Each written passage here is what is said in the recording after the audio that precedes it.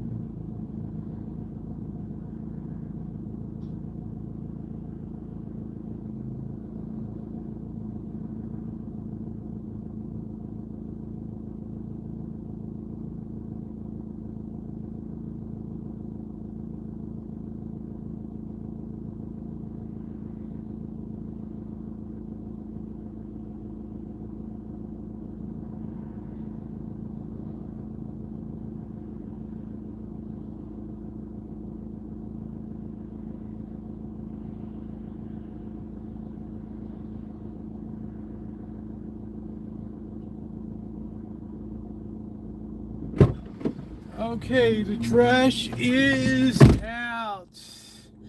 Let's see, we got Nick, we got Callie Mo, Trash Day in the Hood for tomorrow, Deja Vu, Accounts, Charlie, Charles, I think that's Charlie, afternoon, Tina. What a day, honey.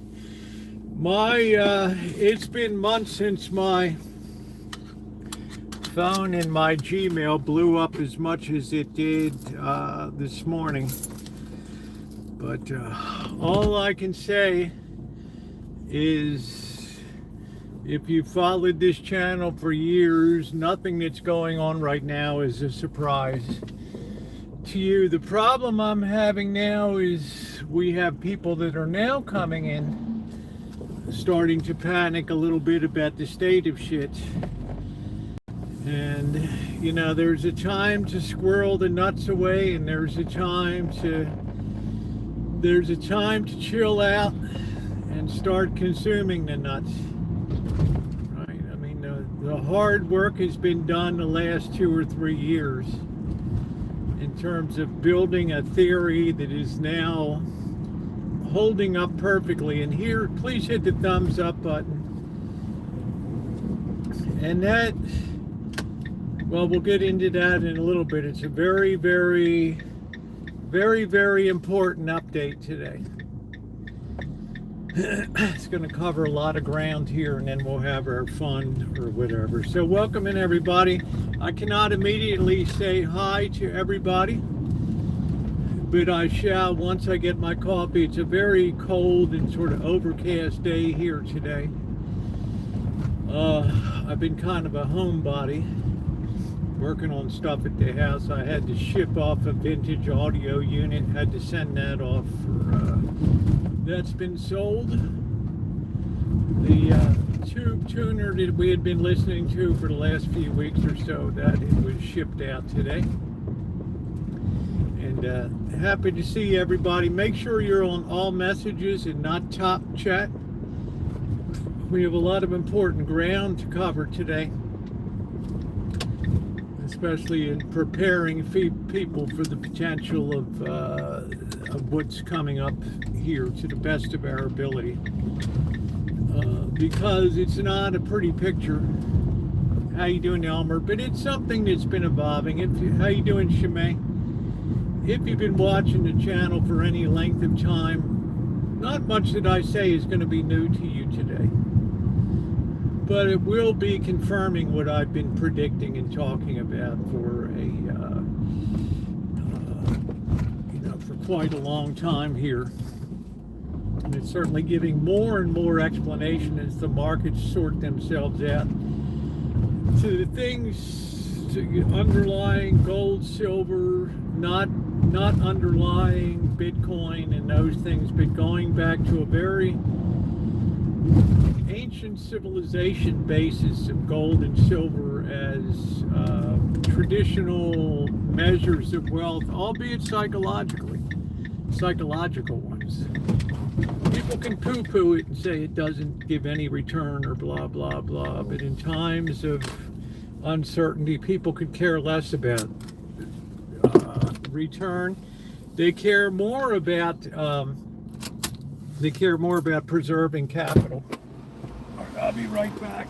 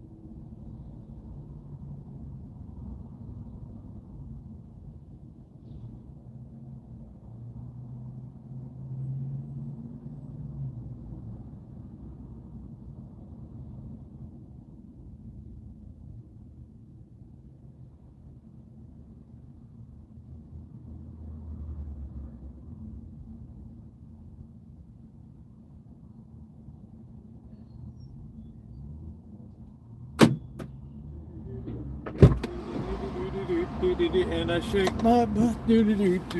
All right, welcome in everybody. Yeah, we have an important discussion today, and I guess one of the things that it pays to have is an extremely good memory. And for some reason or another, the good Lord has blessed me with an incredible memory. Not a photographic memory. I could look at something and then 2 minutes later, I don't know what the hell that was. A memory for comprehending and grasping important shit. I guess that's the way I would put it.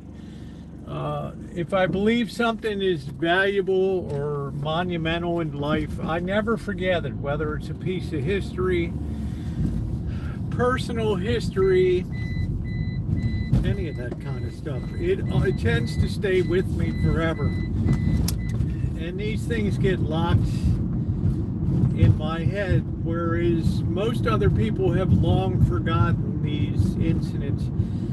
And by way of example, I remember in 1979, 1980, senior year of college, I remember the huge burst of inflation. I remember gold going up to $800. I guess, yeah, $800 an ounce, something like that. And I remember silver going to $50 an ounce. I distinctly remember people standing in line, 20, 30 people outside of a shop called Hartford Coins outside in the Baltimore metropolitan area. with people lined up with silver services that had been in their family forever, teapots made of silver, candlesticks made of silver. And there was a tremendous amount of silver and gold that were melted and refined at that time. And then consequently, silver went all the way down to like $5 an ounce from 50. And I think gold went down to about 500 something or something, 400 or something like that. The point is, I remember that like it was yesterday. And I remember that was because the Hunt brothers down in Texas tried to corner the silver market at that time. Also, inflation was reaching its peak at 79. But trying to corner a market is a very unnatural thing, and it's never going to have good consequences at the end of it. So good to see everybody. We're going to get into the rationale for all this. I think I got more mail today, more text messages, more Gmail than I have for the last 2 months put together, I think, today. So there's no way in God's green earth that I can answer all of this mail. So I thought tonight, it's not too often lately. We've been generally just goofing off and having fun. But I guess it's time we looked into this matter again, because it looks like things may be coming to a head here. What is with this person? Let's go, man. And I know I've missed saying hi to some people. Come on, are we going left or are we going right? I will say your old Subaru is in good shape, though. I will give you that. I will give you that.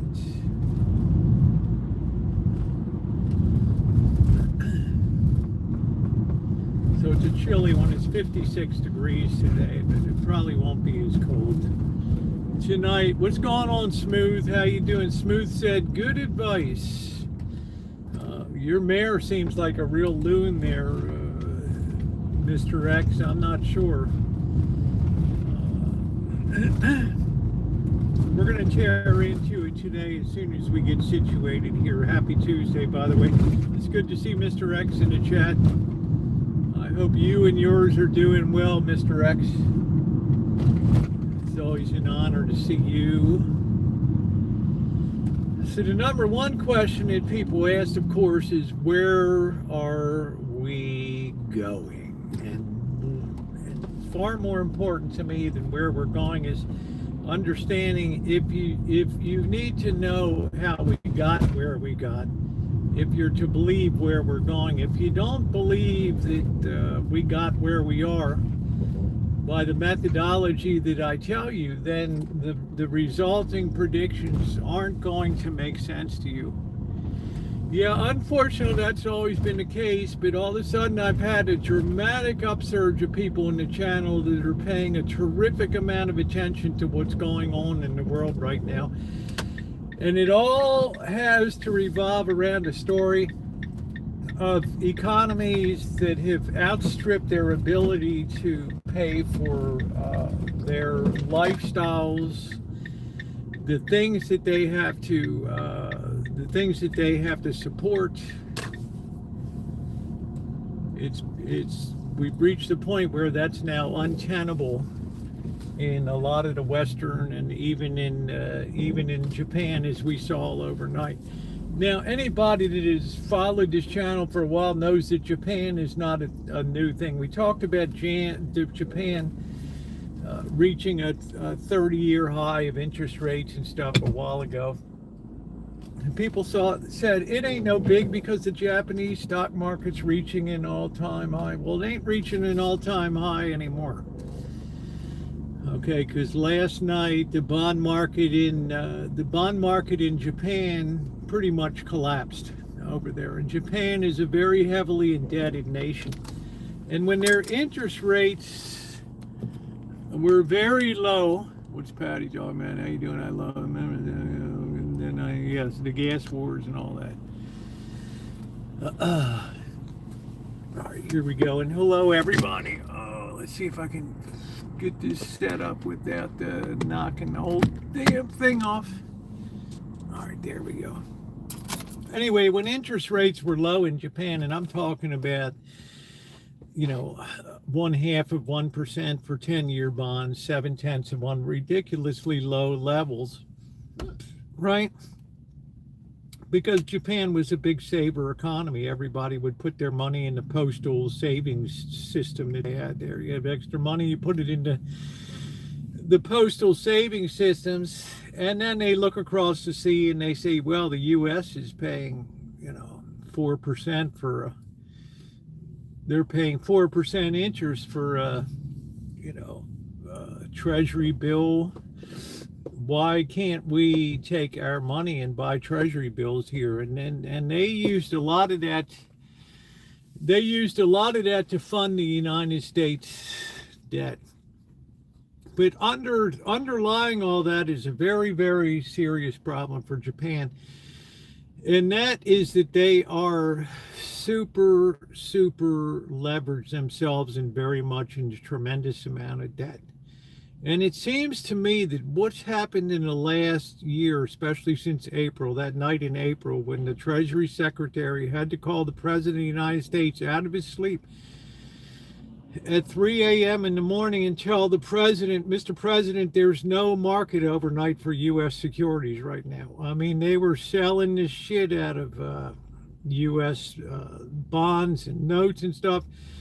And the next morning, the President came out and cryptically said on his morning, he was talking about tariffs, and he said, this is something tells me this is a great day to buy, right? And then all of a sudden the market opened and whatever, boom, he announced something and the markets went up and whatever.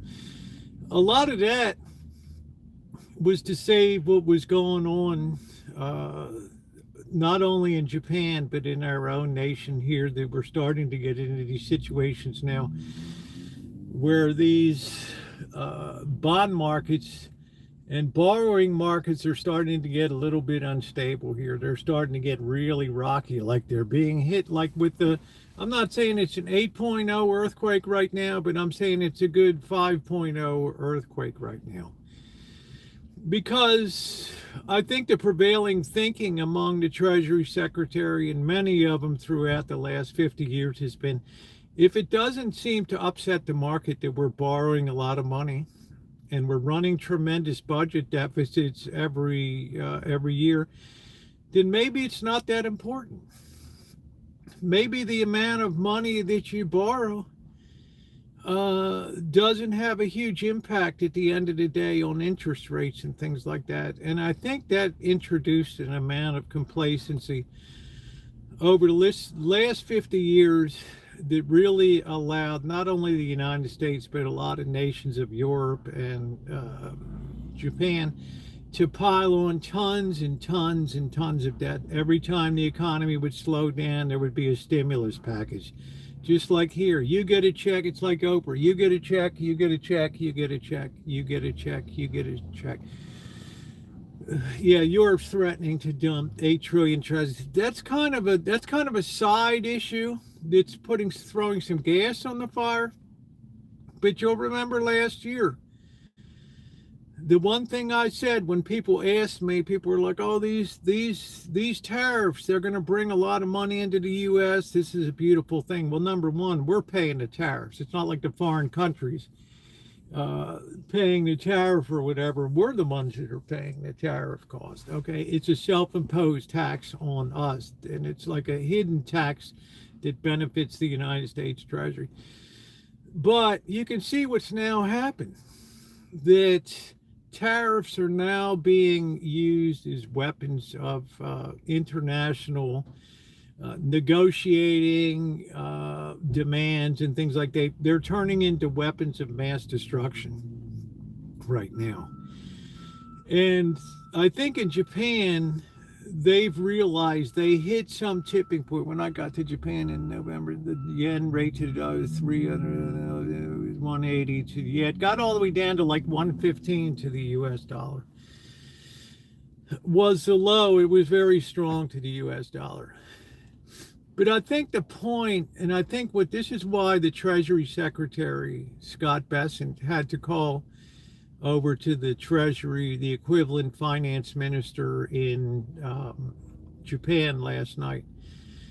It's possible that Japan very suddenly hit that tipping point where they're going to start to pay a tremendous price to finance their tremendous debt in terms of what they have to borrow all the time. How you doing, doctor? In other words, they're the first ones to find out that there's a natural limit to how much, and there's a natural limit. Let me see. Hold on a minute. Yeah, I'm sorry. That there's a my daughter. All right. That there's a natural limit to what can be handled in the way of borrowing. And a knock-on effect of that is, as the Japanese interest rates now go up, and they're in an all-time high in Japan right now. You'd have to go back to where post-war, when stuff was in a shambles in Japan, to see an equivalent amount of problem in their money markets that they have today. But all of a sudden, for the size of their economy, and I guess it's, I don't know, 1/4 of the United States in size. How you doing? How you doing, Amanda? Hug and kiss. It's much smaller than the United States, but their borrowing has been disproportionately higher than the rest of the world, and it now appears, and this is not the first time. I've put other clips on my community post a few months ago about Japan hitting third-year highs of interest rates. This stuff has been coming gradually, very gradually, but it's starting to come with more frequency now. The problems are starting to get more and more severe. Now, the knockoff problem of that is, if there's a 4% yield in Japan on a 10-year note, in other words, you put $10,000 and you buy a Japanese note that lasts for 10 years at 4%, you're going to get $400 a year, right? And then at the end of the 10 years, you get your money. You can get your money back, or you can sell it any time in between. The price might be higher or lower depending on what happens with interest rates. But if you see a 4% interest rate in Japan, and you see a 4% interest rate in the United States, and you say to yourself, well, shit, why should I convert my money to US dollars, then buy the Treasury note, then collect the interest, but then I've got to take that money, that interest and that capital when I sell it, and I've got to convert it back into Japanese yen. In other words, there's some breakage. What's going on, Corky? There's some breakage which occurs when you have to do. You're gonna pay money for those conversions and all that.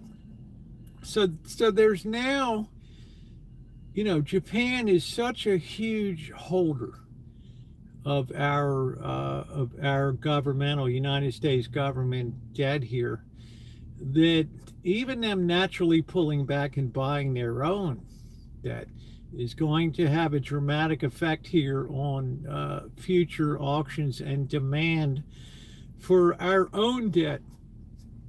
Every month the Treasury has to raise what, $200 billion or something like that, more than they take in. Man, Elmer, I don't even care. Iran is a paper tiger. Okay, I don't even care about what they can stand up and down, they can shout and jump up and wear their nice little black uniforms with their scarves over their face, holding their AKs. I could care less about Iran.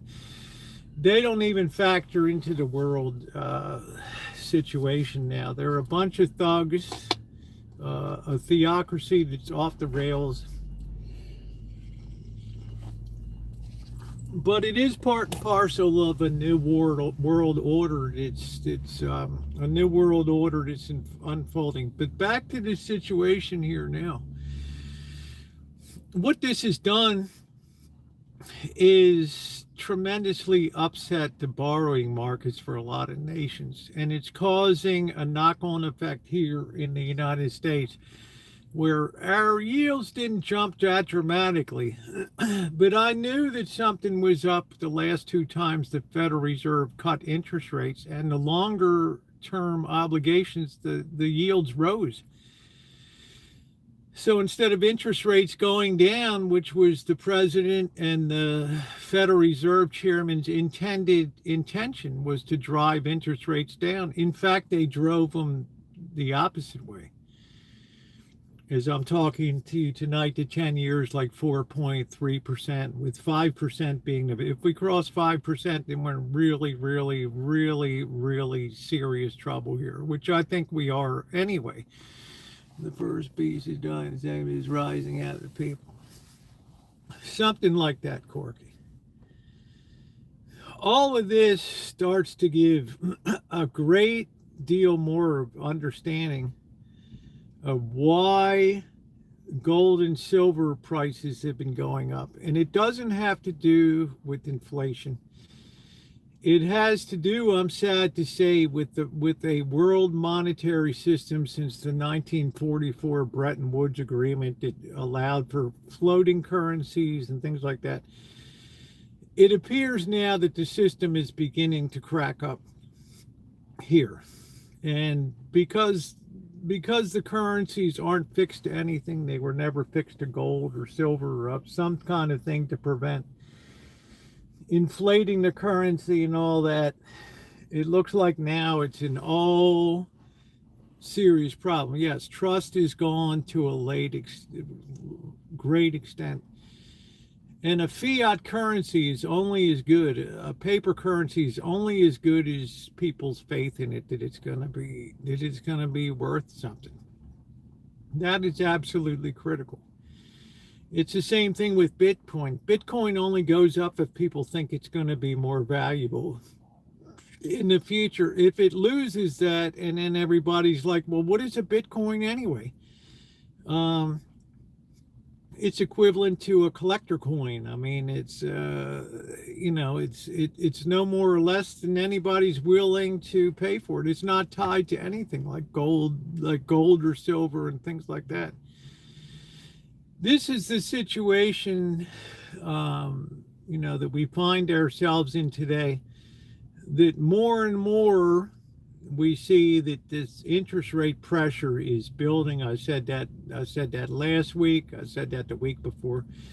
Everybody's expecting interest rates to go down because the Federal Reserve cut, borrowing rates. No, they only cut the rate that banks can borrow from them.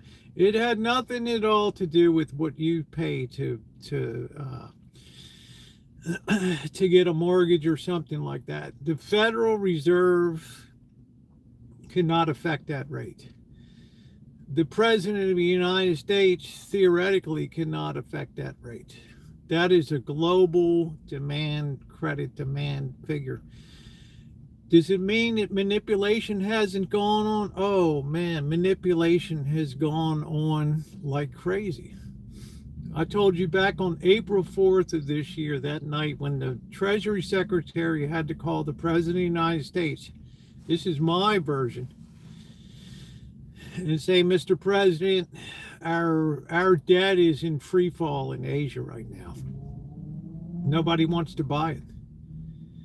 And that's when the president said to him, Scott, do whatever the hell you got to do. Make up the money, print the money, just go in there and bid that shit up right now and put a floor underneath of that stuff. And they did that. But the question is, how many times can you run that game before the underlying problems get worser and worser and worser? And that's the issue. Yeah, the chickens are coming home. They're coming home to roost in a major way. And the knock-on effect of that is amazing. So when the president comes out the other day and says, we need to increase defense spending 50%, you can see that probably If he was sitting next to the Treasury Secretary would have probably fallen out of his chair one way, the State Department, secretary the other way, the press secretary the third way. This is $500 billion increase. Now, where is that money going to come from? Right? You don't think the markets listen to this stuff and start to adjust and people start to say to themselves like Denmark did today? Denmark said, we're going to sell, by the end of the month, we're going to sell our $100 million of U.S. Treasury obligations. It's not so much the amount, because that's peanuts in the scheme of things. It's the thing that they attach to it, because we think the United States fiscal house is in disorder now. Wow. I mean, this is, okay, there's a trade over. There's a whole Greenland overlay and that stuff like that. But don't get lost on the subtlety. It's like a drunk person will tell you the truth, right? Right? I mean, when somebody gets drunk, they'll tell you the absolute truth. It's like, well, when push comes to shove, we'll tell you what we're really thinking about you over here in Denmark. We think that you're drunk and out of control and you're borrowing and spending money on a credit card that you can't afford. And you know what, brother? We're cutting you off, man. That's it. We're done. We're cutting you off at this point in time, which is a cue for increasing destabilization. They're having the meeting in Davos, Switzerland, right now. All the G11 or whatever it is going to be over there. So the Trump is going to be there. I don't know what's going to happen over there. I have no idea. But I'm saying, let's see, Denmark highest taxes in the 59% tax rate. It's a draconian country. It's a very socialist type of country. I compare it here to this county of Sonoma County here, Dr. Frankenstein, that the people here will tax themselves to oblivion. They don't really care. It's good for them. Is it good for their kids? Well, they don't give a shit about their kids. You know, if it fits the current model and agenda, the hell with posterity. What have they ever done for me anyway, right? There's no sense of fiscal restraint whatsoever. So what do we have? We have a crack up here of our education system. The money's gone down. The ability to raise money is getting harder and harder. They're having to close schools, consolidate, and yet they want more money. More money is, we need to have a special parcel tax. You know, it's always the solution, Nixon.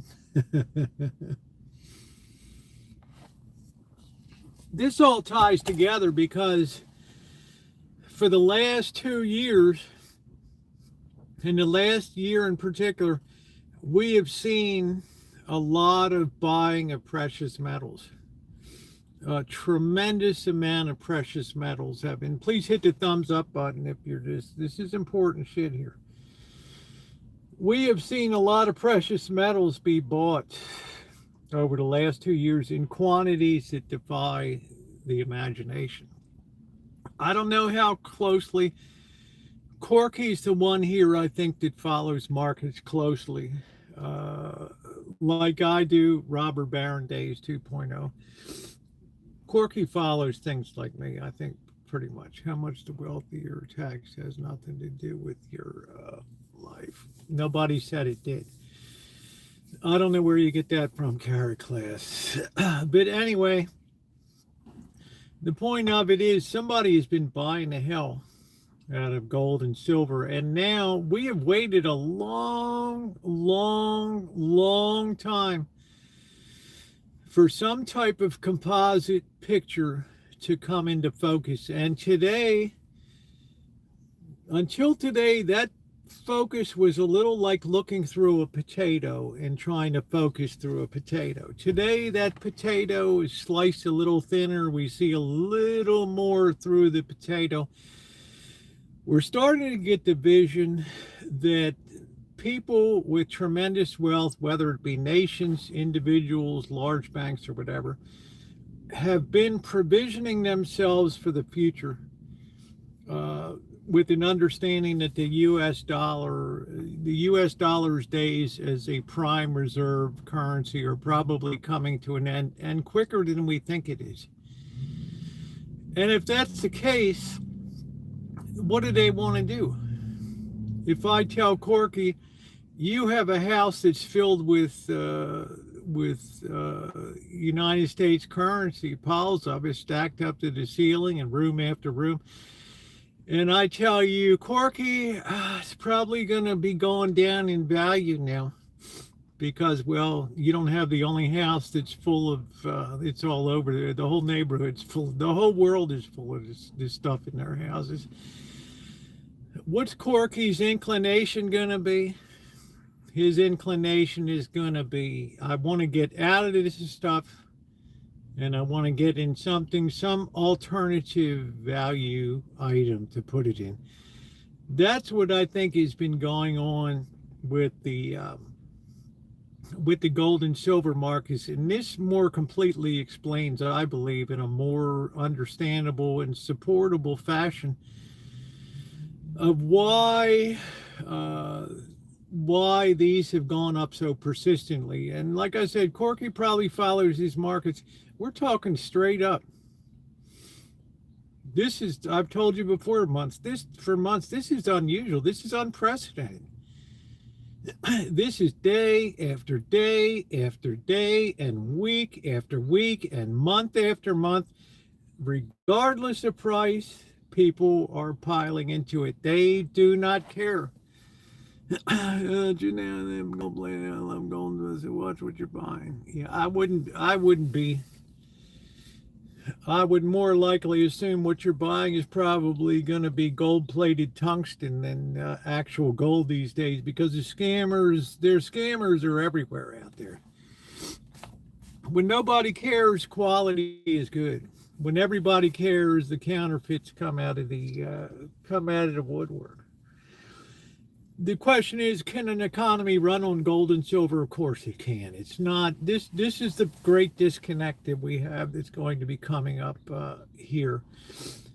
Is that doing this conversion,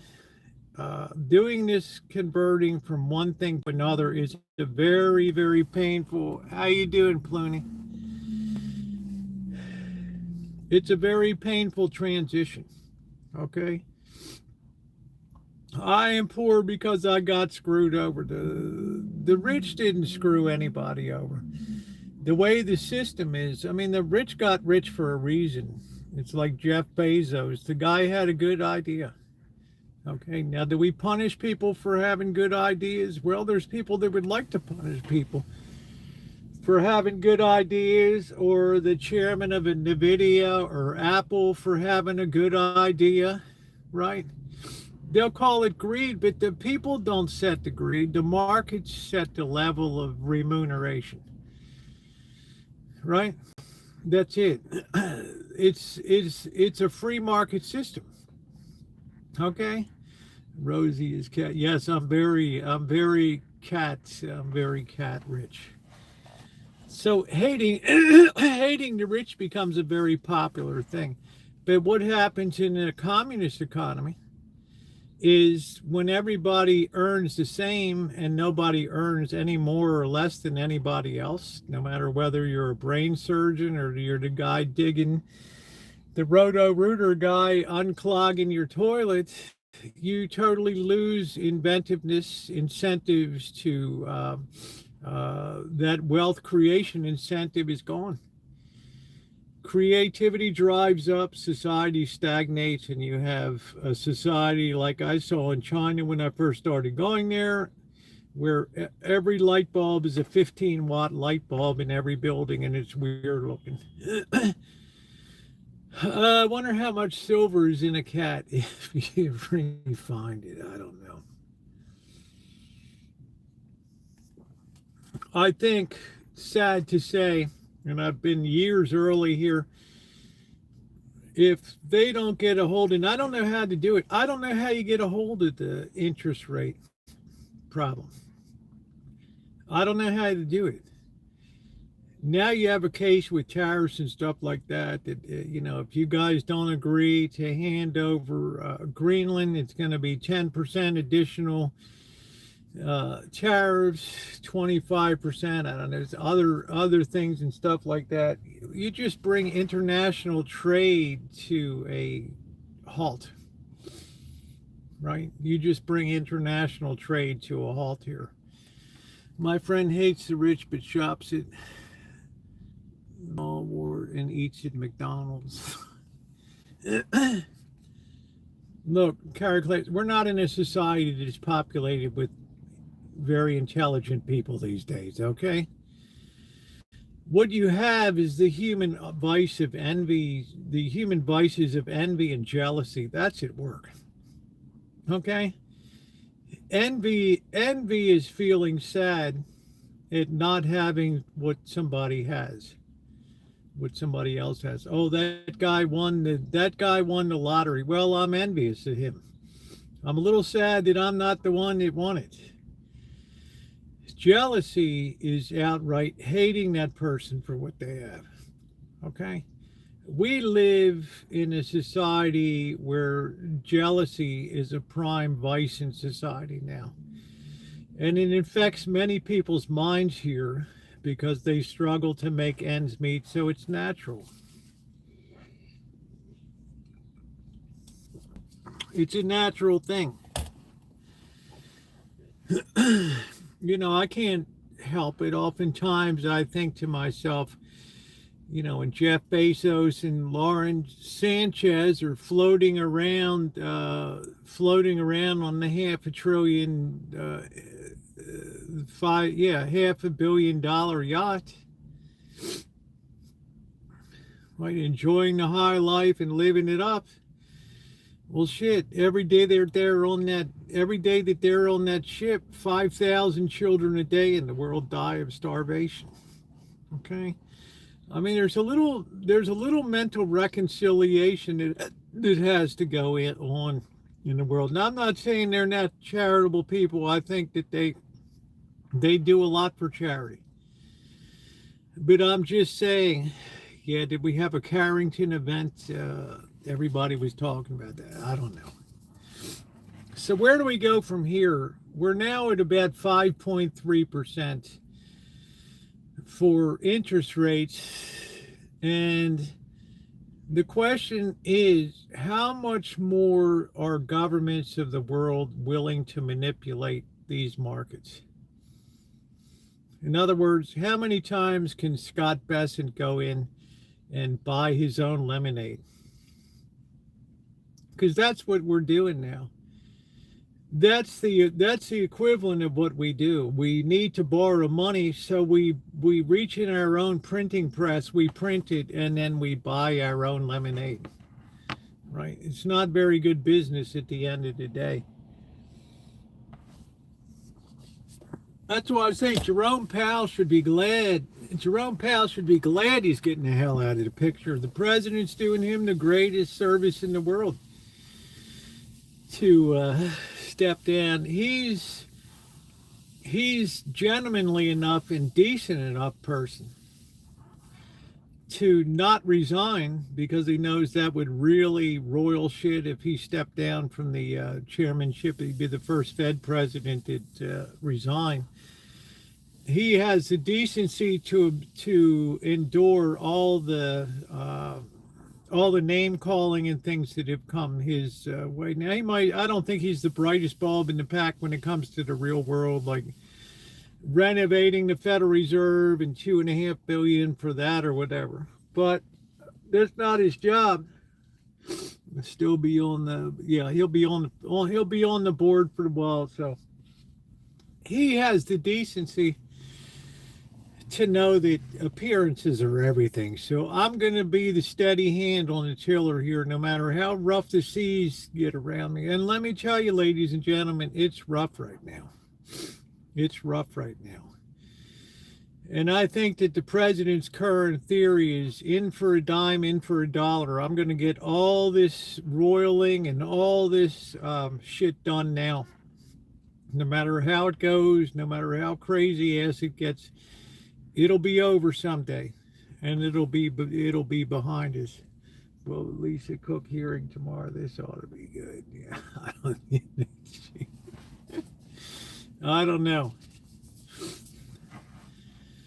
That I think is his. That I think is his thing. Come in sounding very rough, and then go to Davos and say, "Well, look, why can't we just strike some kind of deal? What's the big deal?"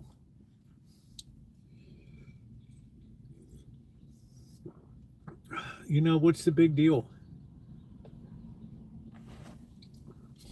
And all that kind of thing. But meanwhile, there's this tremendous erosion in belief of the United States and the stability of the United States. I mean, honestly, right now, it kind of looks like it's a nut farm over here. All right. We've got ramping up federal enforcement activities on the street that are no longer positioned. They're dangerously they're starting to make enforcement officers look like the bad guys in this, because it is the tactics are so the tactics, the way it's being done, I don't even know if there's a good way to do it or what. But when you start to have a high degree of daily intervention in a particular city, the ripple effect of that is organizations like Indivisible, the Communist Social Organization, with their organ now of influencing and putting out rallies and things like that. You start to have that bad feeling conveyed all over the nation. And this is the stuff that can sometimes tip society in the history of the world. When you look back, when you look back at Russia in 1917, when the Tsar sent out his troops and to put down the early not the October final revolution when the Bolsheviks took over, but the February 1917 one, where the Tsar sent out the military and with orders to shoot these protesters, and they just ended up shooting their commanders and going in with the people. So, and that's when the Tsar of Russia abdicated, but the final Bolshevik thing didn't happen until October. You have to be very careful with military and strong arm tactics. They can flip on you suddenly. You can think that you're in perfect control, and then all of a sudden you're not. People start,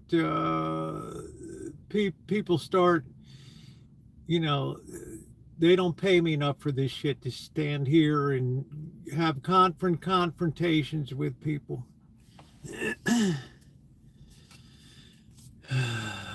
I don't know what that means. Go to a park and light a cigarette. I don't know.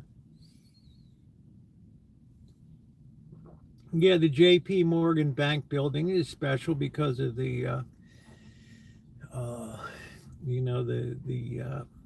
horse-drawn cart full of dynamite that exploded in front of Wall Street there, and yeah, with the anarchists and all that. So you can see a very rapid rise of anarchy here, and things like Antifa. So in my opinion, you have to be careful. And you can't keep up continuous militarized operations in a society such as ours, because these people will only take so much pain and abuse, and they're trying to recruit people like crazy now to be ICE agents. Somebody said it's easy. They're getting ex-military guys. I don't know.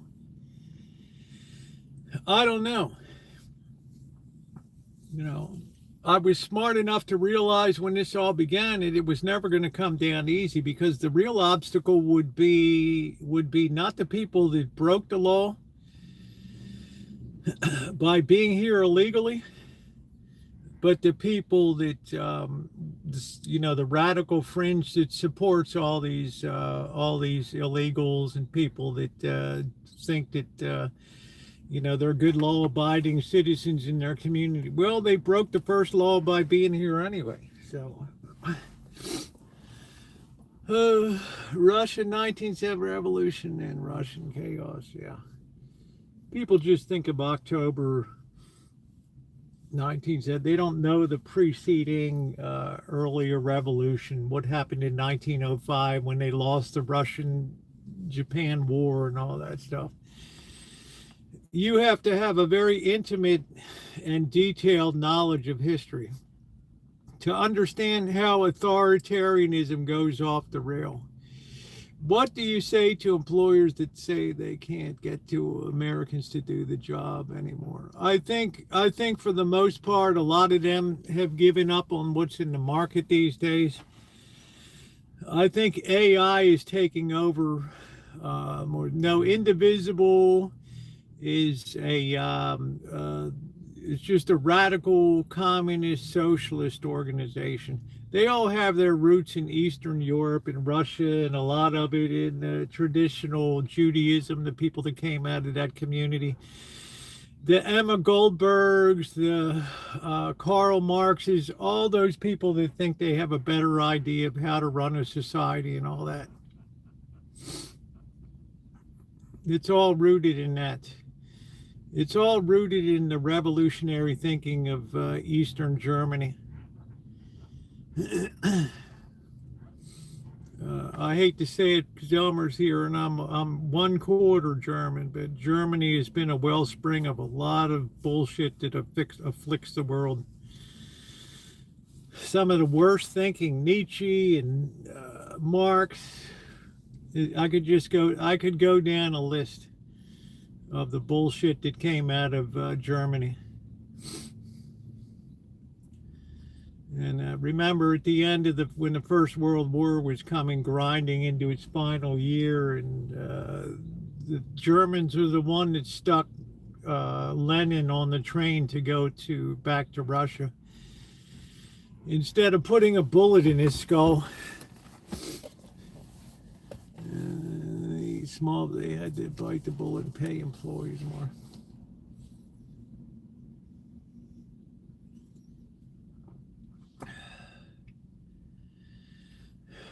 We should think into the future, not the past. Well, we are. That's what we try to do here. And this is what I say about AI. It's good to a point, because people are looking at AI and they're saying, oh, well, this is really helping the cost structure of corporations, because they're eliminating whole layers of management. Accounting, routine tasks are being eliminated. But the problem is, those people that are being eliminated are making $100,000, $200,000 a year. They can't go find an equivalent job. Okay? They have to string 2 or 3 gig jobs together to try to hold their lives together. And that's a real problem. So AI creates a situation where it kills its consumers, the people that could afford the cruises, the trips to Las Vegas. I've seen it in Las Vegas. I've seen the impact at the hotels and things. Absolutely. If fast food pays 20, that forces all business to have to pay at least that, or yeah. Notice that the free market didn't set that rate. A government did. A government decided what they should do.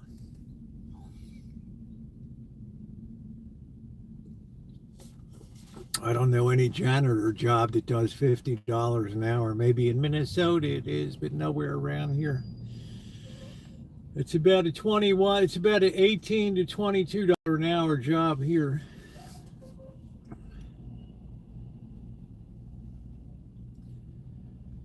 So the point is, everybody has seen the plus side of AI, and pretty soon they're going to see the minus side of it. Not only is the hardware going to become dirt cheap, chips and all that stuff, it'll be a commodity like potato chips. It doesn't matter whether you think you can live on 22 bucks an hour here or not. People do it all the time. They usually have a partner or somebody that's also making $22 an hour. Can they have a family? Well, not likely. Yeah, that's right. No, it's a stupid idea.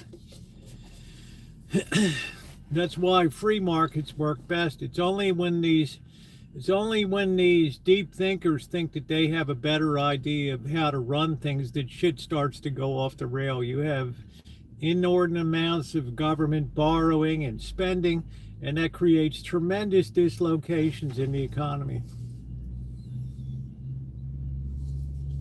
Not knowing whether a video is real or AI. That's part of the demonic confusion that's the next wave in questioning everything. There is what is true and what's not true. What is news and what's fake news? What is a real actor and what is a fake actor? It's all a part of confusion and division, which is the calling card of the demonic. And let me tell you, the demonic is working in the world today with unparalleled efficiency and effectiveness. Absolutely unparalleled effectiveness in today. Influencing everything. Is there news or options? Well, if you say something's news, some people think CNN is news. Some people think Fox is news. Some people think MS news. You know, you're not going to have any commonality of belief anymore.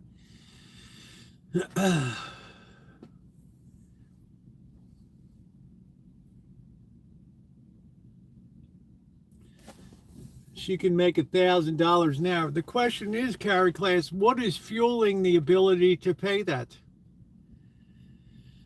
What is fueling the ability to pay a nurse $1,000 to work an 8-hour shift? Let's see if you can think down to the first derivative level of why she's able to command that kind of money.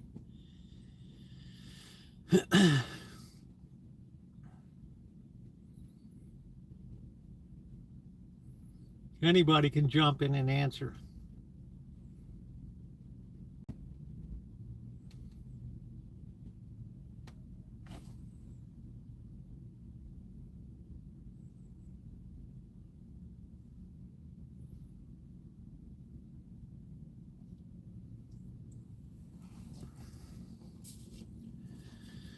Government, that's right. The amount of government money that's pouring into healthcare every single year that goes by.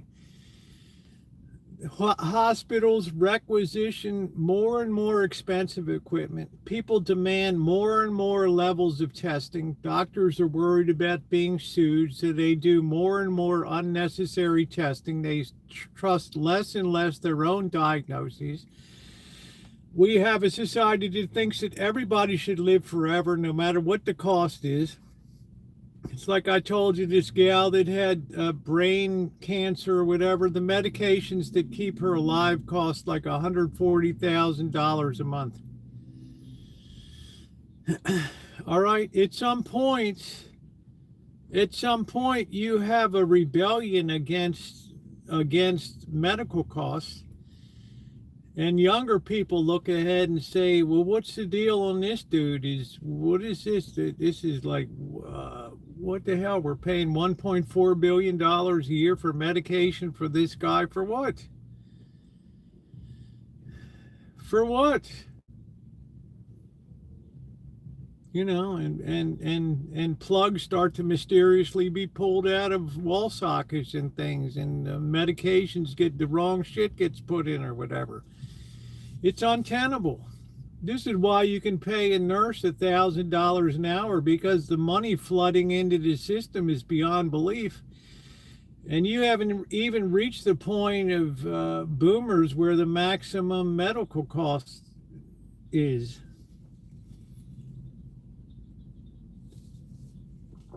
Then all the people on Medicaid programs. This is why you can pay a nurse $80 an hour. You couldn't pay a nurse $80 an hour when I was born. I was born for what, $50 bill. That was it. Why? Because there was these were charitable institutions run by nuns that had a dedication. They had a calling. Well, you know, I hate to say it and plug your ears, Amanda, hug and kiss, but the rise of feminism destroyed a lot of that. Well, the government doesn't help with the fronts with all the chemicals in the food, unlimited medication. Doctors really aren't incentivized to prescribe medicine. I spent 22 years in clinical medicine. You can't gift things anymore to doctors here for the last 15 years, trips, you know, bonuses and all that stuff. The nursing shortage was also created because we have a society now with a lot of young people that are unfit to become nurses. All right. My sister went to nursing school. She was one of the first nurses in the shock trauma unit at the University of Maryland, which pioneered the golden hour. If we can get somebody to a hospital in the within the first hour, we can save their life or whatever.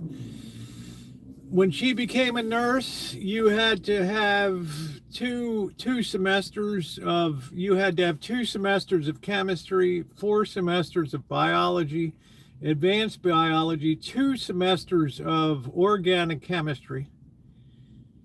Nobody needs to take organic chemistry anymore to be a nurse. They're dumbing it down, dumbing it down, dumbing it down. Why? Because you don't have the educational attainment anymore to be able to hit that level. We have to import people from the Philippines, right? Because they're better educated now than the people that are over here. You don't decide whether a nurse needs organic chemistry or not, Carrie Clays. It's a way to weed out contenders from pretenders. Doctors don't need organic chemistry either, but they take it.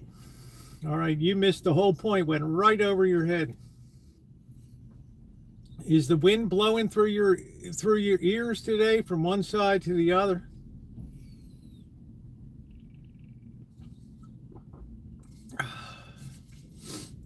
Both parents went in there, they lost, their ass had lost it.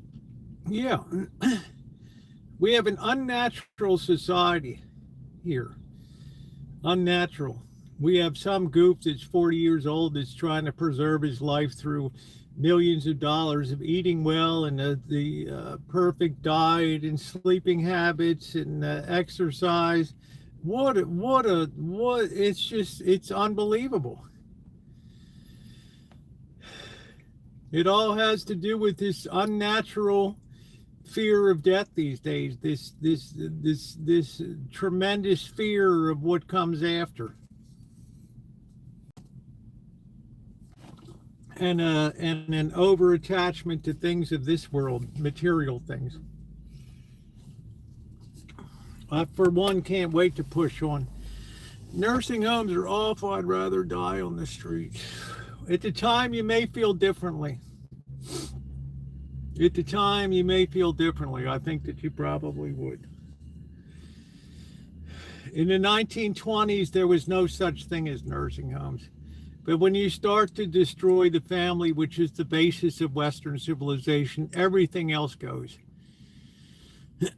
My grandmother lived with us until she died at 99 years of age, okay?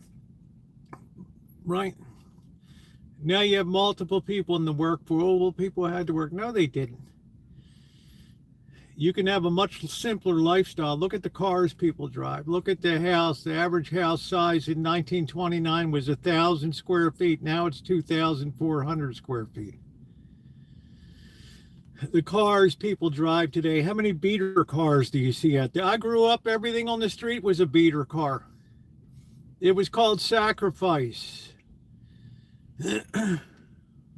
sacrifice, caring about what comes on, the basic caring transfer of civilization from one generation to the next. I don't want my kids taking of me nursing home for it. I'm not sure what that means, CD. My son, he better know. My goal is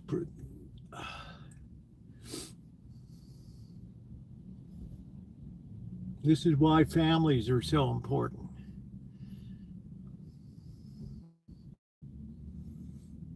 I don't want my kids taking care of me.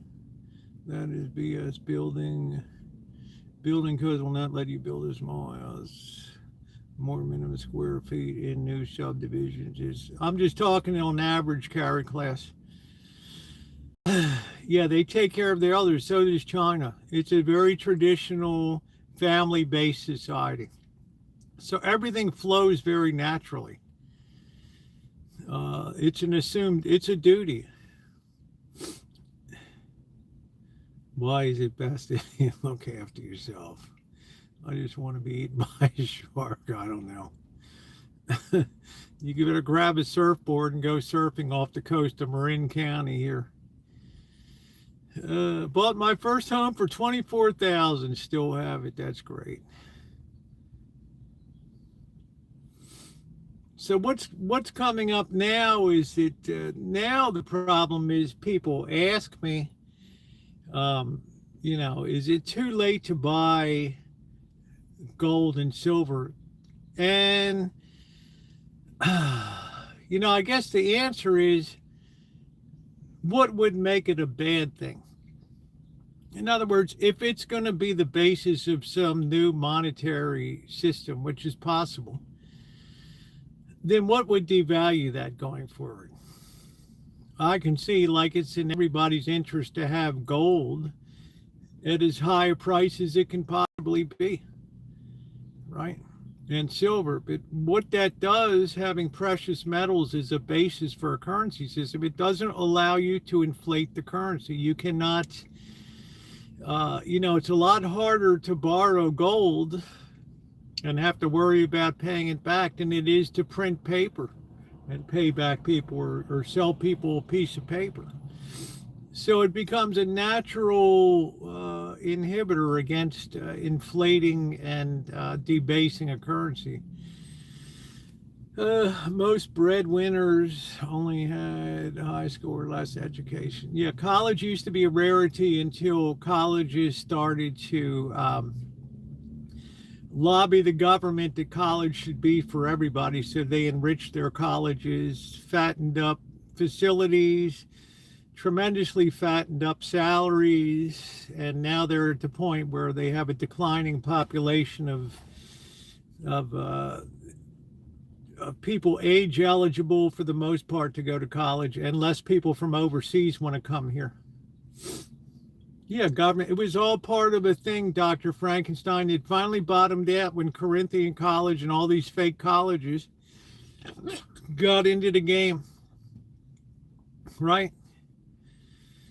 All these fake colleges started pushing up to the feeding trough too, and the government didn't give a shit.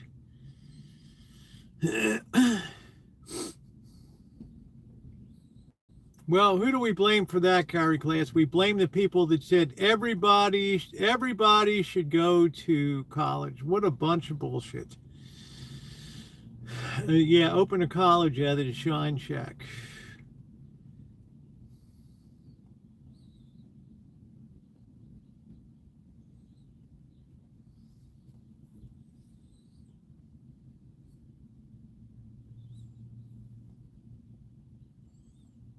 It can't be. It's all a mess, doctor. So now we have this. Now we have the product out there, a college education, but now the affordability has created a situation where nobody wants it much anymore. Many fewer people want that now, because they see the people that took out these massive student loans to feed these over-fattened colleges, and now they're jerking coffee at Starbucks or something. And they said, I can jerk coffee with a high school diploma. I don't need to spend 150,000.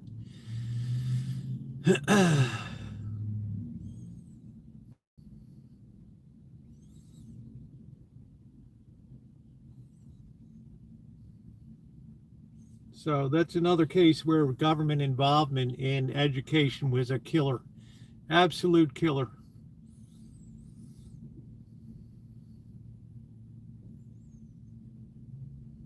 Now you have millions of people that are effectively indentured servants. They might as well have put themselves on a sailing boat in the 1800s and come to the New World and indentured themselves for 10 years to pay off their passage. Going to the band. No, colleges, coffee shops they don't care. They're a high school education. Oh man. Ooh. Let me internet now. Some people still asking about gold and silver and everything. No, it's not Blackbird. I have to meet him over sometime before the end of the month, meet him to take over that storage unit. You know, avocations turned into jobs. That's a big problem here. You know, now people look at teaching, a lot of people look at teaching as just how much is it going to pay? Thank you, CD. I really don't use anything.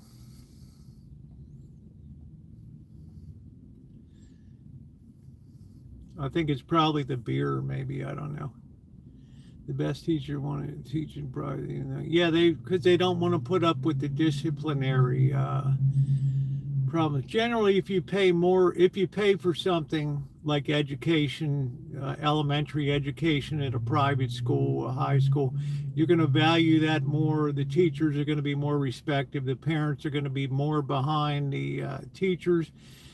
The parents have done a more effect. They've done a job of raising their child. They didn't let their child grow up feral and all that. Chicago schools pay teachers very well. How you doing, Kelly? I can tell you from the year I taught and had my classroom involvements, it was an eye-opener to me what the hell went on. 90% of the effort was geared towards what are we going to pay, how are we going to protest to get more paid holidays and all that. I never could sit down and talk about curriculum or teaching methods or any of that. They get their ass kicked if they don't study and behave. Well, that's why we have, and then people will be jealous of people that go to private school and then advance in life. Right? It's all about sacrifice and paying the tariff for it. We have people around here that just chuck their kids in school and then wash their hands and they're done with it. That's it. You get what you get. The whole state of California, less than half of the students perform to the average. You got a little morons academy. That's what it is. And then you got to worry about your kid being fingered and everything else there.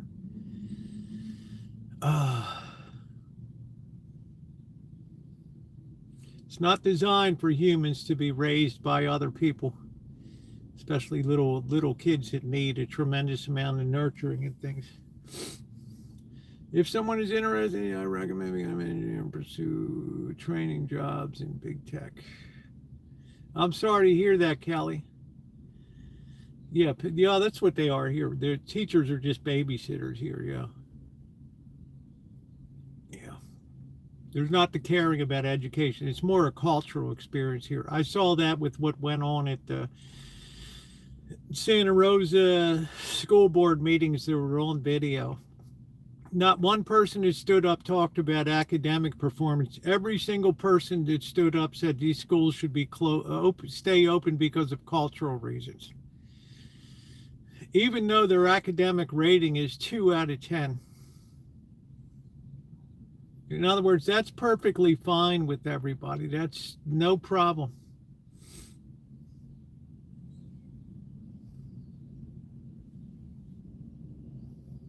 They try to close them down, Kelly, and the people stand up and jump up and down. So the school board doesn't have the balls to make the proper decision and shut them down. So the only thing they can do is think about asking people for more taxes to cover the imbalance. That's it. And there's no conscience, yet they can come out here and protest against the president or whatever, or immigration. But if you talk to them about education, they don't give a flying fuck about education. Our latest performance was so bad here, it should have been the equivalent of a Sputnik moment to drive people insane and say, we've got to redo the whole damn thing. You didn't hear a damn thing. In other words, the shit that's really important, they don't give a shit about. They like kids to be all indoctrinated with cultural bullshit and all that. They don't care about the 3 R's. As long as it's safe spaces and kids can do what the hell they want all day, it's all good. Sad. And these kids are supposed to compete against Asian nations. Baltimore school system. Jesus. Corky, are you kidding me? Some bad report cards lately. Are you kidding me? It's a lost cause. It starts with parenting. All right?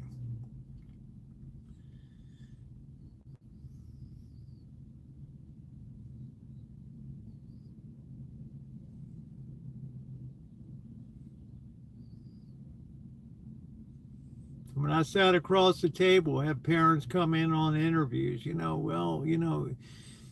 Marquisa could just apply herself a little more, she's really a smart kid. And do you spend time with her at home? What you talking about? This is your problem. You're the teacher, not me. Ooh, okay. Sorry. Yeah, I'm out of here. Later.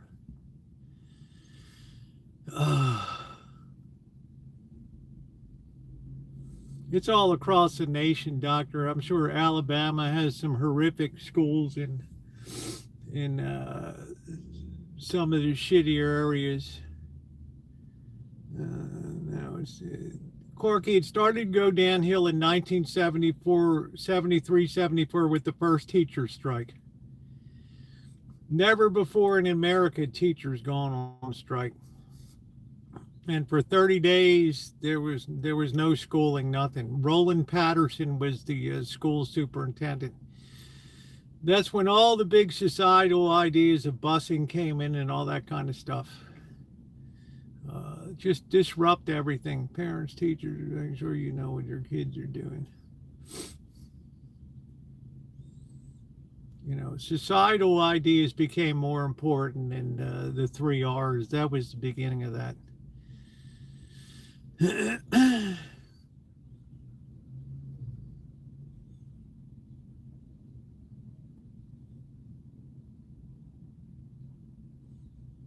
Well, if you were to rate general educational achievement from 1 to 50, I don't know where Alabama would be on that list. You probably have Massachusetts, New Hampshire, New Jersey, Maryland, the traditional wealthy states. I taught college, but my sister used to tell me hard the teaching. I even saw it in elementary school. And special education. There's no way that I could survive teaching high school. No way. I'm convinced in the next couple of years that the teaching is going to become one of the most statistically dangerous professions in America. Because the kids are so feral and so out of control.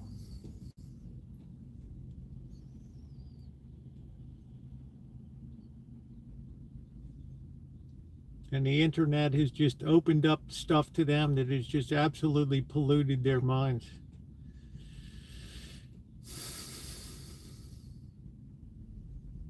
But you won't hear any protesting about that here.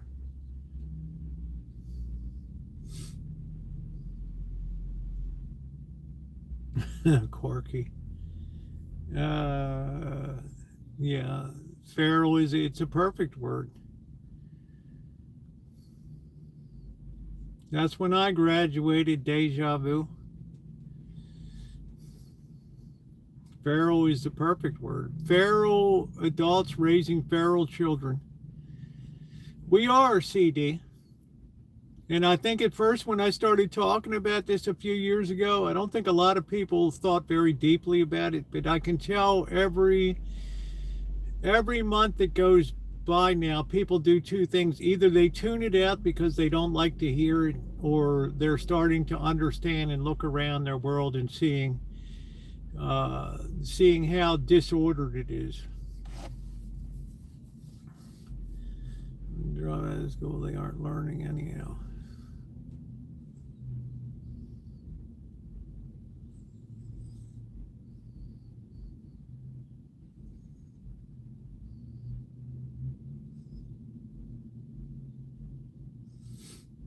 Yeah, I had one person like last night. I'm looking at my Jews. I stopped following you a year ago. You started talking about this stuff. I don't want to hear about it.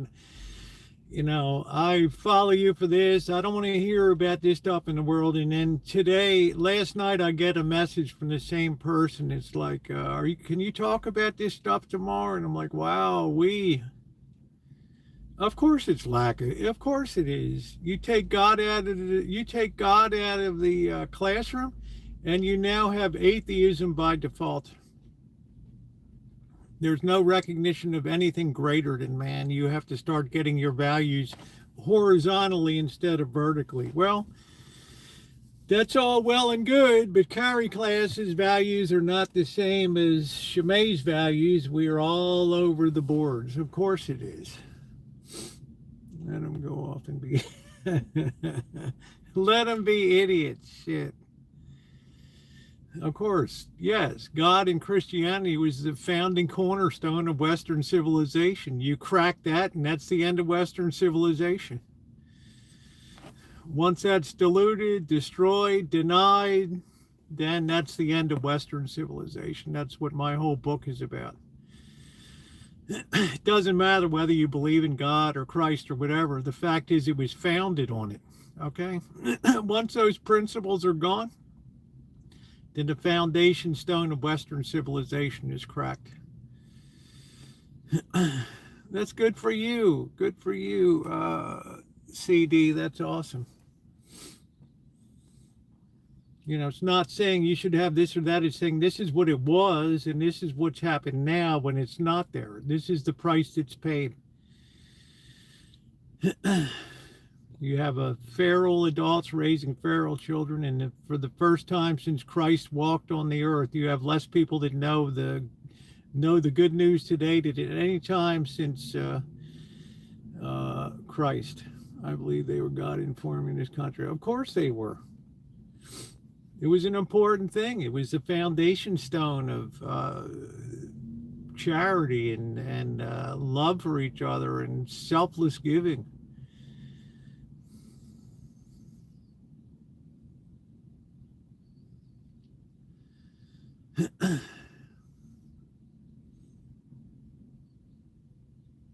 No, there's no coming back, Jack. It's a one-way trip. It's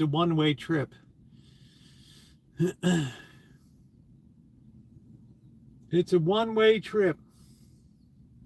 There is no coming back from it. That's why the transference of faith is really the transference of civilization itself. Once that transference stops, once parents stop instructing their kids and stop teaching them right and wrong and taking time to introduce them to the faith, and then it's gone. It just appears. It disappears in a matter of 60 years. It's gone. The moon is about to set. It's just a slender silver crescent now. Dr. Frankenstein, you should have been a writer. It was a slender moon, silver moon that night that rose in the sky.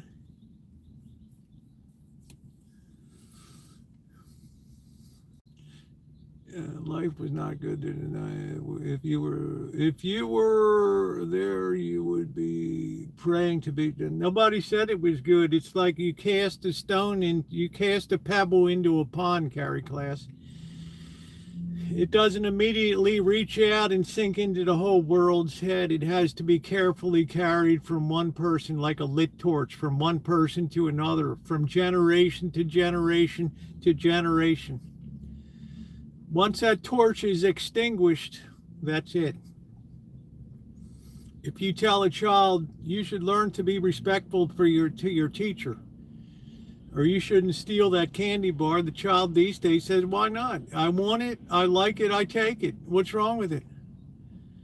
Well, it doesn't belong to you. So?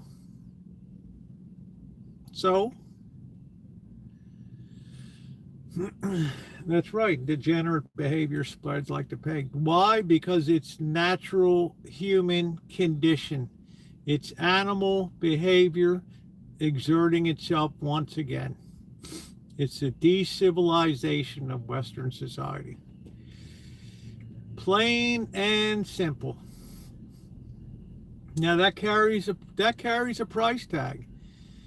Tremendous fighting over what should be, what should be, what shouldn't be. Well, I think this, I think that, I believe this, I believe that. Oh, my conscience tells me what to think, right?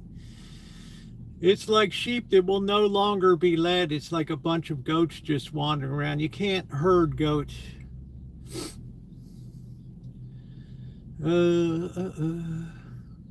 Sounds like snow's coming.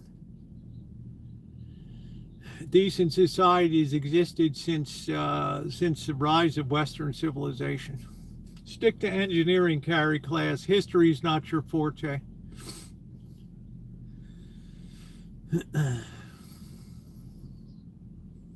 Society rose so rapidly and so well during that era. By the 1700s, you had philosophers like Rousseau starting to imagine, and John Locke, that people were good by nature. What a terrific mistake.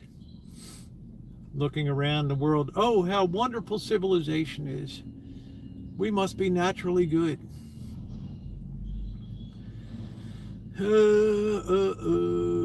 Snow removal. Yeah, there was society, but it was a society that did not flourish the way Western civilization did.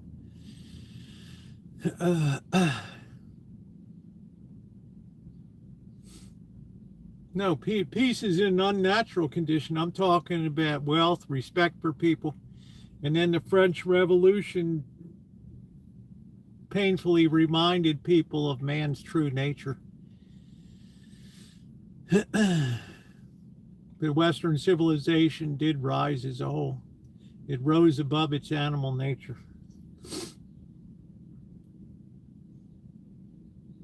And it rose it in a free and just system. You didn't have to have people going around with the threats like communism or authoritarian systems where you lose your life. Snow gets old after so many. I'm so glad I'm not around snow. That wants to keep up with the Joneses. People found out during the French Revolution when they set up the cult of reason to take the place of God, and how rapidly society devolved into a killing machine of bloodletting, and tens of thousands of people were guillotined and murdered.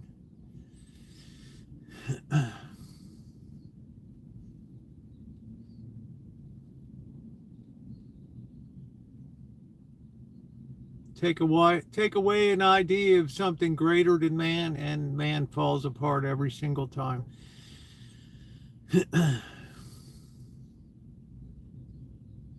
Hey, John, how you doing? Yeah, most people under 50 have no respect. My date might be canceled because Lord, please hear me. Please don't let Amanda hug and kiss his date be canceled. This might be the one. The one. Yes, they can't afford the lifestyles because people aren't designed to live like this, Mr. Good Citizen. They're not designed to be in a rat race. It's a rat race of our own making because we have gender problems. We have round pegs trying to fit into square holes and square holes trying to fit into square pegs trying to fit into round holes. It just doesn't work. It's a very unnatural existence that has now been force-fed on the young people. No wonder they're so depressed. The death in Vegas, the one. No, I didn't find anything out about it. I missed it.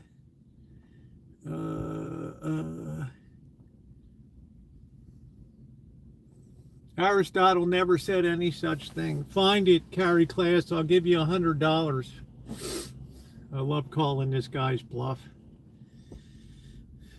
He could have made $1,000 sending me a picture of him cleaning a bus toilet. He could have even used AI to generate that.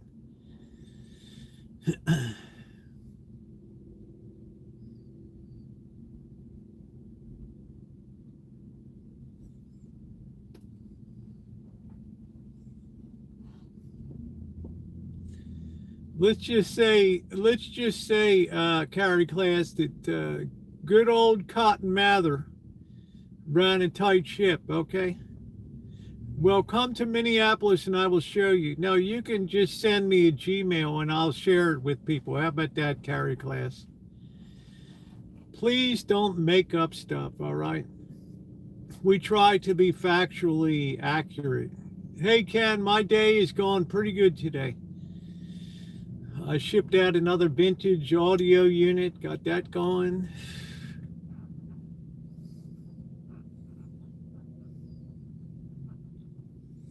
Going to be meeting my brother on Thursday, hanging out with him a bit. Frame photo of him shaking Trump's hand.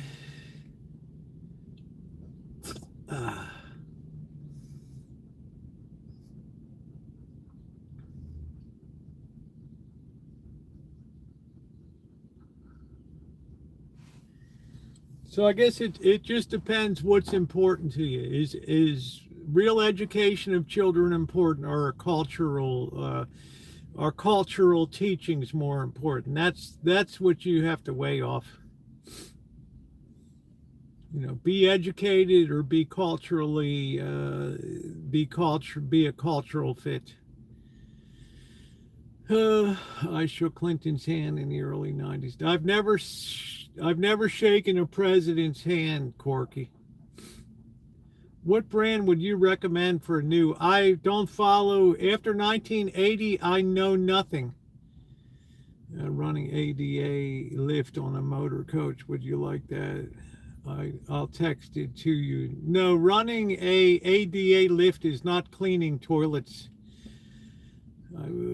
With George Washington, that's good. After 1980, I know nothing about audio.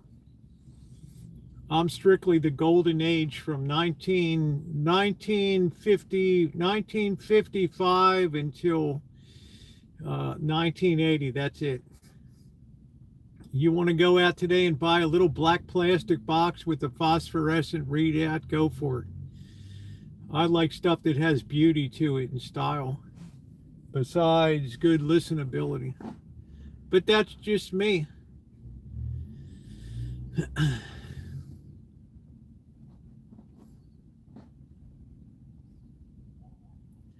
Oh, you know I can't smile without you. Yeah, please like up the stream. It's very appreciated. We covered a lot of good ground today.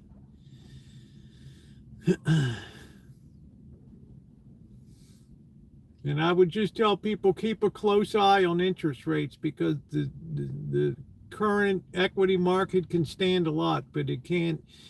There's a limit on interest rates.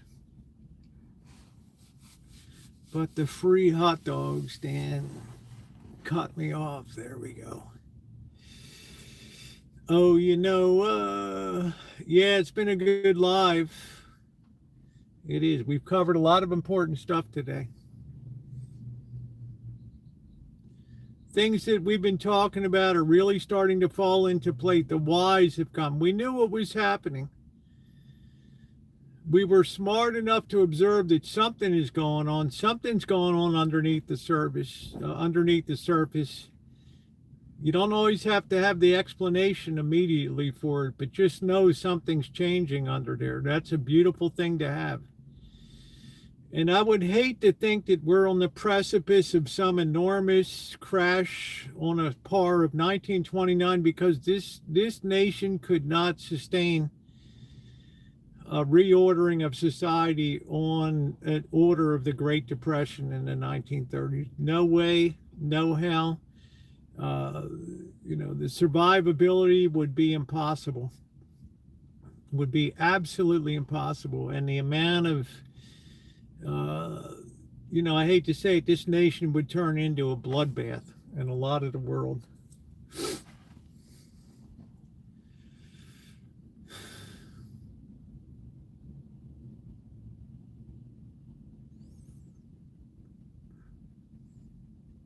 How you doing, Alan? What do I rate the chances of that? Higher than it was a year ago.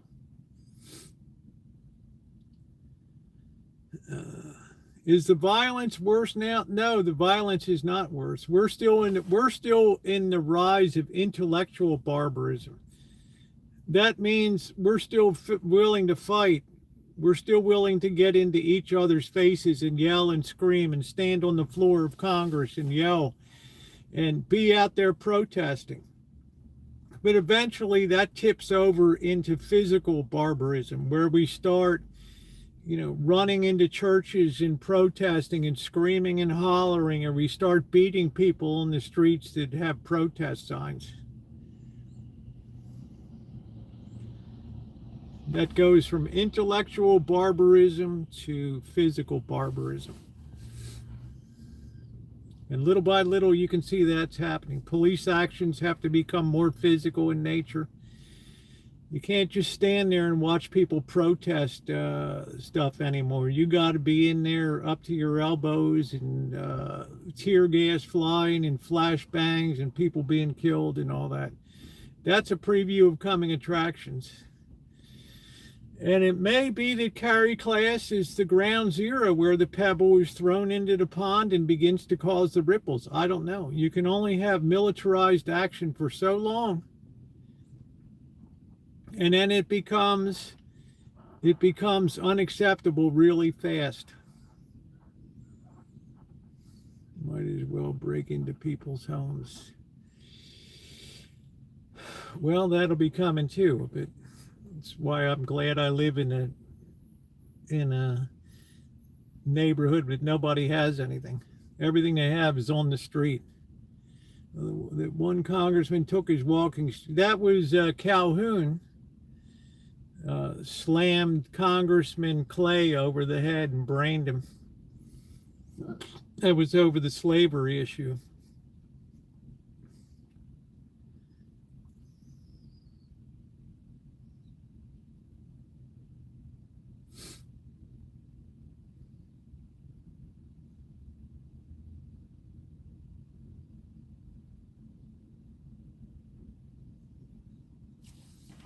Heartbreaking is the violence illegal things do. I'm not sure what that means, Carrie Class. Could you rephrase that? Oh, I knew you remember who it was. Man, it's all locked up in here. He took that stick out and beat the hell out of that guy.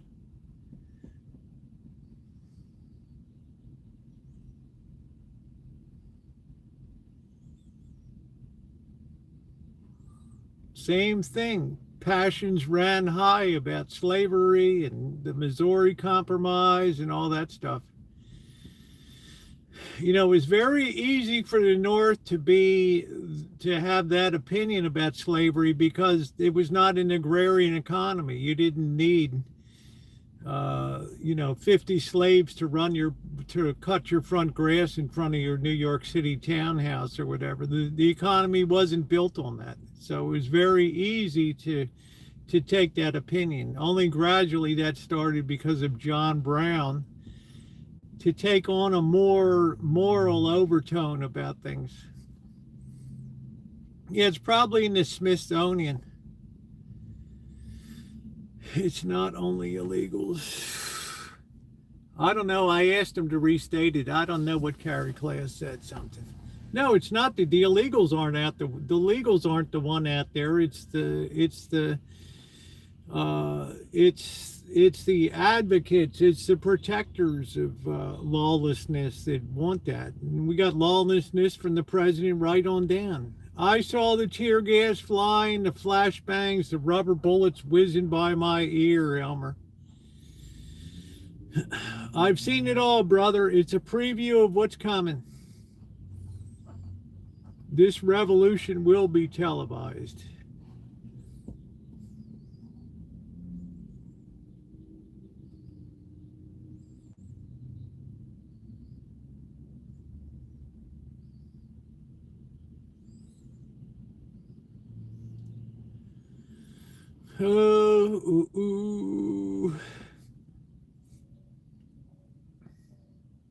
It's all the people that defend all that illegal immigration. But you got to remember, a lot of that was politically based, building up voter rolls.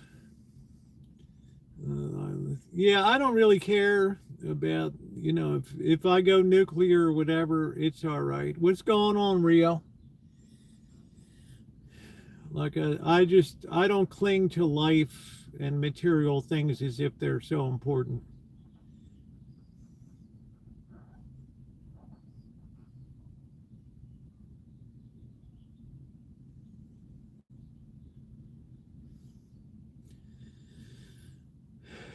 It's a lot of these rich people, these popular people that face down their own mortality, that become very uncomfortable and very distraught with the idea of an end of life here on earth. That's an idea that doesn't seat well, especially in this day and age.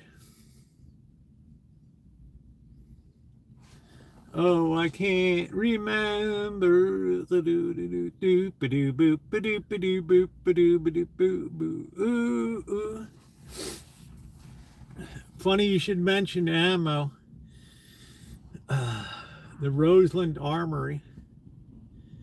And you believe she said that on Face the Nation, that they're not using tear gas and other flash grenades. The funny thing is, it's not even illegals out there. It's the people that are standing up for the illegals. The indivisibles and all the gassy grandmas and other people.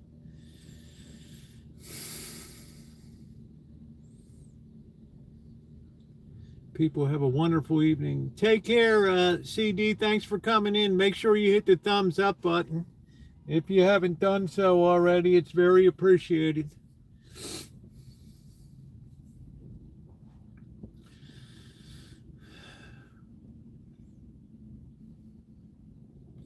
So as far as should you have medals and stuff like that, I can't think of a logical reason that they would go down now. It takes a lot of years for supply to catch up. I'm not saying the shit couldn't collapse, but I'm just saying that the forces that are underlying alternative currency to the US dollar are strong. Is blowing a whistle too in the back of someone's hate speech? I don't know, Carrie Class. It's like the people you don't see out there are the illegals. They're smart enough to stay away and stay undercover.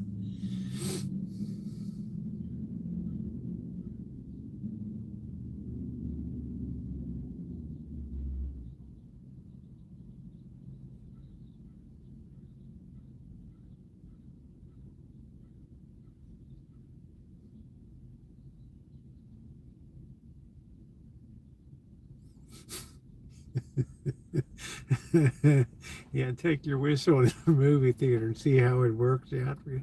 I can't believe you interrupted my movie. I'm gonna kill you, you mother. Tweet. I'm just protesting. I'm just protesting. It's a felony to interfere with federal law. The agents actually show a lot of restraint. Yeah.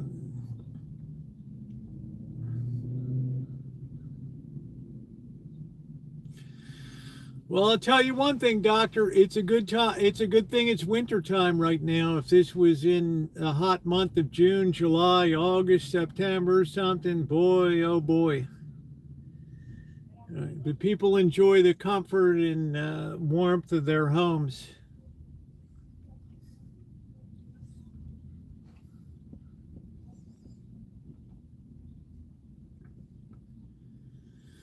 Oh, oh. How you doing, Joni?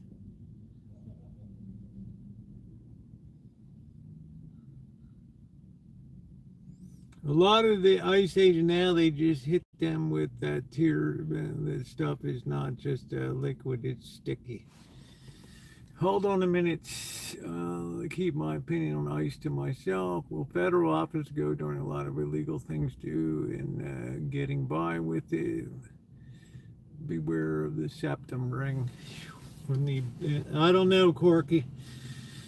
I never have, and I never will talk about physical stuff. You know, if people want to have a septum ring or whatever, you know, I don't really care. I mean,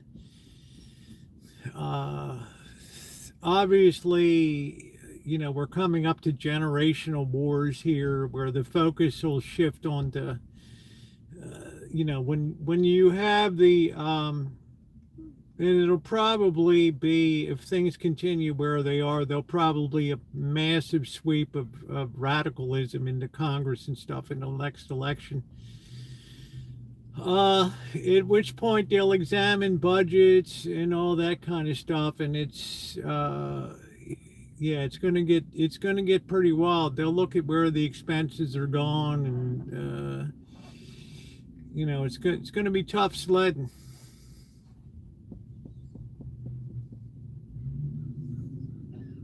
You know, for every action, there's an equal and opposite reaction. And with all the stuff that's going on now, you have to expect, and I certainly do, a very radical reaction to it. I'm worried I might be mistaken for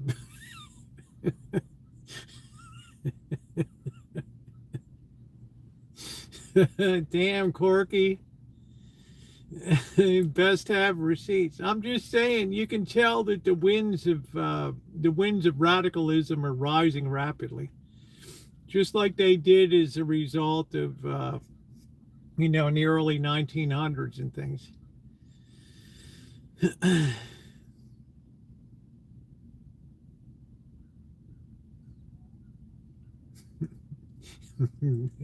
They hauled Corky in. You can't take me in. You can't take me in. Why won't this thing stay off of that? Oh, still getting used to this phone. That's funny. But you can tell that the roots of a radical, and people think that'll be a good thing, but it'll really be a horrific thing in a lot of ways. Because everything tends to be an overreaction. And, you know, if it becomes like socialism or something like that, and it starts to blunt the economic, starts to put out the fires of entrepreneurship and creativity, all for some idea of eat the rich or whatever, tax the rich, then it's, you know, it's going to be tough. As I've said, a lot of people have not liked the idea, but I have to say that I think we're heading into a new dark ages here.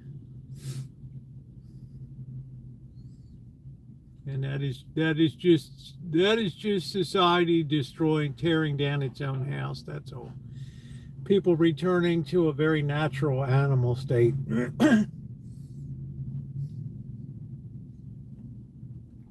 How you doing, Deja Vu?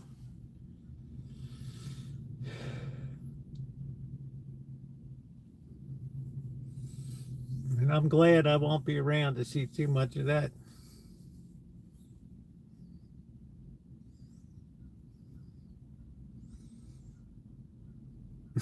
It took 10 cops to pull me over.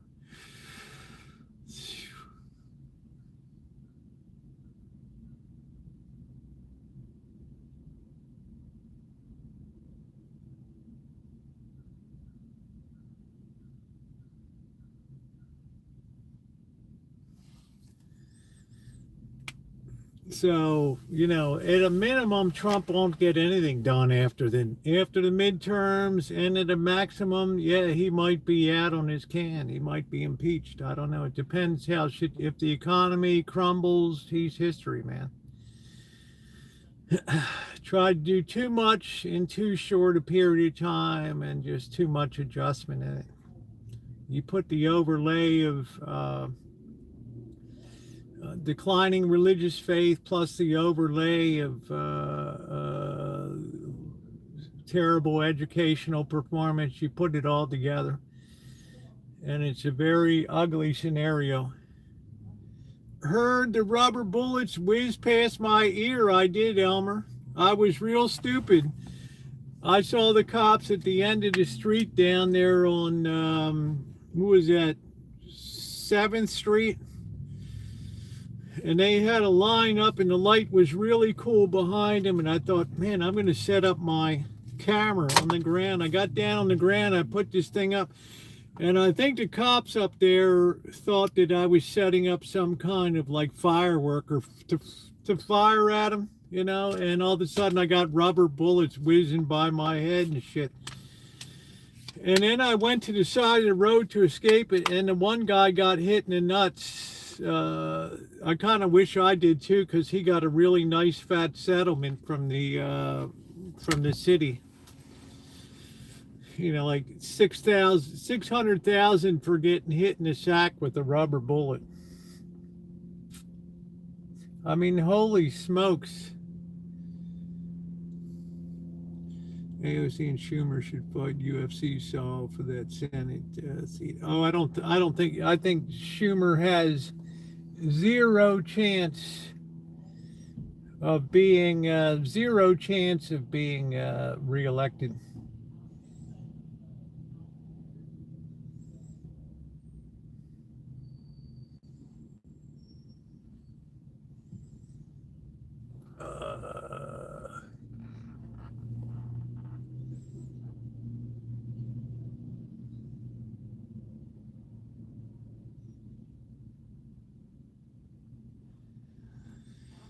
Ooh, pay-per-view.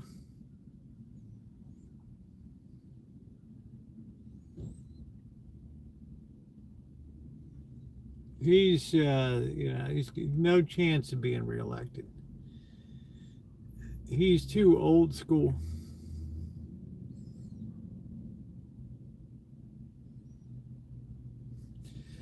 You're next. Well, if I had to make a guess now, I'd say this will make Amanda hug and kiss happy. Her boy Gavin will be in there.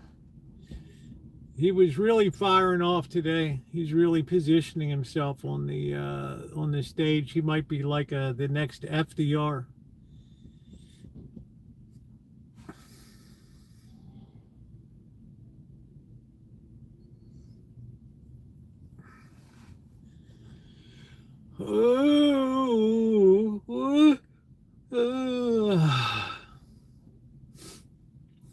I just, if people's equity gets snatched away, boy, then the shit will really hit the fan here. Everybody's sitting pretty comfy, pretty good right now. 401ks, Roth IRAs, traditional IRAs, they're all sitting good right now. And if that gets snatched away, that's when the shit will really hit the fan. I prefer somebody as Gavin is the nominee. I don't know who else you'd prefer. He's the one. Equity mean on my house is worth one house. Doesn't matter. Is one. I don't even know what you're typing. My house is one house, dollar don't matter. Jeez. uh, Equity means a lot. It has a tremendous amount of psychological importance to people.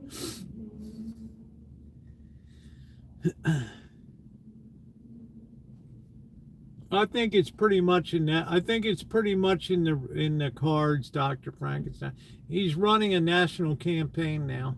I don't think he even has to do that much. I don't think he has to spend a thin dime.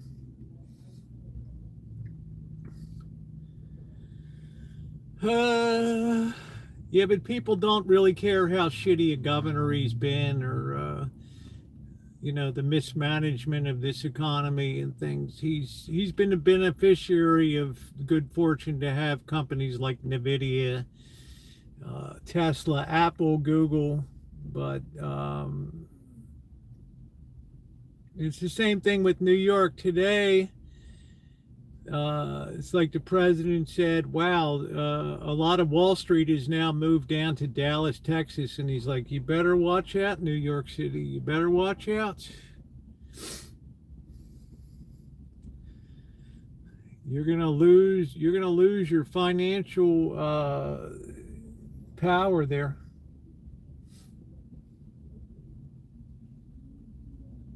It's a very spooky thing.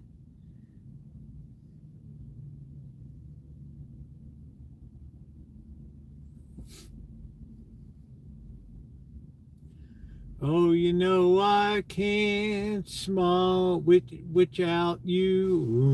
Look, the days are getting longer. 5 o'clock and it's still light.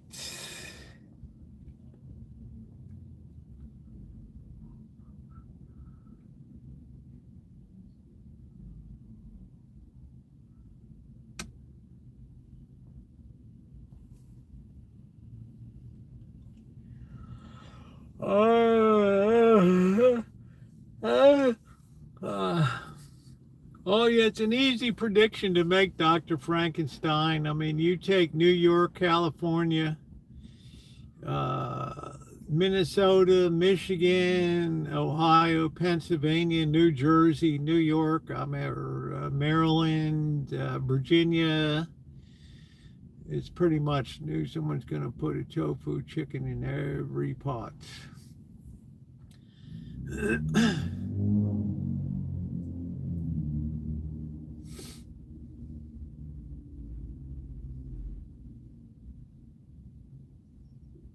Yeah, it's funny if we do have a crack up like 29, you have the perfect setup. A president's been in office 1 year, just like Herbert Hoover. It's amazing sometimes how history sets up to repeat itself. Yeah, I'm always happy when we have more daylight. It's tremendous.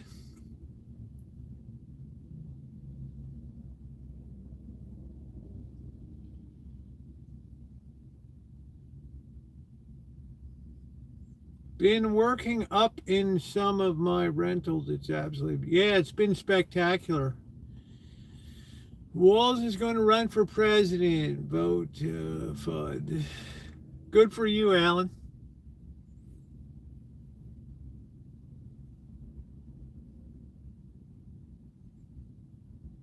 I don't know.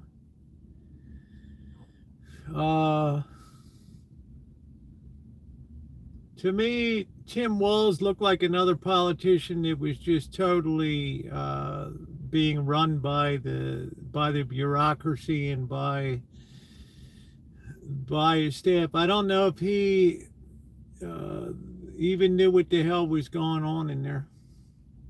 Been working in Sonora. My right has been, it's been beautiful.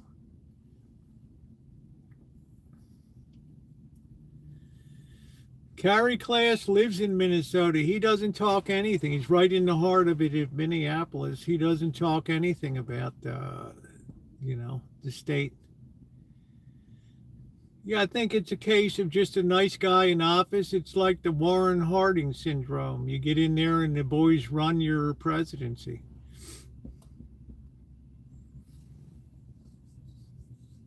Then you can play cards and drink your liquor with the boys and smoke cigars in the back room.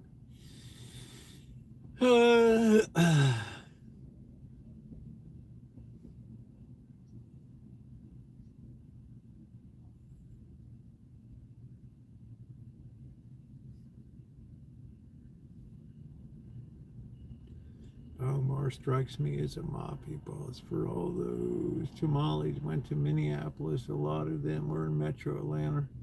Somalis or tamales. I was fortunate enough to work with a lot of them back in the late 90s. Tamales or Somalis?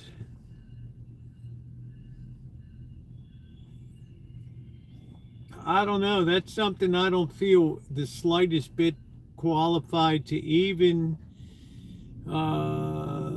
I don't feel the slightest bit qualified to talk about any of that stuff, and I just don't know about the Somali community. I never have. I don't see them around. I have no idea.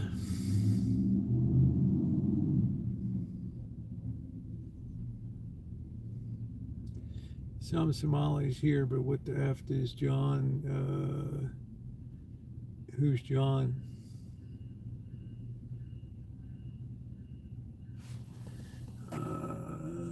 I don't know any Somalis around here. I don't know.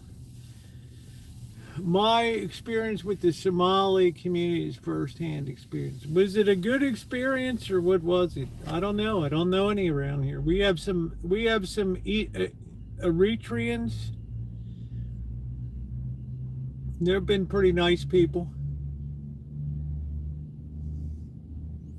I, honest to goodness, don't know anything about Somali. I joked a little bit about daycare and, 3 kids show up, but we build the government for 100 in daycare today. But as far as the people are concerned, I know nothing about it. I'm not a prejudiced person when it comes to, I'm only prejudiced when you're a bad person.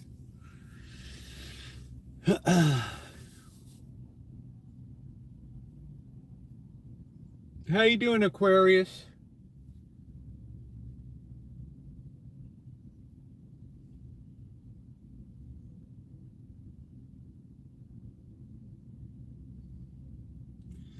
Corksters, you can imagine Corkster. I'm thinking about setting up some type of holiday thing on Greenland. Let's have a whale hunt and cabins and nice hot tubs, Corky. Corky's like, I got it all laid out. That money's going to flow into Greenland. It's going to be the next garden spot of the world. Woo!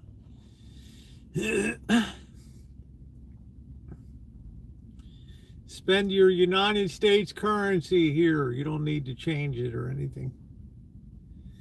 We're gonna go up on the glacier today, just like the BS everybody's back when it was the first President's Day, saying all the Muslims were bad. Same thing. Yeah, you have to be very careful about blanket things like that. We tend to always take the most radicalized elements and then sort of blow that up to everybody.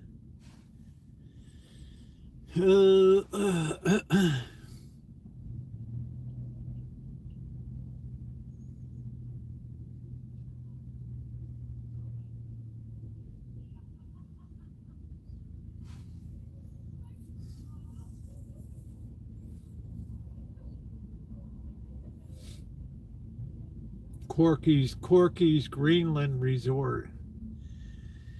Four-star accommodations, hot tubs, glacier walking.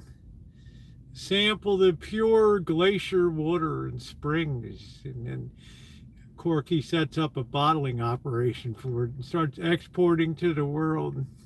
Greenlandia. How you doing, Mustard?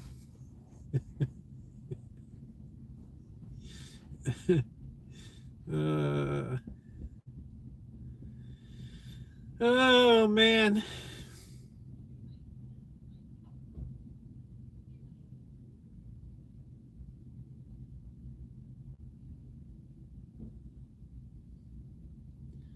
Lots of root. I don't know what the heck is in Greenland mustard. There's stuff everywhere.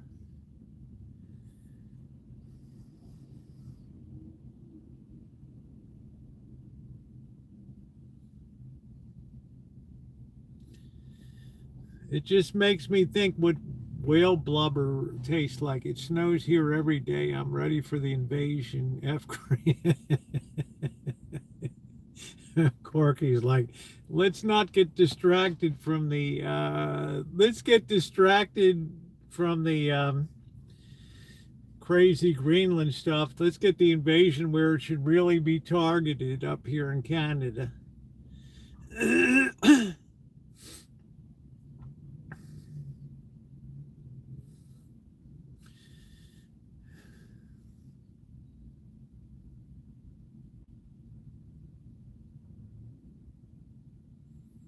Yeah, Cleveland tap water being sold as Greenlandia, the water of glaciers. Well, it could have come from a glacier. Weren't the glaciers here in North America? I mean, what the hell? Prove me wrong. Now get out of here.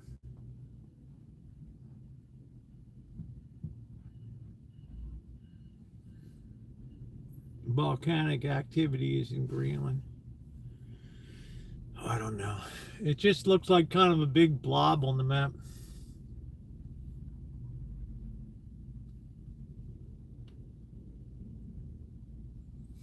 I guess Elmer's been to Greenland. I don't know. He's probably holidayed over there.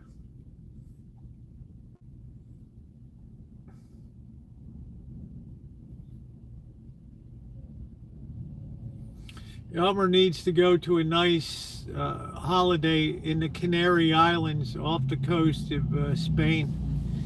Enjoy that warmth, that sunshine.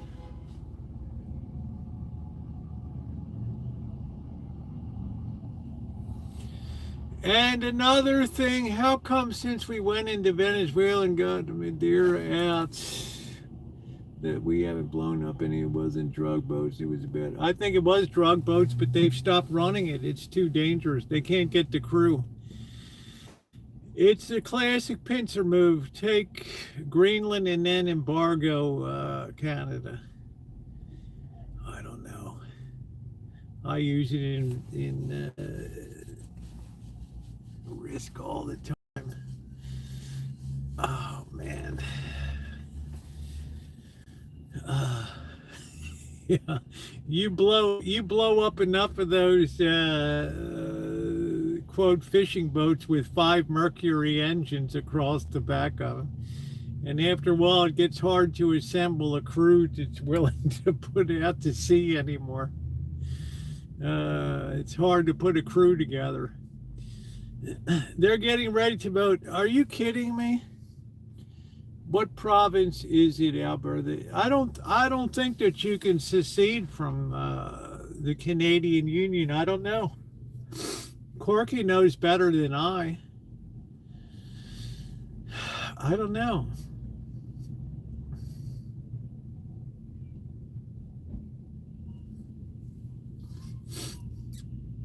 Yes, you can. Wow, and what do you think the sentiment is, Corky?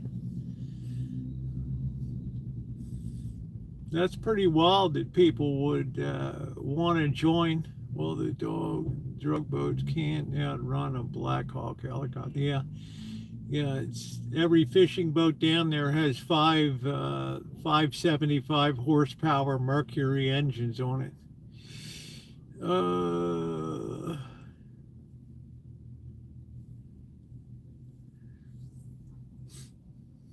Yeah, imagine, hey guys, we're getting the next crew together to run the drugs. Any volunteers? Ooh, man. Say what? Oh, hell no, man. You seen what's going on up there? Oh, hell no. I'll give you an extra $1,000. Hell no, man. It's going to be $100,000 a run, and that's it. The Canadian Supreme Court has ruled in the past that a province has the right to become wow-wee. How do you think the vote would come down? I don't know. I don't know.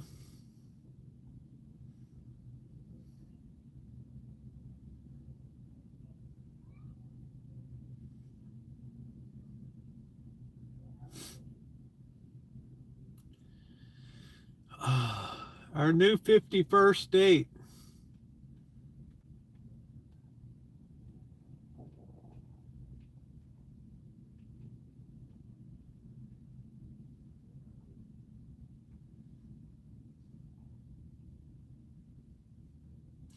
I don't know now. There's so much turmoil down here. I don't know why anybody would. I don't know why anybody would vote for that now.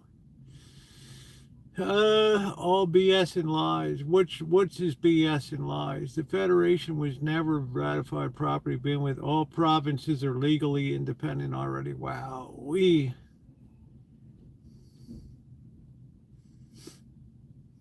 believe Trump said he would already recognize an independent country for vote.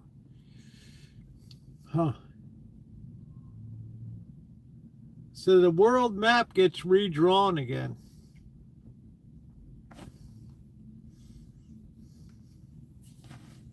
Maybe Corky could run for the first. He'd be like the George Washington of Alberta. Oh, Alberta, I love to hear you roll away, you waves of grain. Everybody loves Canadians.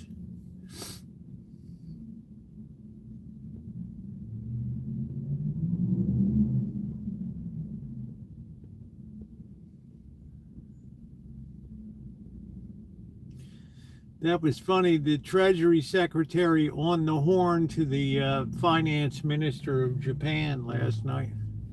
The hell are you guys doing over there? Yeah, we got a tiger by the tail, Mr. Secretary. I would be a bad king, but then a really good king. Corky, do you ever think that they would have a vote? Alberta is tired of being drained of all their tax money generated from oil being used to pay for Canada's social program. Huh.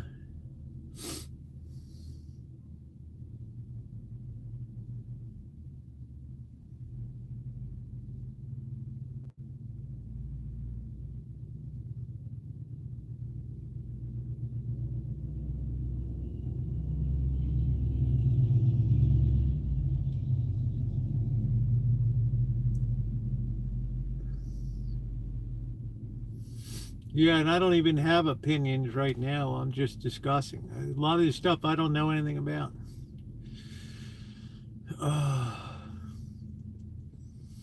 If I don't know, I say I don't know. I know nothing about no Somalis. I would vote for independence or join USA tomorrow. Did they take polls in the province, Corky, to see how people feel? Make Canada great again? It's the Molson Beer Party, the Labatt's Party. Alberta's already had the referendum to see if people want to vote for independence. And how did that referendum do?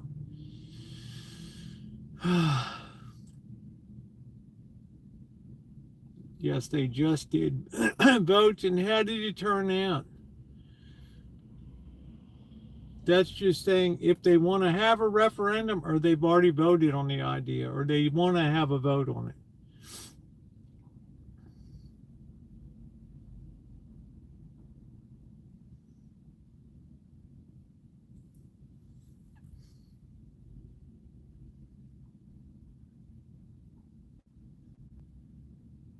I'm going to have to look into that. I don't know anything about it.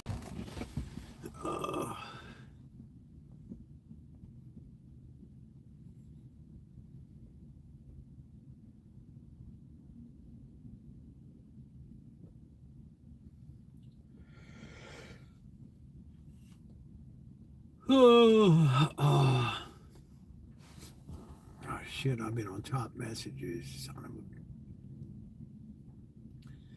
The government pays media 400 million per year to hide polls and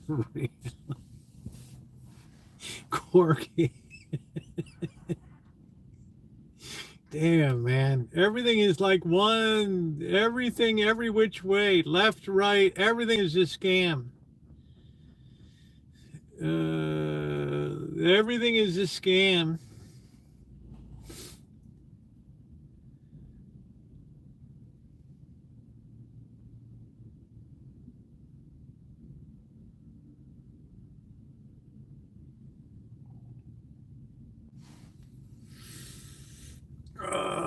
I don't know. I, for one, like Canada to stay together. There's something very beautiful about Canada.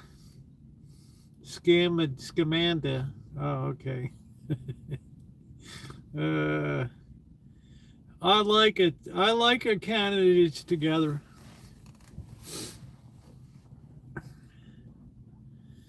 But if the people really have that ability, I don't know. I think it's a little crazy down here now. I'm just saying the bloom is off the rose a little bit.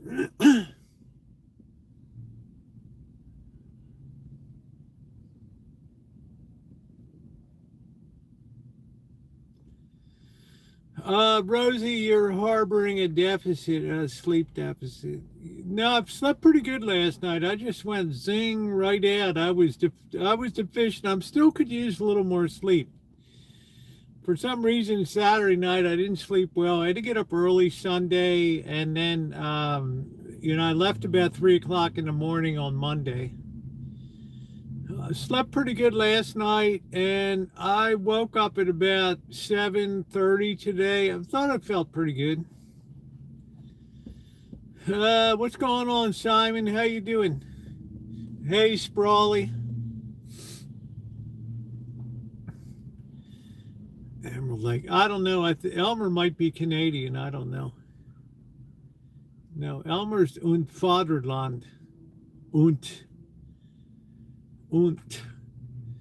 He's waiting for the return of Kaiser Wilhelm.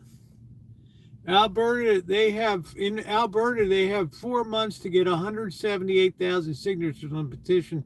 Then those signatures have to be verified. Then the vote for independence can be put on the referendum. Wow.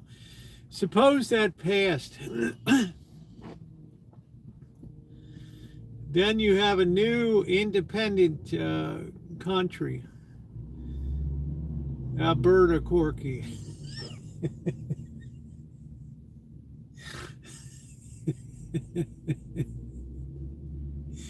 I think Elmer's in Canada. I don't know. I think it's to Germany. I guarantee you from South America, drugs are still flowing in this country. I know they still are, but let's just say the flow has been cut a little bit here. Every little bit helps. That high risk venture on the high seas just got a little more risky. Alberta has good beef. They got good. Isn't Calgary there too? Isn't Calgary in there too? Or is that in Saskatchewan?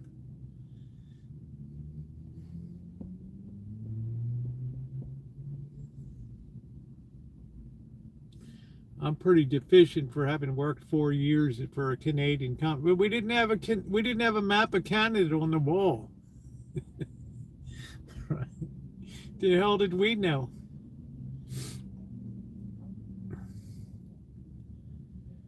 Do do do do do do do do do ba do boo ba do ba do ba ba do ba do boo boo ba do ba do boo.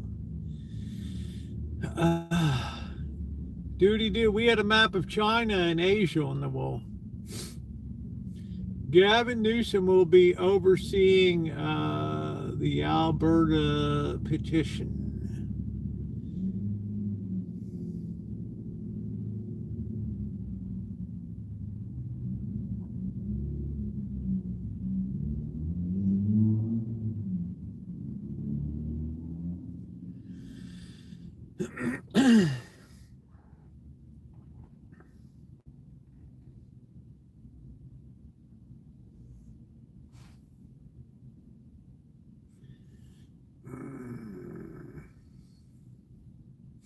Yeah, too many injuries, Kelly, like I told you. Just, they'll be back next year. Kelly, just say your prayers that Lamar goes to the Las Vegas Raiders and the Ravens pick up Fernando Mendoza.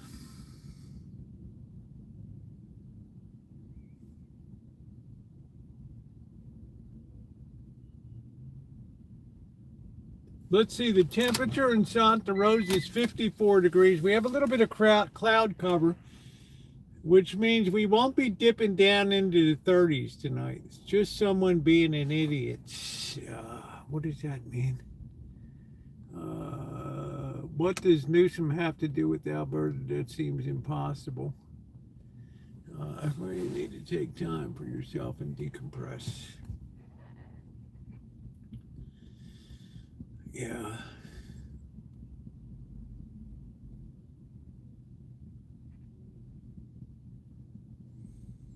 Will it happen? I don't know. There's two-way benefits for Lamar going to Vegas. Vegas immediately gets a top-notch quarterback, and they have a very all of a sudden they get bumped up in the NFL scheduling and get penciled into prime time and all that. And they're immediately going to win, eight or nine games.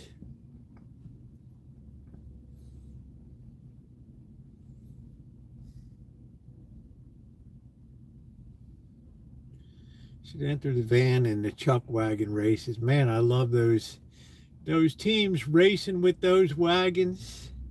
Newsom once had a petition against him. Just kidding around, doctor.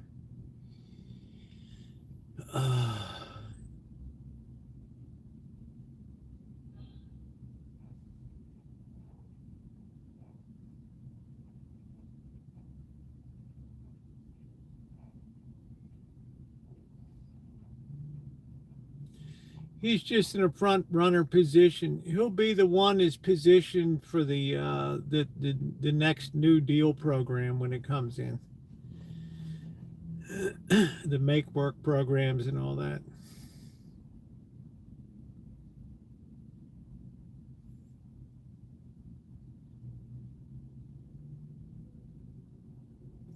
Is Soros dead or alive? Isn't he? How old is this guy now? I think he was the big money bag of the new world order.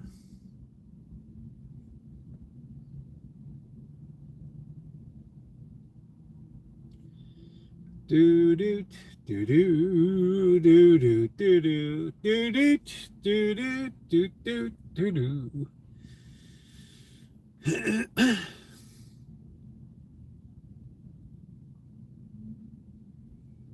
I don't think Elon will be throwing the money around like he used to. He pissed all that money away in Wisconsin on that judge race. Remember that? 33 degrees in Georgia. It's a cold night in Georgia. That's where Amanda Huggin kisses. Rosie, it's happening. Gold just broke $4,800 an ounce. I'm thinking by the end of the week we might be at 5K.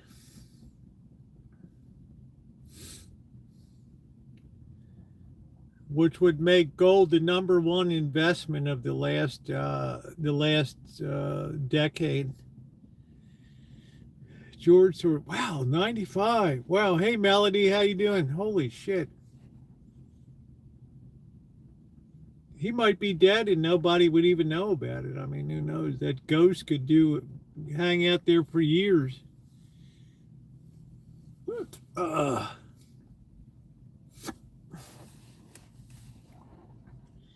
Very interesting. I like it. Well, thank you, Melody. Welcome aboard. This was requested. I got more Gmails today and more messages than the last month put together. Some of the people were frightened. Some of the people were interested.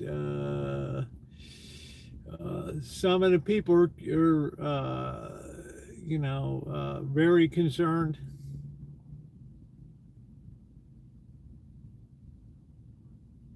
So I figured it was about time I had something in a little more serious vein. Tesla can't do it overnight. They've closed that one. They're getting everything wrapped up. Yeah, they're going to be out of here. Yeah. I suspect that. I don't know. You give up a lot when you leave California in the way of climate and beauty and things like that. So I don't know. It's like Jeff Bezos. It's like Jeff Bezos abandoned Washington State. I think a lot of these people might abandon. These billionaires might leave. I don't know.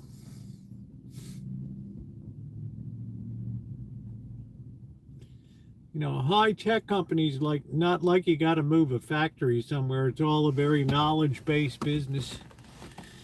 It's like the president warned today. He said now the bulk of the New York Stock Exchange is now situated in Dallas. Beware, New York. Blessings to you and your dad. I think, thank you, Duncan. $5 from Duncan. Thank you, Duncan. I think a lot of companies or banks are going to be repositioning out of New York City. I feel confident in that.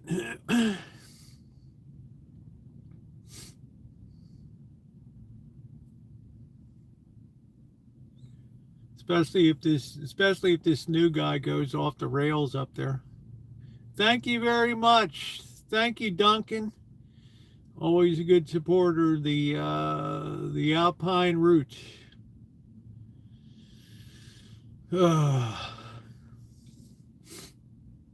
Yeah, the tidal wave is coming. And that will be the ultimate shift of power from the north to the south. All it does is raise drug prices on the streets, makes things worse, and makes some steal more. Well, I don't know. So what do you do? Give in and just flood the U.S. with illegal cheap drugs? I don't know. What's the solution? I mean, it couldn't be any worse on the streets than it already has been. The next street level will be economic protest. It won't be about homelessness or all that, in my opinion.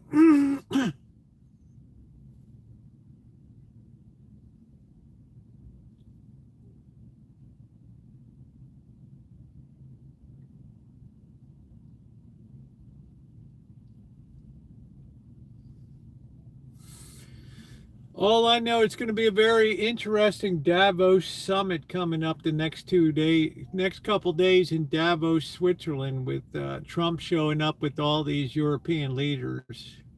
It could be a hot time in the old town tonight.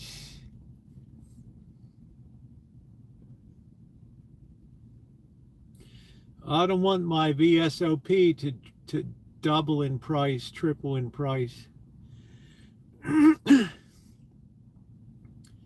Elon sold his house in California a long time. Yeah, I knew that.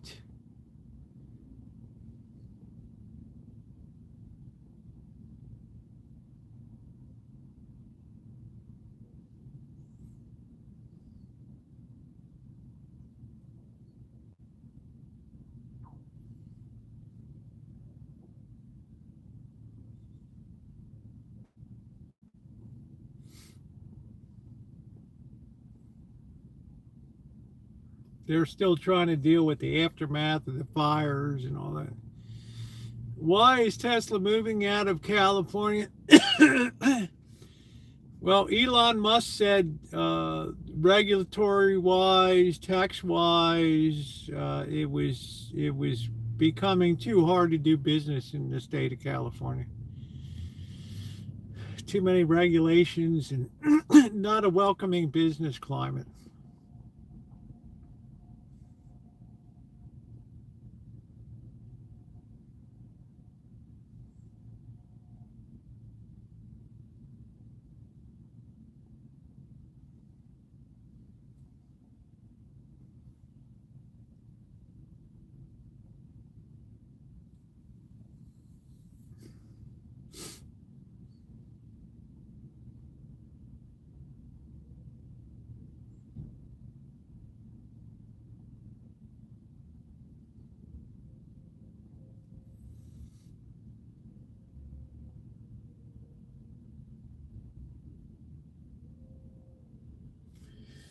At least that's what he said.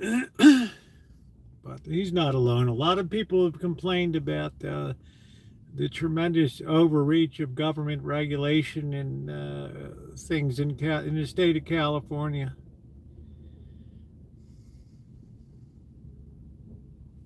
Taxes are too high. I mean, if you move your headquarters out, all of your executives, they no longer have to pay high state income taxes and all that. It's a good way to save money. I mean, look at the tax rate in New York, and then they put the extra rate on top of that for New York City, and then look at the tax rate in Texas or Florida. It's like night and day.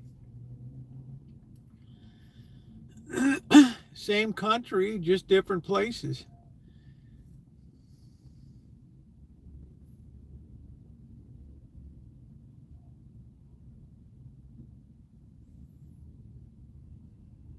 So there's definitely a trend of flight out of the high tax, high regulation states.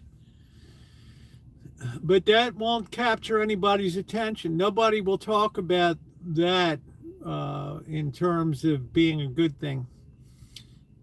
Eli lives way down there in south near his launching pad for the rockets. They won't address the flight of corporations out of it won't even get a mention.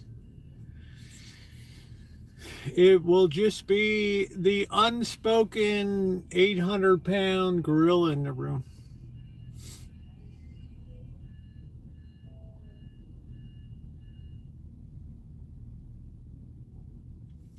Rosie, the title mentions debt. Do you think it's ever possible to rein in or pay? No, I don't think it's possible. What the end game is, Corky, is it can only either be one of two things: repudiation of debt, which I don't think will happen, or we can print off $38 trillion tomorrow and pay everybody off that ever lent us a dime. Now, what will that $38 trillion of paper be worth? Well, you tell me. The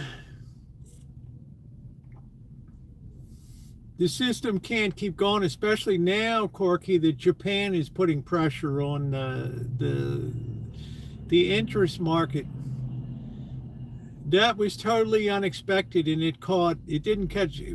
We saw that in November when the Japanese interest rates in Japan hit a 30-year high on the 10-year. And now today they hit an all-time high. That really spooked the shit out of the markets, and then that carried over right to the U.S. because that puts pressure on trying to raise money here. You just cut off the flow from Japan. It would have come in and buy these treasuries. So I don't see it as a Democrat problem. I don't see it as a Republican problem. I see it as 90 years of bad policies and an unusually overstimulated economy for for decades now. What's a natural economy? It's a lot less than it is now. I guarantee you that.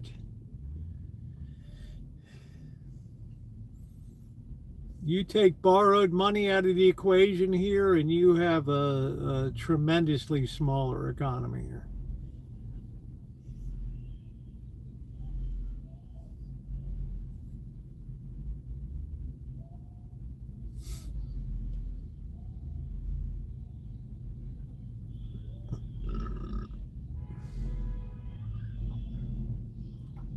So that's that's the only two options it can be. Option number three is and I don't like to contemplate option number three. It's just global collapse and the new dark ages come in.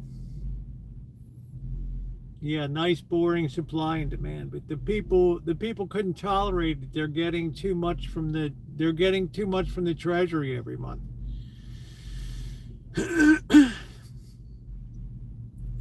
It's like, we'll keep paying you, and then you worry about your spending power. You got paid.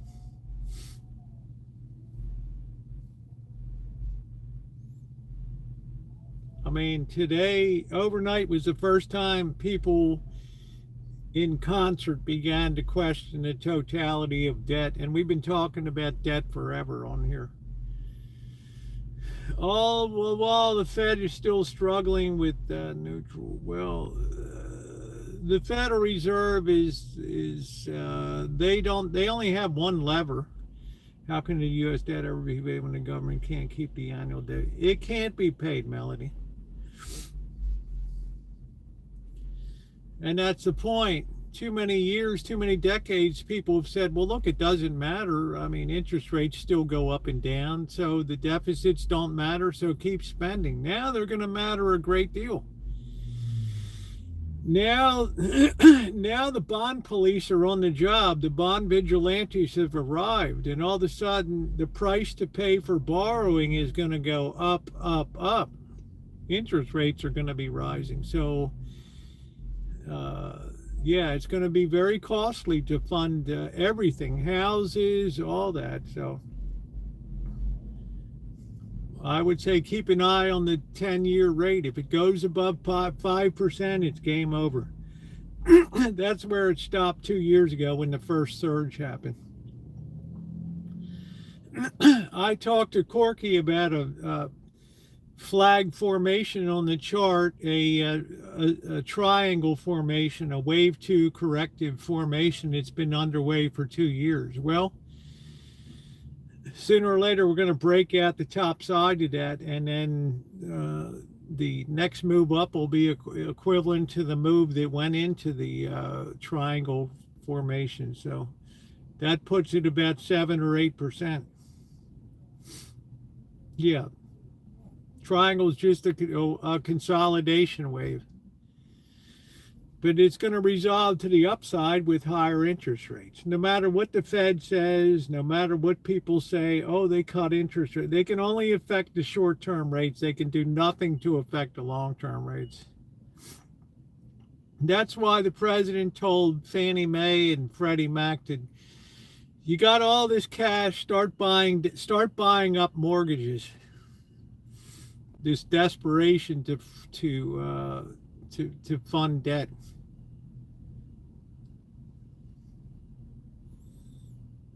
You'd have to be a technical analyst of charts to understand what I'm saying, but Corky knows what I'm saying.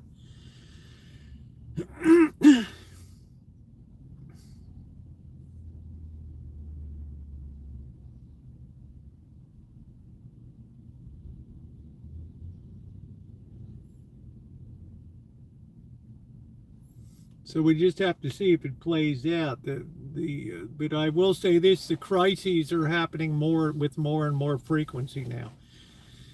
The first one was in April when the president was gotten out of bed by the Treasury Secretary at 3 a.m. that there's no market for U.S. Treasuries in Asia right now. We'll get in there, Scott, and start buying.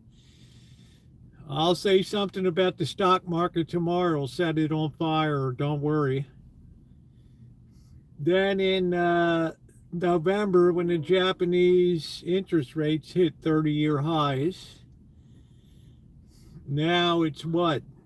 Middle January, and now we have Japan at all-time high on interest rates.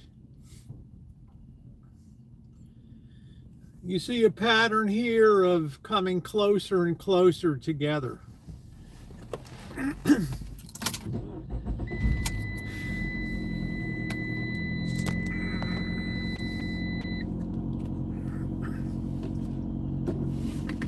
All right, I gotta get something to drink. Ooh.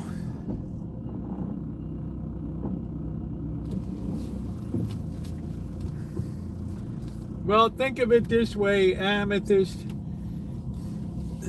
Everything is about evolution of this, evolution of the fittest. And the people that have thought about it, the people that have been kept up at night worrying about what's coming, they're the ones that evolve to the next level. They don't face the massive wipeout. They're already in a good position. they've already accumulated all of the gold and silver that they want. They've already been deep in the planning of it. It's the people that come later at the last minute, when all the nuts have been gathered up and the first chill winds of winter blow, and the other squirrels keel over for lack of preparing for the future. It's what I call the squirrel nutkin theory. I did park by Chevys.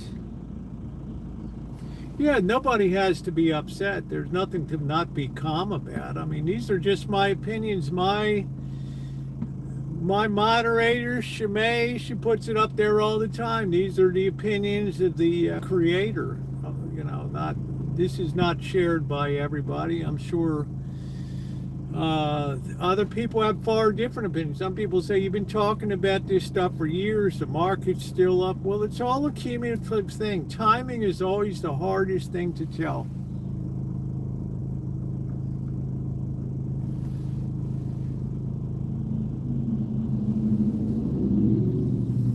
If we see ahead and we think ahead, we have a responsibility to others to also care for people and to inform people and share things. You know, to share out a stream and say, you may want to listen to this thing to your family members and other people. You might want to listen to what this guy's talking about here.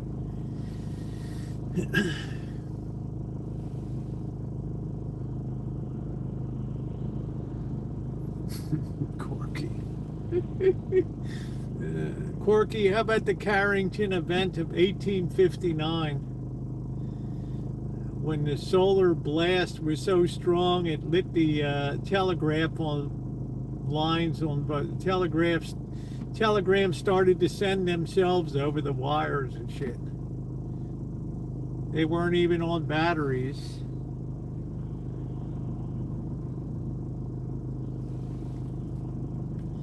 You have to remember, Scottish, when you anticipate selling gold, you have to be thoroughly convinced that what you put it into is going to have at least equivalent value going forward. These days, if you can't be absolutely assured of that, then you're smart to hold position.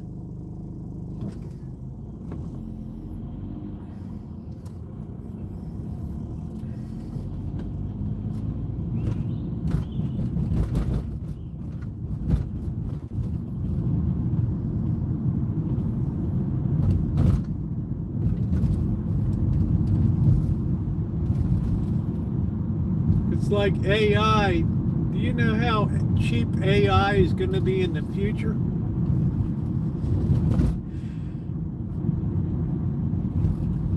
Especially the hardware side, when chips are a dime a dozen. I remember when Texas Instruments first came out with the first handheld calculator. I had one in 1976. And they said these things will never get cheap.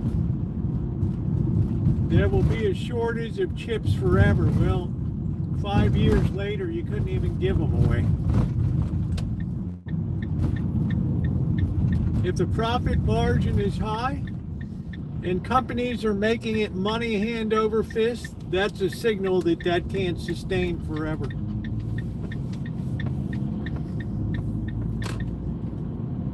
Profit attracts competition.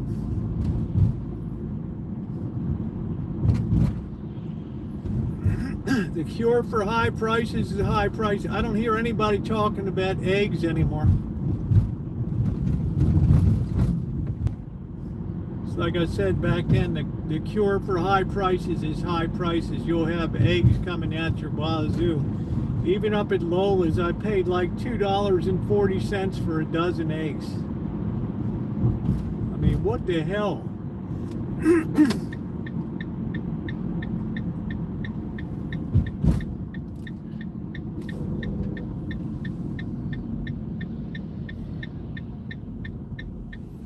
That's right, Alan. All that stuff just became a cheap commodity.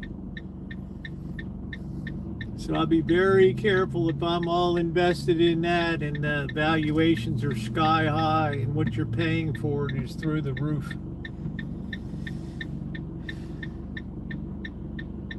Whenever people talk, oh, it's insatiable demand, we can't keep up with it. That's my first clue.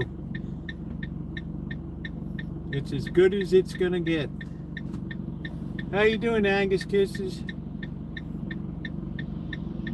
Hey, Ma Rich.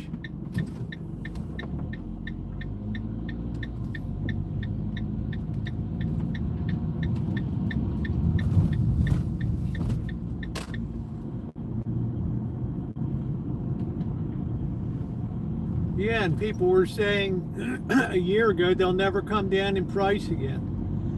It's just like beef, it'll come down. It's a much longer cycle though.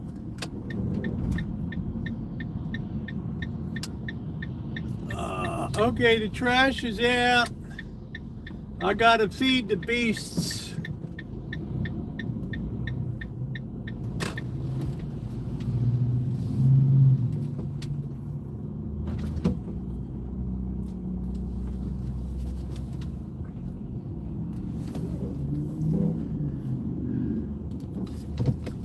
It's a bit of a longer cycle, but everybody that can get their hand on a calf or inseminate a cow is out there right now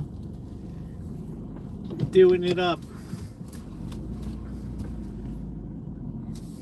And then when it finally is tons of it, nobody will be able to afford it anymore because, well, they don't have the money for it.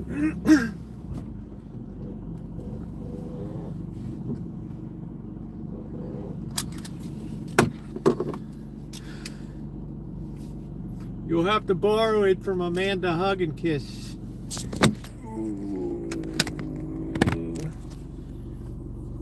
My brother's supposed to be flying in from New York State tomorrow. I think. I don't know how that's going to go with all the crap that's going on right now with the weather. Ugh.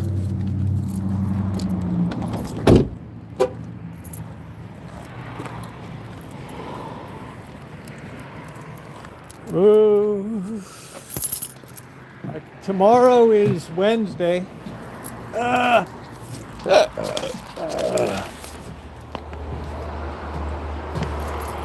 We need to get Hug and Kiss a man. A manly man. Oh boy. Oh, I got a whiz. All right. Home sweet home. Oh, we moved out another unit today. Yes, we did. Yes, we did. Let's sit this down. We got our psychedelic jacket. Oh, man. Stand by as we look out over the Rancho tonight. I got a whiz. I got a whiz.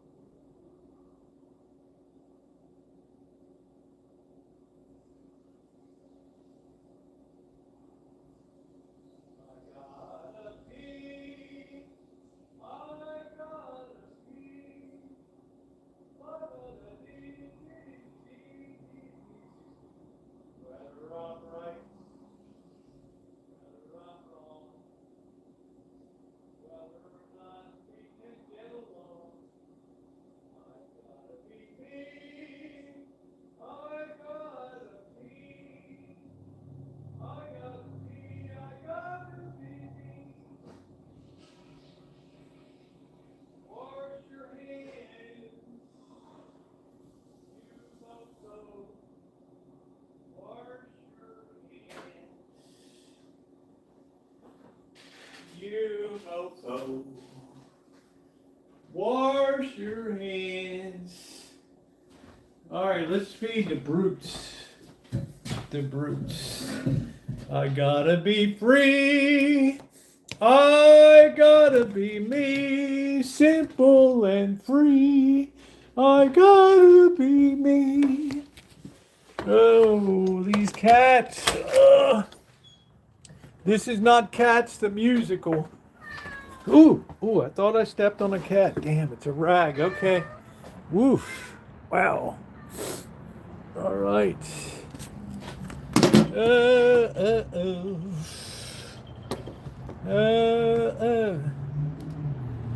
All right. What's going on tonight, guys? Who's hungry? Who's hungry? Who is hungry? Got fresh water today.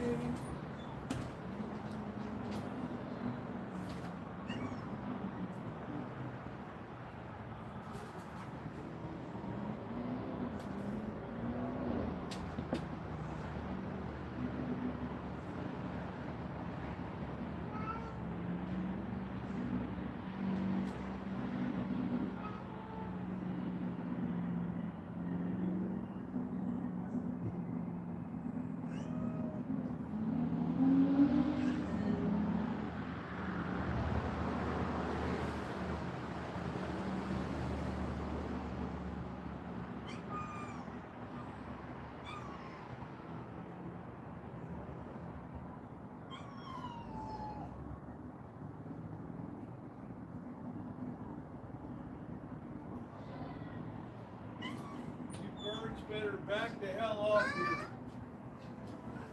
Oh. If I trip on a cat, there's going to be hell to pay.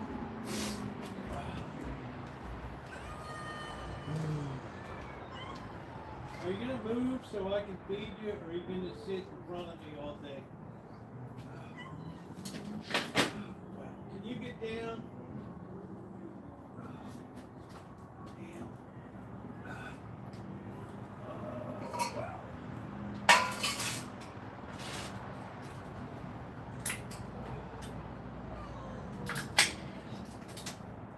My nerves.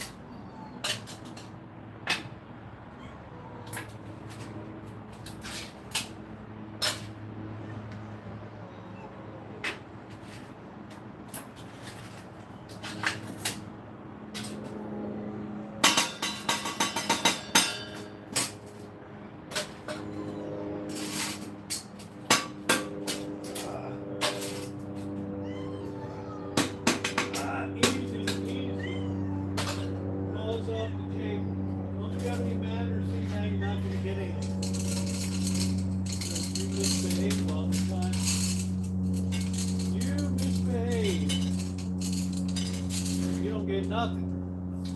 Oh, there we go. Here, eat. Wow. Got to be law and order on the high plains. Out, you pixies. Out. Did you get off the table? Hello? Licking off George's.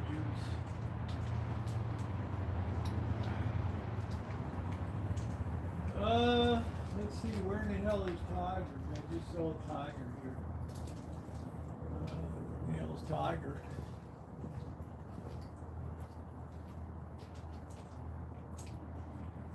Tiger!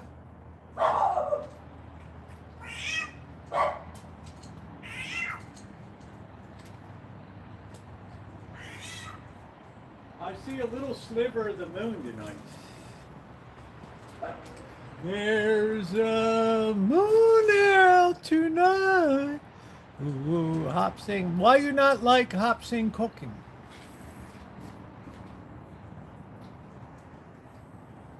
Oh, brother. Oh, boy.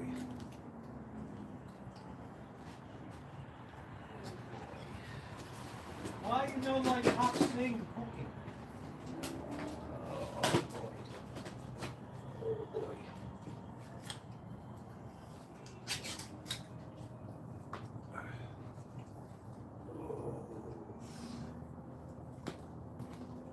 I now have to give Simba something a little of his own there.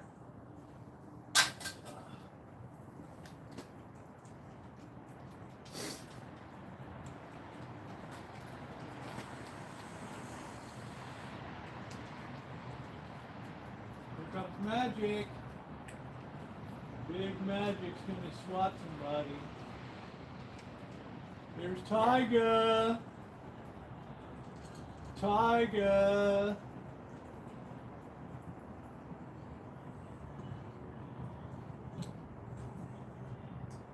I tell you, Magic is like big as a house. Wow. Beefy. Just like your dad. Very beefy. Very beefy.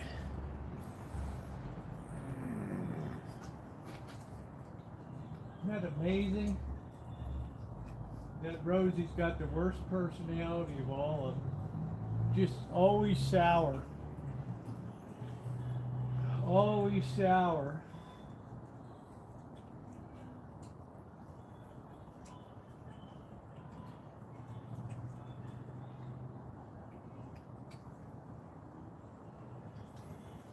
The sound of feeding. My name is actually the first name, Adam. Just a really sour cat.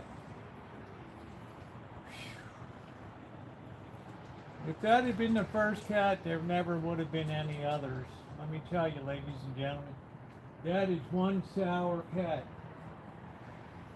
We're going to have to really get this cleaned up for spring and summer, get new lights up, the whole deal. But the kitchen stadium is holding up beautifully. We haven't had any rain at all. So, it's been perfect. It's been absolutely perfect.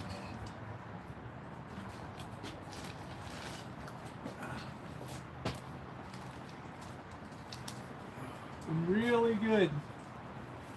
And you know what? It'll be warm weather before you know it here. No, we haven't had rain for weeks. It just suddenly stopped. They're showing some sprinkles for like next week or something. I don't know.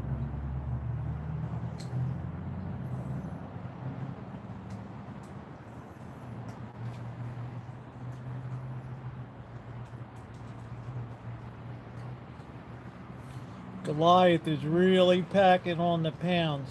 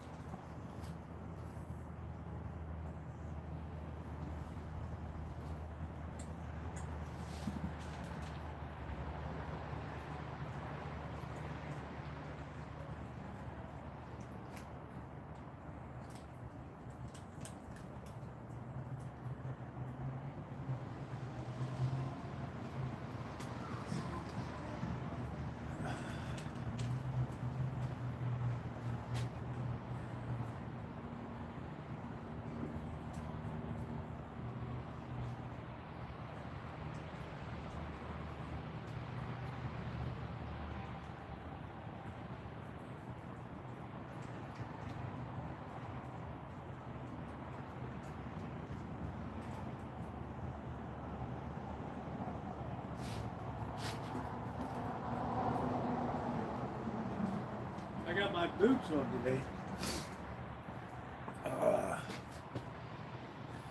Yeah, take care, Alan Gentry. Road's supposed to be hard, nasty. Oh, wow, hard, nasty freeze down there. Wow, wee.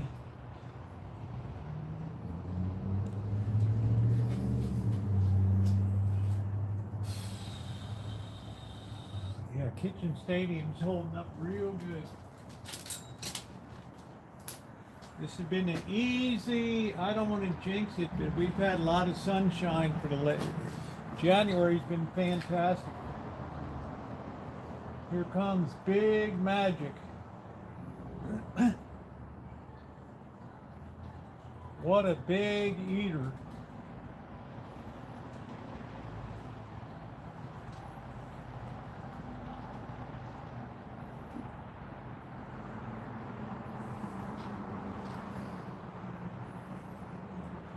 No, the Nikes, nah, they're not worth seeing the Nike.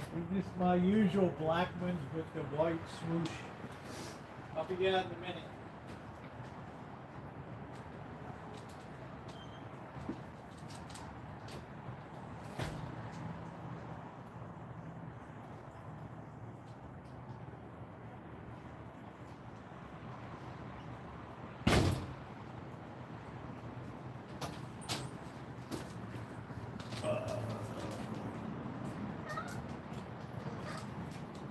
You got your food right there.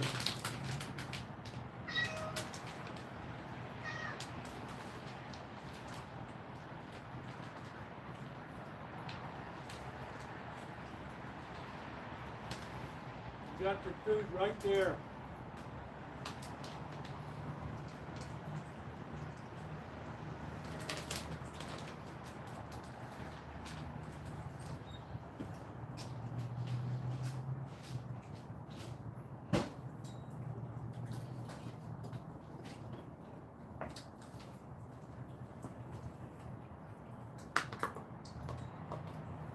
There.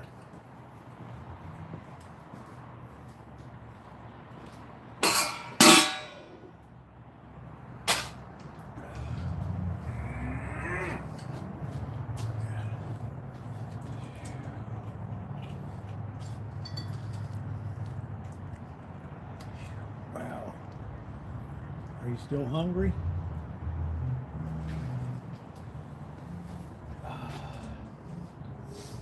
Oh, he's hungry.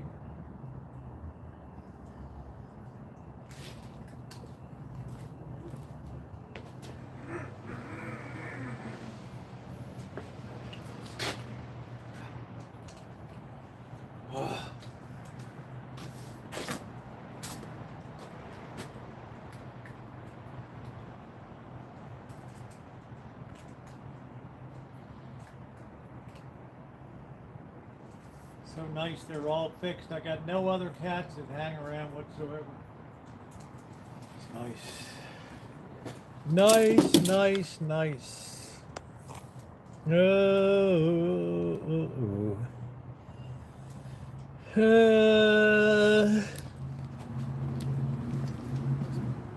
Oh boy.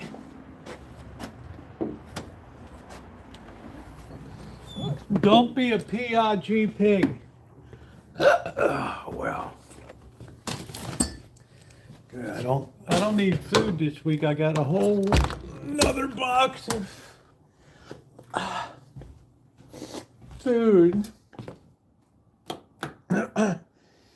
We got to hook up a new unit tonight. We just shipped out to Lafayette to New Jersey today.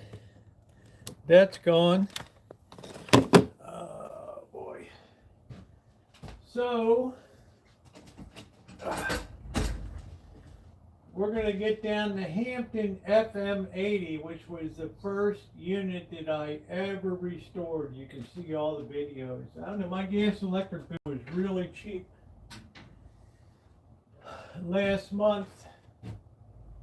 Great. You don't heat your house. You don't pay a lot. Oh, I did a really nice job restoring this bad boy. Oh man. It's from Long Island. It's got the tuning eye on it. I did the case. I did everything on it.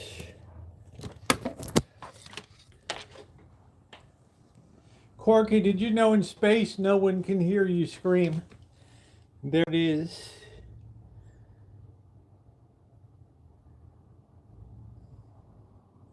Hampton, a very obscure company, and we pair that with the tube tuner.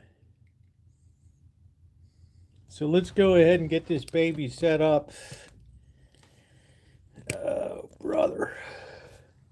That was my very first restoration. You can see how nice the case looks. I refinished all the case and everything. Beautiful with the gold. Yeah, it was my very first one that I did. So let's go ahead. Let's find out where the plug is. Here. And I could never find a lot about Hampton. It was one of those companies in Long Island. Let's see here. Let's get her outputs.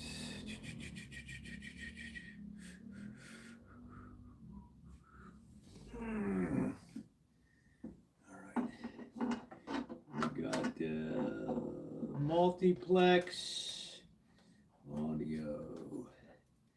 Let's see, we're gonna have to fiddle around with this a little bit. Let's get our antenna set up.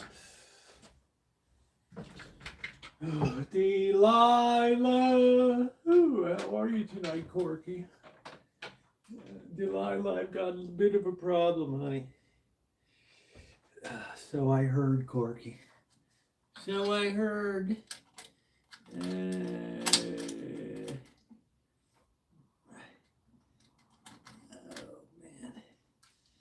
That's basically kind of hooked up. It ain't perfect, but it's all right.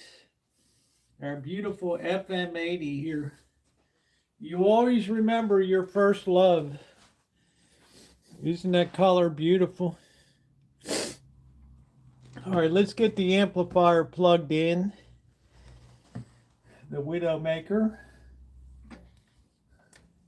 The most dangerous little amplifier ever built. All right, ungrounded beauty.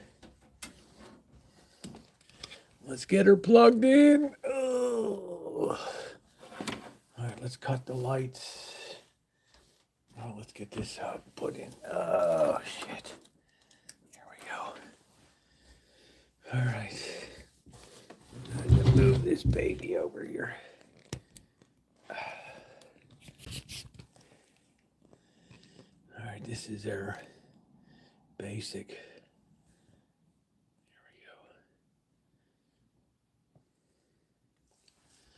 we go. Okay, what a scene, man. What a scene.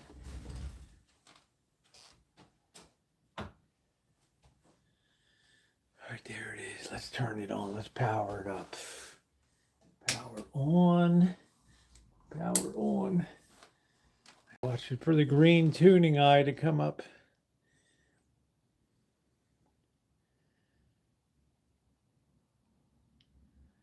There it comes.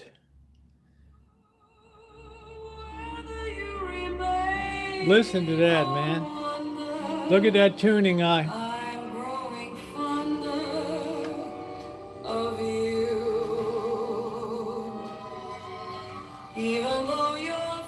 Man, that is fantastic. Even though you don't succeed, wouldn't I be glad to take you, give you the break you need, more than you know. More than you know, man of my heart, I love you so. Now, if you watch the tuning eye, it opens and it closes. You probably can't see it real well.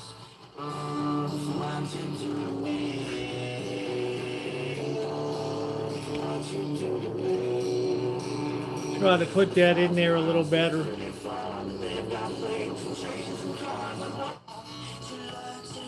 You really can't see it open and close. You can a little bit.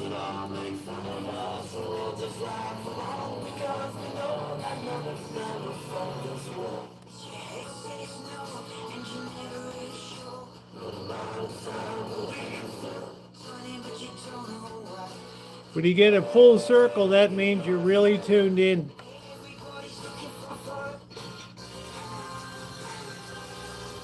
Proud partner 18 USA. Restrictions apply. In history like I do. Man, that sounds so good. It's all because of you. We can do whatever we want to.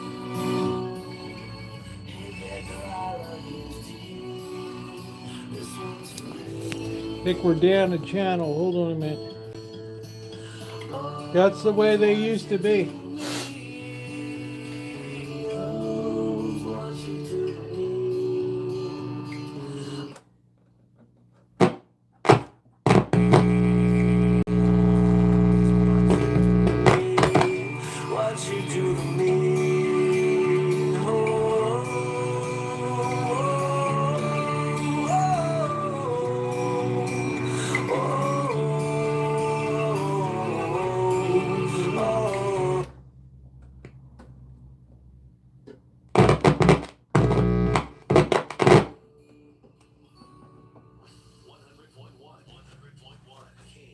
EST. Golden State Lumber and Showroom would like to thank you for choosing to work with us in 2025. And we look forward to helping you complete your projects in 2026. Here's the VP of Operations in Santa Rosa, Eric Schmees. Golden State supplies professional contractors and builders with quality building materials, from engineered wood and decking to waterproofing. We carry the largest inventory in the area. If you need it for stock items, 24 hours or less. And when you're on the job site, the Golden State app can provide important details on local jurisdictions, codes, regulations, install guides, and more that can save valuable time. You can take advantage of our lumberyard.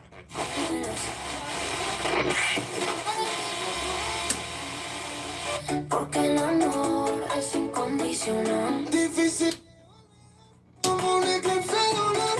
En su versión natural es algo espectacular. Tantas veces te fallé, pasé por cada calle y me tuve que perder para encontrarme.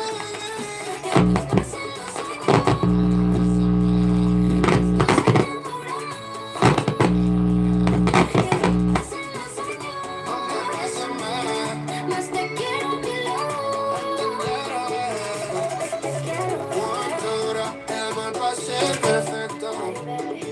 A veces el tiempo no todo lo cura. Cuando te das como coge el pensamiento.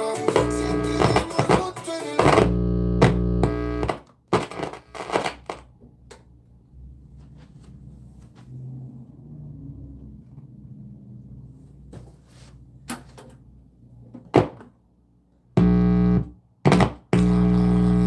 Si debo olvidar como un eclipse lunar.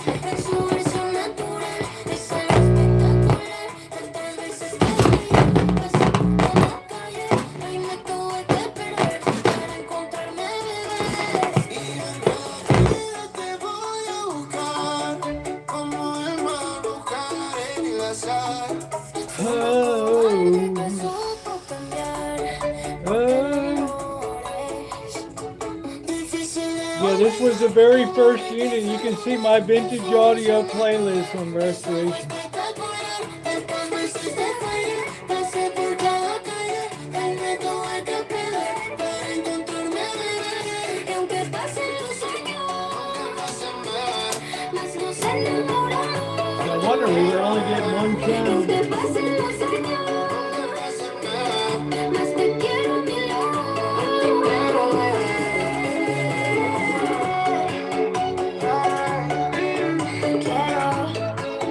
Quiero una recetita para el corazón. Sofía, el super drag. Latino 100.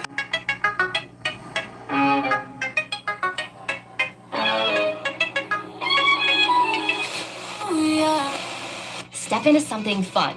Join our career fair at Grayton Resort and Casino, February 11th at 10 a.m. Learn more at GraytonCareers.com. Start the year surrounded by community. Start the year feeling strong. Start the year at the place that lifts you up. The Sonoma Ey, ahora todos quieren una colombiana. Join fee. Classes for everyone. Ramble all around. This thing really picks up good. That's what they call a tuning eye there.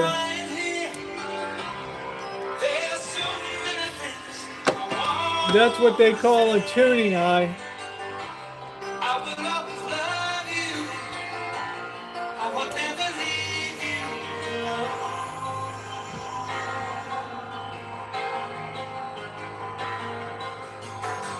Eso es como de árabes, güey.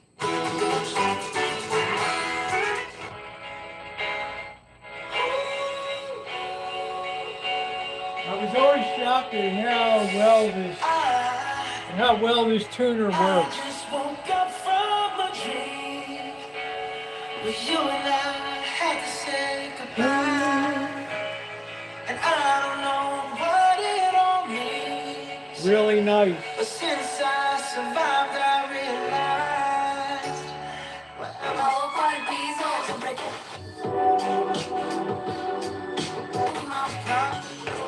well, I think I did a real good job of restoring this one.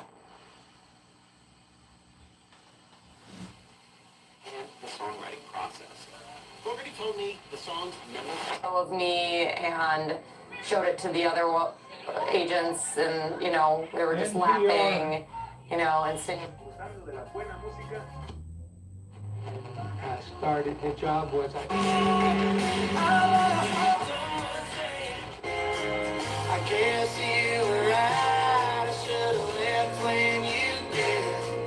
The house you made a home.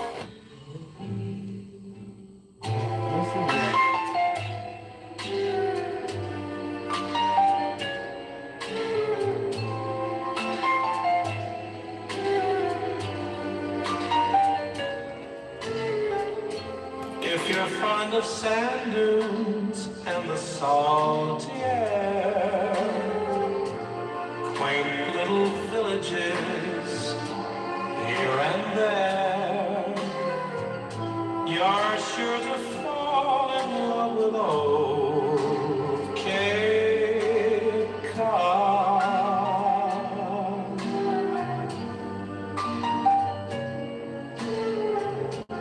If you like the taste of a lobster stew, served by a window with an ocean view, you're sure to fall in love with old Cape Cod.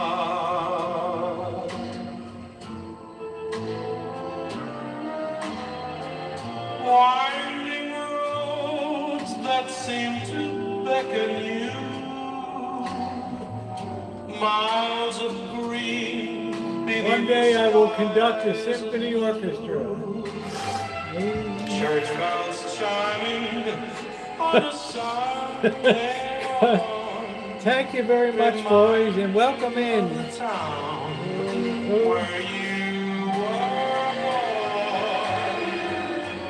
If you spend an evening, then you'll want to stay, watching the moonlight. I don't know. For such a no-name tuner, it was always one of the best in my whole setup. I would never sell that because of sentimental value of it. Isn't that fantastic?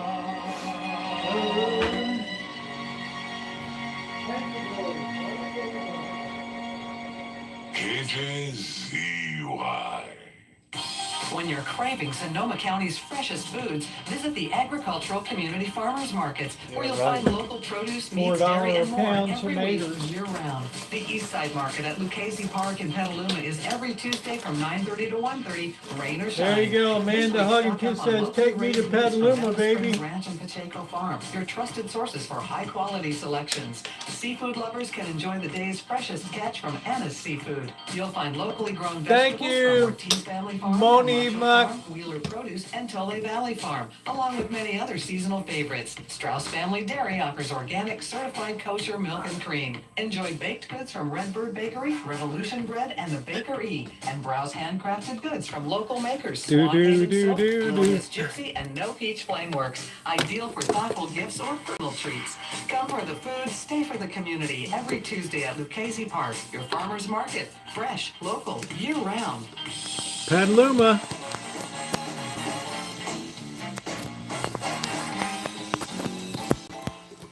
If you love the music you hear on Jazzy, we invite you to join Club Jazzy. Just head to kjzy.com and click on Club Jazzy at the Club top of the Jazzy, page. baby. By joining, we'll update All you in with the all that's wonderful happening at game KJZY, that we know including contests, as special love. features, shows, and community events. We'll even send you a birthday card. For Oh, all thank things you very Jazzy, much. join Thank Club you, Jazzy, Moni. I and appreciate we'll never that. share your information with anyone. It's all at kjzy.com.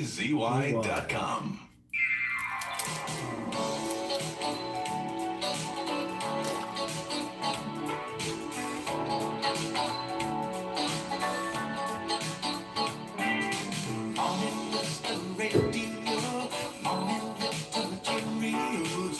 Morning, Sister Oreo.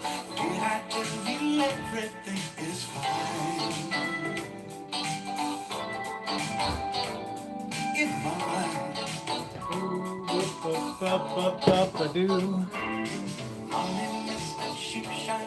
Sitting about 6 feet behind us in a booth. Wow, how about that? Look at that, you get it all in that shot.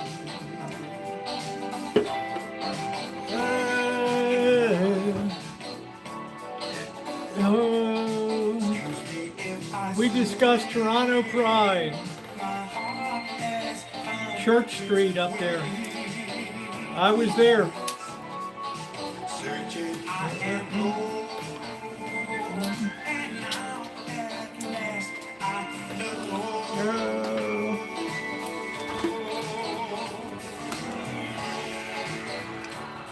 Jazzy. KJZY.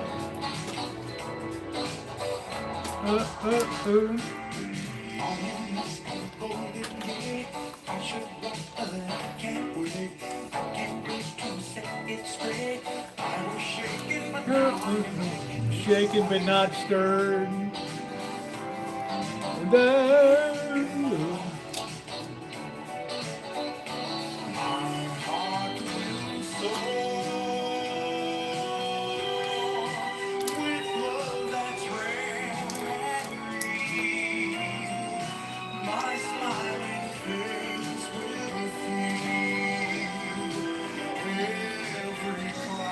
Hey, Dorlin. Yeah, this one is a tremendous one.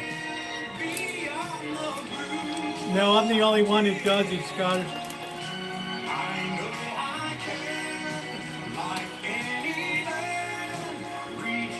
I was always interested in working with my hands.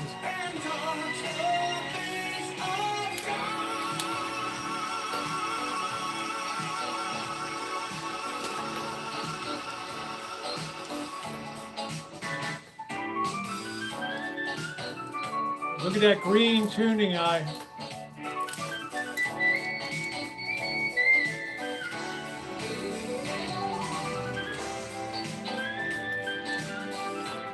Friday nights, Kelly. The holiday season is over. It is just a tuner. But it's a great one. For a no-name Hampton FM80.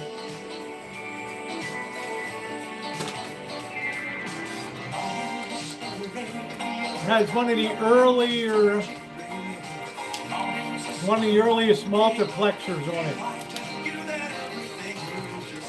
For 2 channels, stereo.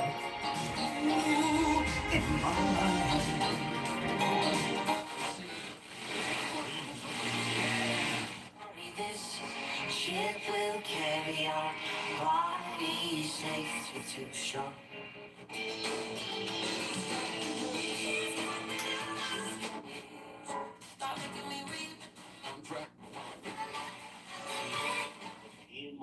A través de sesiones espirituales.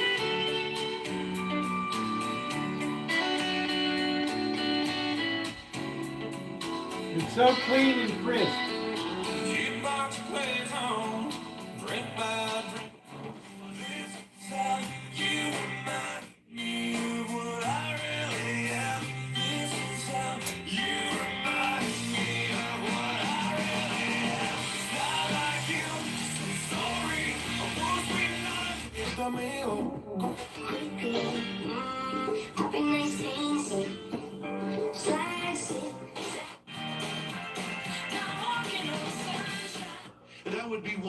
last.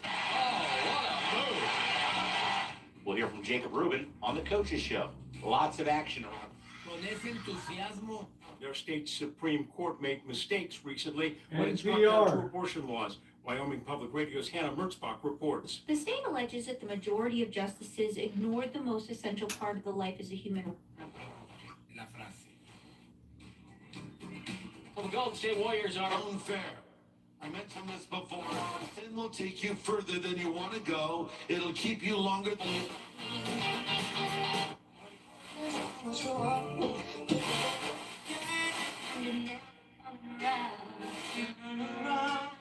Every now and then I get a minute. Can't have any of that. Country legend. The Bull.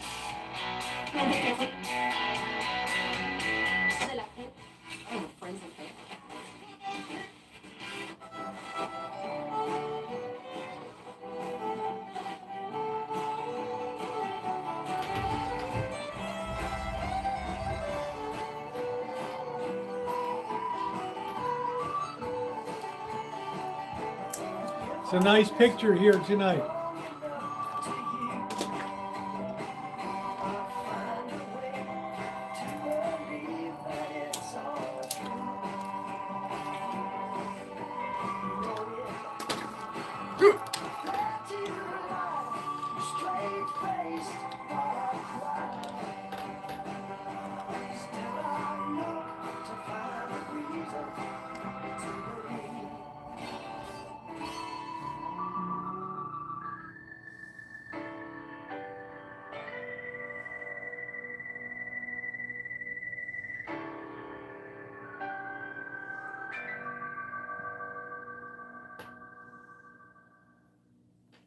Beautiful.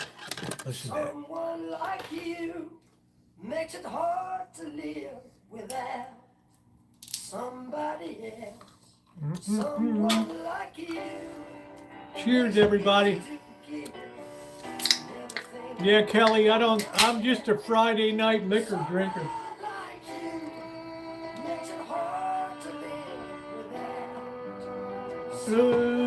Make sure I got no critical messages here. Oh.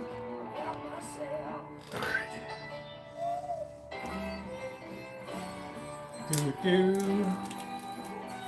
Oh. Oh.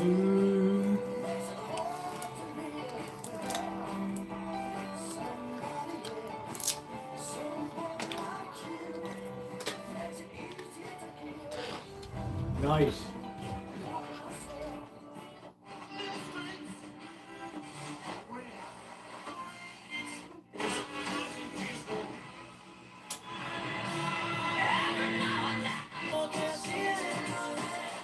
By voting Art America as the best cosmetic surgery in both the Healdsburg Tribune and North Bay Bohemian.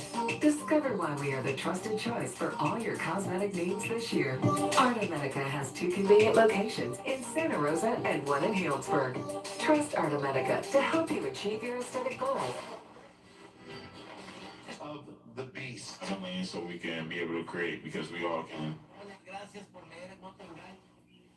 Designed entirely in his image. Do you see any checks on your power on the world stage?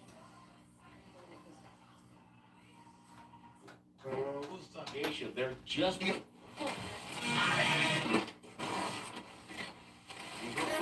This is a really nice unit.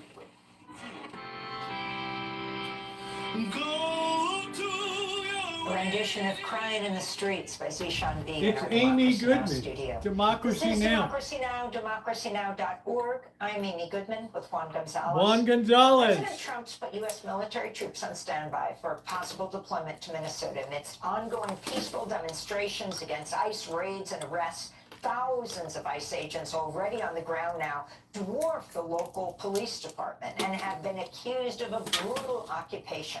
In one case, armed ICE agents with guns drawn Look at Dr. broke down Franken. the door of an older Minneapolis man. I like to handcuffed listen and to dragged him Democracy into the Now. snow while he was wearing only The his War and underwear. Peace Report. It turned out the man was a naturalized U.S. citizen from Laos. At least 4 protesters arrested by ICE agents and detained at the Whipple Federal Building during the so-called Operation Metro Surge said they were denied their right to see an attorney. Oh, wow. The federal judge ruled Friday, ICE agents must stop arresting or pepper spraying protesters. On Sunday, Department of Homeland Security Secretary Kristi Noem appeared on Face the Nation to defend ICE actions in Minneapolis and respond to the judge's ruling. We only use those chemical agents when there's violence happening and perpetuating, and you need to be able to establish law and order to keep people safe. That's the only situation. So that judge's order didn't change anything for how we're operating on the ground, because it's basically telling us to do what we've already been doing. Some legal That's a experts tough compared broad, the conduct by Kristi immigration agents to attacks Noem. by police officers on protesters during the civil rights era. We're joined now in Washington, D.C. by Michelle Goodwin, professor of constitutional law and global health policy at Georgetown University. Professor Goodwin, welcome back to Democracy Now!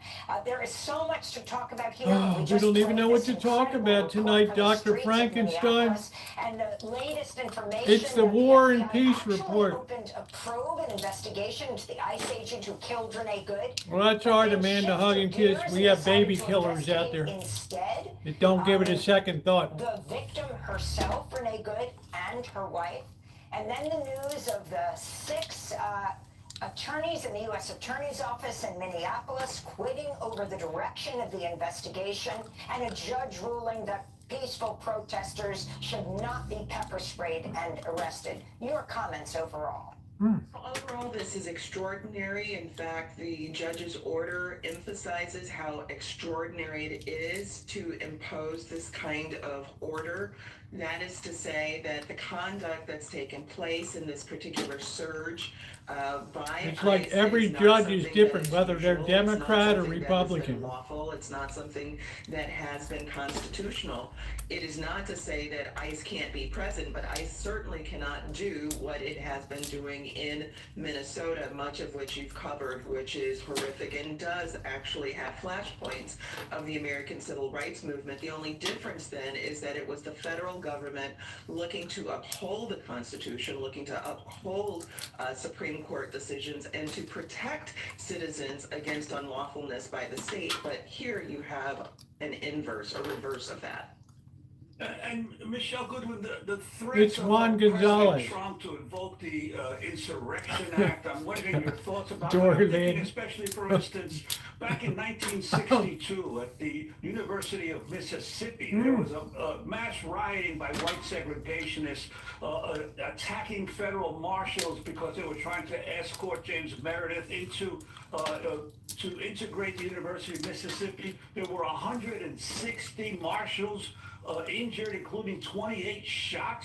And at that point, President Kennedy did invoke the Insurrection Act and ordered federal troops into Oxford, Mississippi. That's a very different We're just situation listening to from the what we're audio seeing here quality. in Minnesota, or what we've seen in some of these other cities where Trump has also It's the times we live in, the Dorlin. Insurrection Act. Wondering your thoughts. It's a very different situation. Notice the year that you mentioned. We're It's talking the about War the and early Peace report. 1960s. It's 1954, years before that the Supreme Court strikes down these separate but equal segregationist laws. It's a time in which the Supreme Court Brown did v. that Board of through a Education. unanimous decision recognizing the harms that had been inflicted throughout the American South through that decision, Plessy v. Ferguson. And so the federal government coming in order to support the Supreme Court. All right, that's the nuts tonight. Constitutionality of equality under law, which is, by the way, something that extends back to our Reconstruction amendments back in the 1800s, the 18.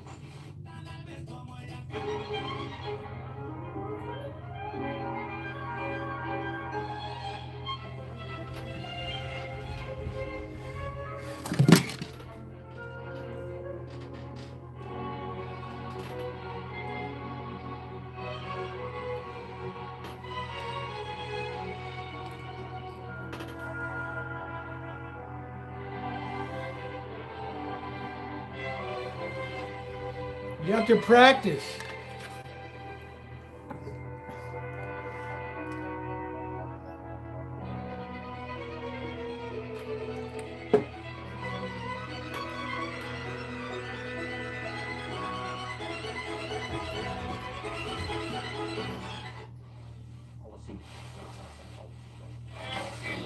Delights in you.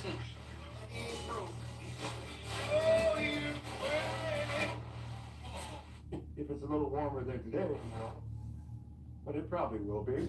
Yeah, it'll continue pretty much all week long. 60 degrees and about 40 or so at night.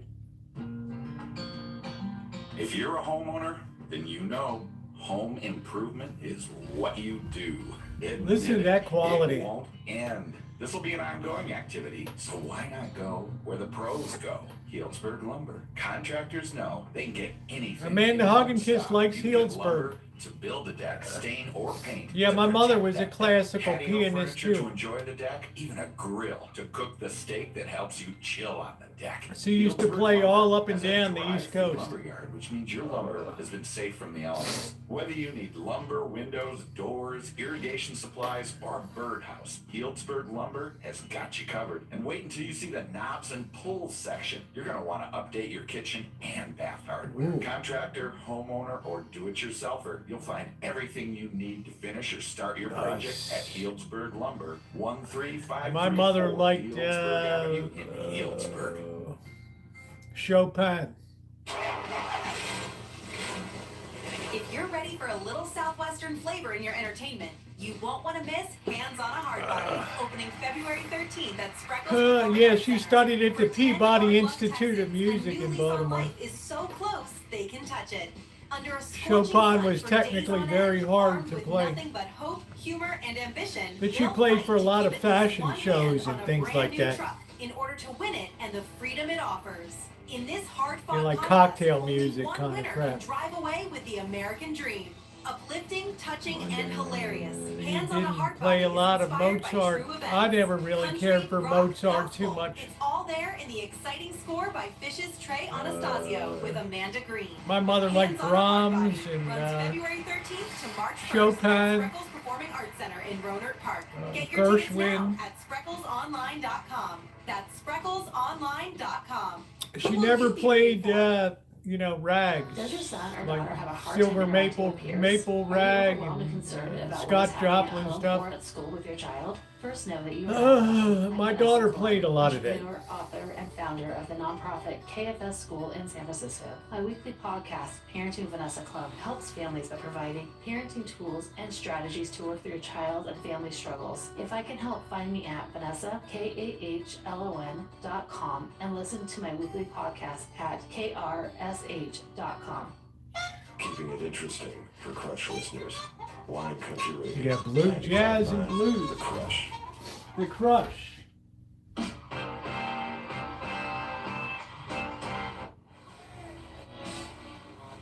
I'll never stop. Princess is setting a course for adventure to 345 incredible destinations on all 7 continents. How's that new? We will find you acting on your best. Hey, you!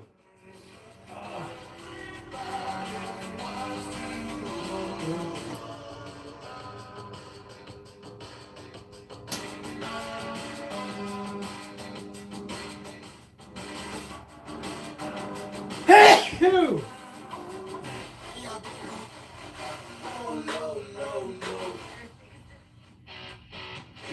Well, I don't even really know how you could order fancy coffee. You know, Americans, they like to go to Starbucks and they'll say, like, I'll have a frappuccino. I'm a frappuccino, 12 double pumps of frappuccino espresso and with I foam. often mock them and say, why don't they just go to 31 flavors? This isn't even coffee anymore. It's so true. And again, being a snob, I once went to a coffee plantation and they said anything you add to coffee Very is to nice, disguise how Scottish. bad it is. That's not a bad point. If it's really good coffee, you don't need anything. Truly, not People are going to think I'm really an awful snob and No, I- anything to do with me.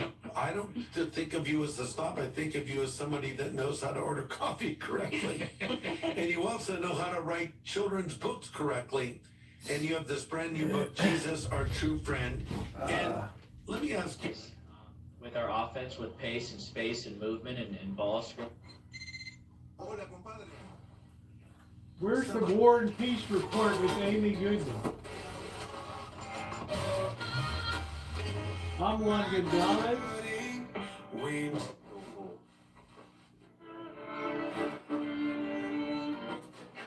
As much about some of these instances that have been portrayed, that have been carried out in the Twin Cities that are really quite dangerous and really words are hard to describe except those that cause us deep pain, such as terrorism inflicted upon American citizens in that state. Wow. And finally, Michelle, I wanted to ask you about another topic. 1 month has now passed since Congress's deadline for the Justice Department to release all files on the late convicted sex offender Jeffrey Epstein. But the DOJ says it's made available less than 1% of those files. And you see, many people are saying, is he going after Minneapolis, saying he's going to take Greenland? No crabbing today, babe. I had to ship out a stereo unit I sold. That tuner that we were using for the last week or so, 2 weeks, I had to ship that out today. That's why we have a new one in place now. Gave him the finger and mouthed the words F you, but said the curse. F you. Well, it's certainly inconsistent with what were the campaign promises. The campaign promises to those who supported Trump and those who didn't was that the files would be released. All of the files. Now, that's not happened. So, and the last one was not my fave. It's all a distraction, so that because the files are not being released. Well, Dory Lynn, this was the first one I ever restored. The first vintage playlist I did. There are victims and survivors. I restored the cabinet, all the hardware. We're no longer with us, such a lot of electronics just worked beautifully. And very obscure name, not worth anything, but pretty cool. Serious questions about what remains in the Epstein files. And oh, the Epstein files. The Epstein files. Oy vey, the Epstein files. People have been able to undo the redactions of those. Oh, my Lord. Alarming. It very much is. And it's a travesty because behind it all, what it suggests is that the federal government is unwilling to do what is necessary in order to protect young people. That's your federal government at work. At the end of the day, that's what this Let's hit that thumbs up button. We're getting ready for Delilah. Tonight's the night that Corky calls. Many wearing red MAGA hats, as in Make America Go Away. Ooh. Stay with us.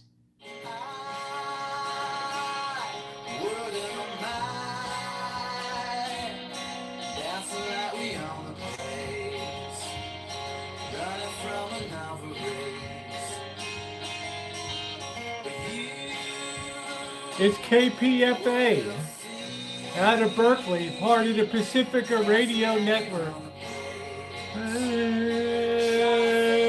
Yeah, can you imagine if Corky called in? Corky would be like, Delilah, how would you rate the downtowner? Oh, I don't know, John, because I guess the president made it a campaign issue.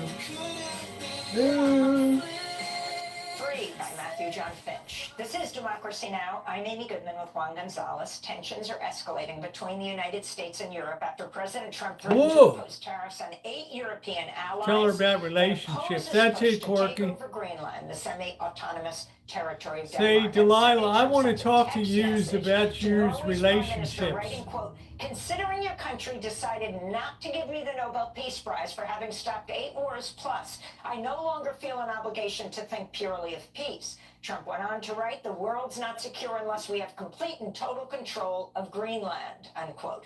Earlier today, President Trump posted a mock image of himself alongside Vice President J.D. Vance and Secretary of State Marco Rubio, planting an American flag on Greenland. Over the weekend, thousands took part in protests in Greenland and Denmark, many wearing red MAGA.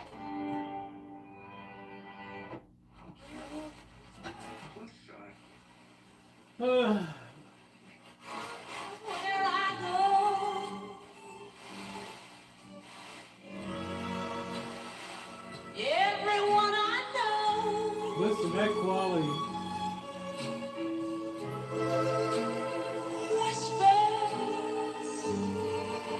Man. growing tired of me.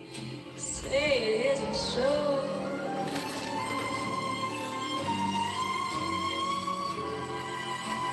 People saying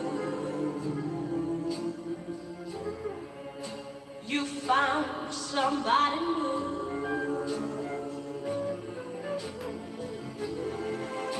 and it won't be long before you leave me. Say it, say it, say it, say it isn't true. Tell me everything. What time is it? Still okay. We got 8 minutes. It's the Delilah pregame show. Man, I can't believe how good this unit sounds. And what they're saying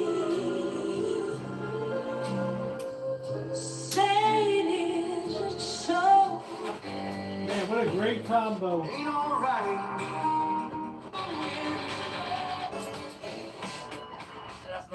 This thing's picking up signals from everywhere. Are you ready? People fall in love in mysterious ways. Maybe just a touch of a hand. Well, me, I fall in love with you every single day. And I just wanna tell you I am. So honey, now take me into loving her. Kiss me under the light of 1,000 stars. Man, that's nice. Place your Oh, hand on my beating heart. Dorland. Thinking out loud. I'm not romantic. Found love right. I'm a slob, Melody, don't you know? I'm a slob. When my hair's all but gone and my memory fades, and the crowds don't remember. When my hands don't play the strings the same way, I know you will still love me the same. Let's set up, have a little bit of viewing while I go. Take care of something.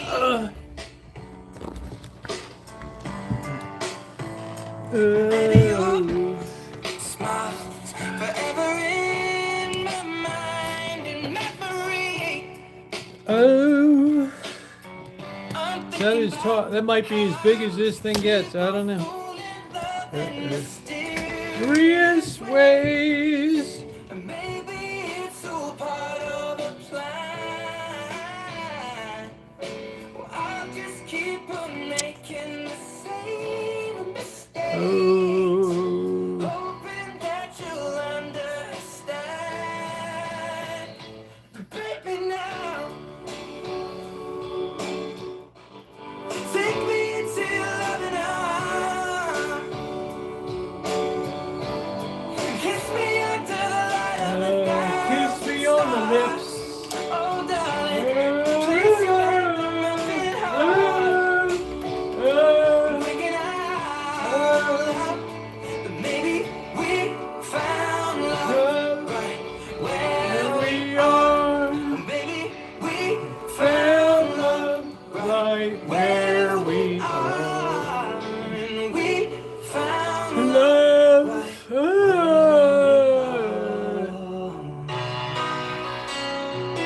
Where's Delilah? We gotta start Delilah first, Kelly. I like to tune around the dial. Let's see what's happening on the War and Peace Report with Amy Goodman and Juan Gonzalez. Greenland or by Greenland, that there are threats from China and Russia to move in? Well, this situation is very bad. It's very We bad. can't go back in time, but we can wake up now. It's very important that the American people all over the US, they act now. Contact your politicians, contact your press. Make sure and that to tell them you support Greenland, not only because of Greenland, but because Greenland is now the front for the fight for democracy. It's a fight. This is KBBF 89.1 FM, Calistoga. Estás escuchando un día como hoy en KBBF. Oh no, we're over to another time now. I think it's Delilah time.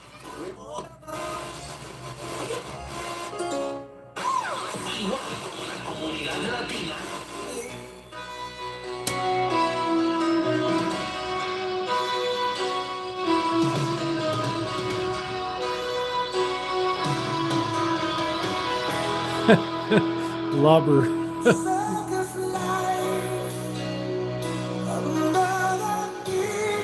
This is Kelly's favorite. She's never even seen a tuning eye before.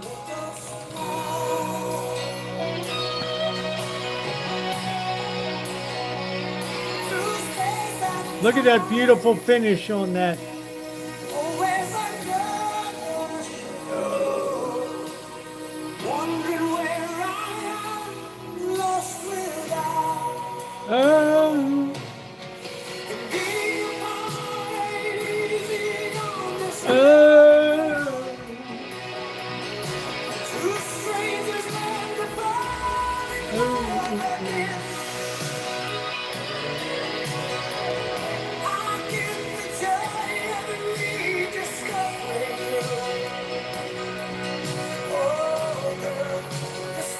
Look at that blue plasma.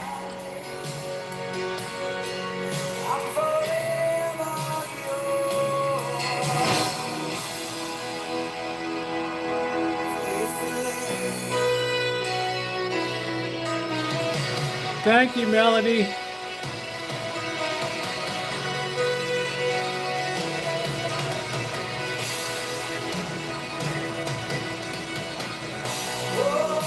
Yeah, really stepped up the game.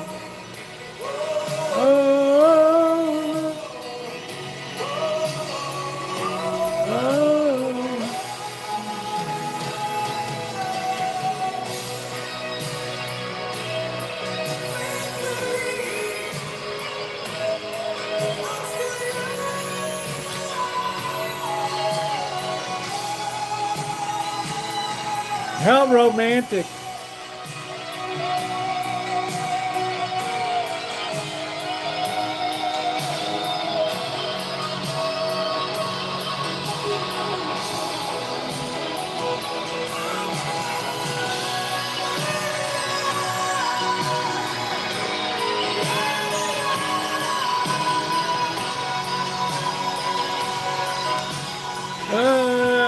You're a hillbilly, Amanda. Hug and kiss. This is KZST, Santa Rosa. Delilah. We're here to take your requests and your dedications and to share your stories. We want to know who you love and why you love them, and then we want to find the Come on, Amanda. Hug and kiss. Call to in. Speak to your heart. So come on in, make yourself at home, and tonight enjoy the stories.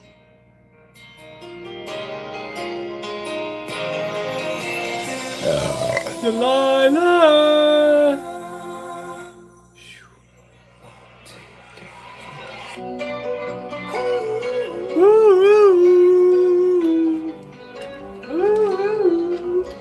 Every time you come around, you know I can't say no. This is vintage audio, folks. Let you take control. I can feel the paradise before my world implodes. And tonight had something wonderful. My bad habits lead to late nights, sitting alone. Conversations with a stranger I barely know. Swearing this will be the last, but it probably won't. I got nothing left to lose or use. Or do my bad habits lead to white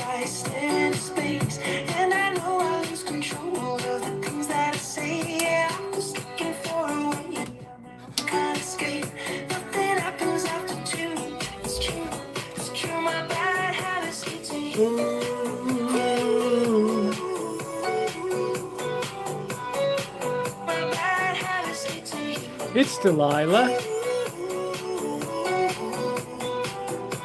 Look at that blue plasma.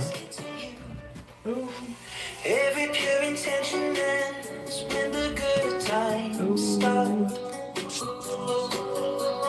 Falling over everything to reach the first time. Ooh. It started on the neon lights and then it all got dark. I only know go too far. Yeah, I lost the speaker hookup. That's a 1961 True Test 5 stereo amplifier, 1 watt.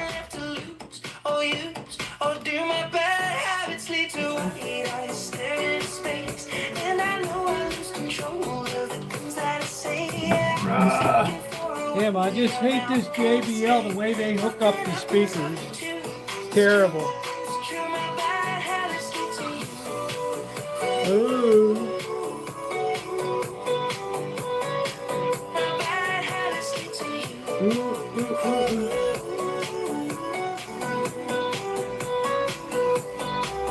We're only on one channel right now because I pulled the speaker wire off this side.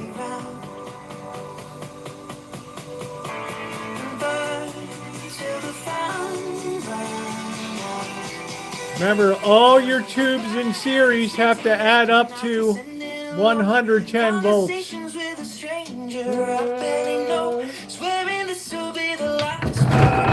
gonna see if we can get this thing hooked up.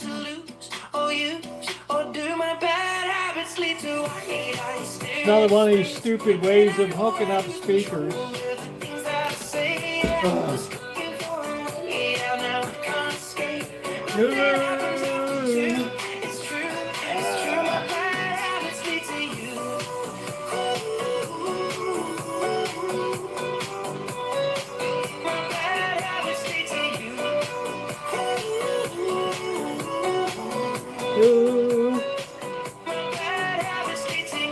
Hi, this is Delilah. Who's with me on the phone line? This is Doug. Doug, what can I do for you? Well, I've got a special person in my life, and she's going through some rough times, and just want to let her know that I'm here for her. Ain't that nice? I feel her pain for her, and care about her very much. Sounds like Bill Clinton. I feel your Her name's pain. Teresa. So is this a girlfriend, a buddy friend? What kind of We're friend? real good friends and have been for about 18 months, and Oh, we wow. haven't took the step to a relationship just yet, but we're talking about it, put it that way. But we have a lot of respect for one another, and we're very, very close. So just a song to let her know you think she's pretty terrific. She is Oh, one wow. fantastic person. She's a good mother. I get She's got gas 2 hearing little this. children, and we all get along real great, and she's just a wonderful person. Basically, Doug, what you're saying here, let me just try to cut to the quick. You got it bad for this gal. Oh, yes. You got it really bad. Oh, yeah. Like Yeah. every time you see something beautiful, you think of her, huh? Indeed so. Every Indeed time so. you see flowers, you think, oh, Teresa would love those. Oh, I send her flowers quite frequently. And when you go to bed at night, you lay there with a smile on your face, thinking gonna about what a reach the beautiful girl promised she land. is. I don't know. Sounds shaking she's, to me. Beautiful in person. She's got a beautiful heart. You just been bit by this love bug. Oh, jeez. You got a bad case of it. Wow, he's giggling like a schoolgirl. Dr. Delilah thinks the only prescription is for you two to fall in love and get together and be together forever. Well, I'm hopeful. I'll put it that way. Let me play something for you. Thank you.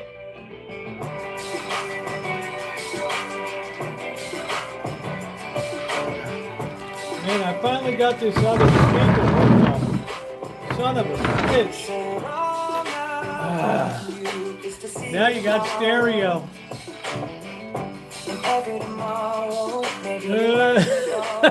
Look at Hug and Kiss. I can't stand these hillbillies. Let's get a thumbs up, guys.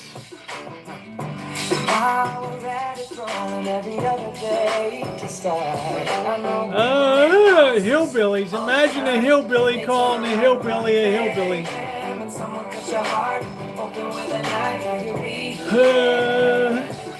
But I could be that guy, feeling over time.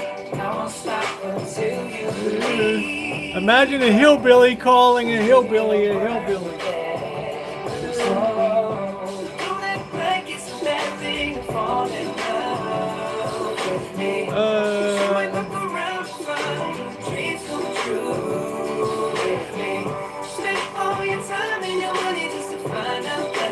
It's a disco show.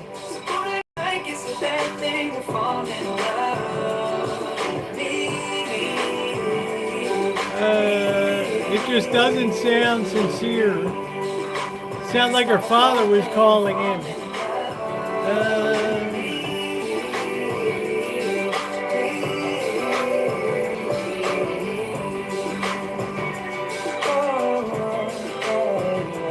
Look at that plasma. I'll be the last voice you hear tonight.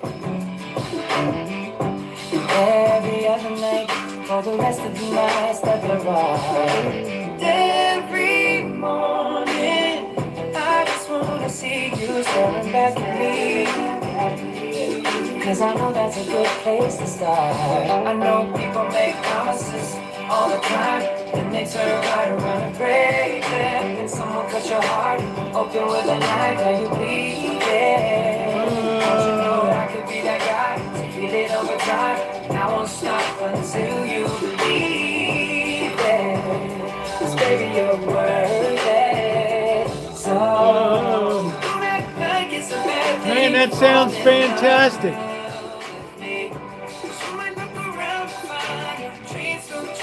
Man, that sounds so good.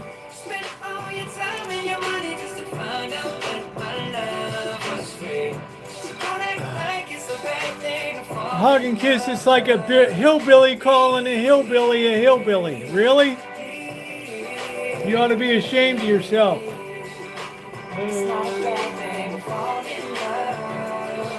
Fall in love.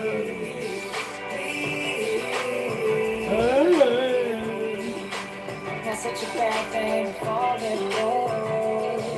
No, I won't feel your mind. Broken promises.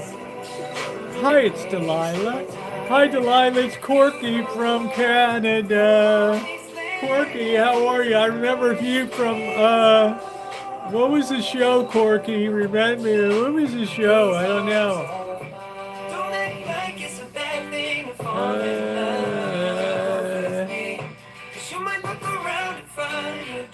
Corky, were you on Good Times? With JJ?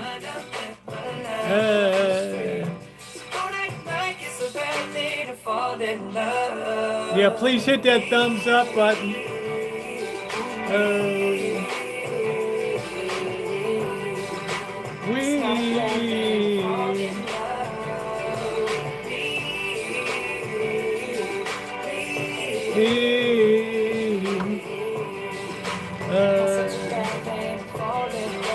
She's not really into him.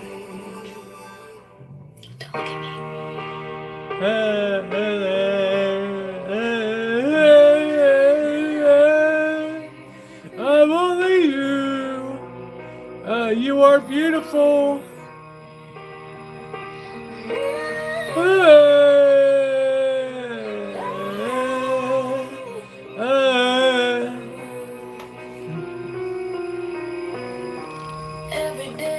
You are beautiful.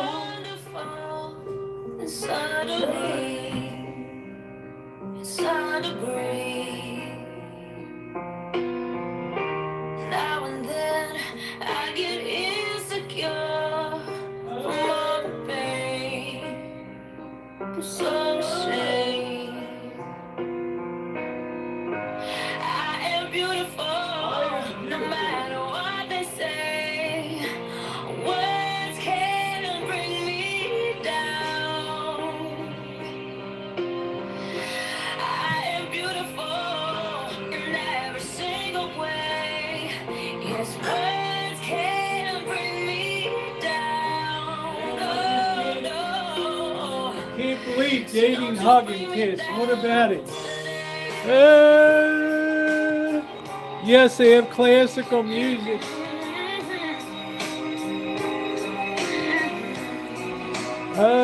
Do you want to watch me cook, or you can listen to Delilah?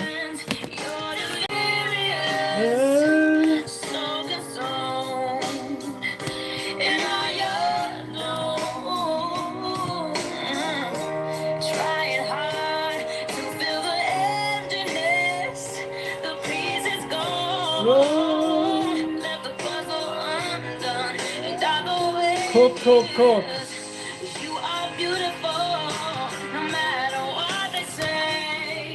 Oh, must be a not too attractive broad, no matter what they say. Like, really?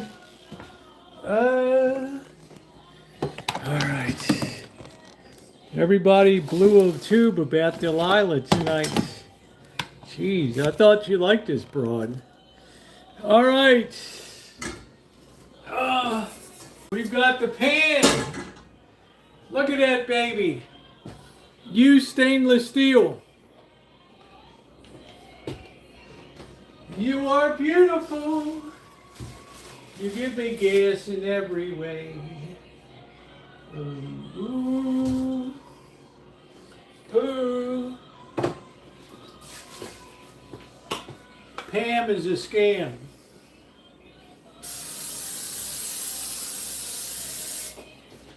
Life don't mean that way. Life ain't that way. 'Cause you are beautiful. Roosevelt, you are so fine. Yes, you are. Like a fine wine. I don't need a lot of cookware and stuff. You get me? I'm a kitchen wizard.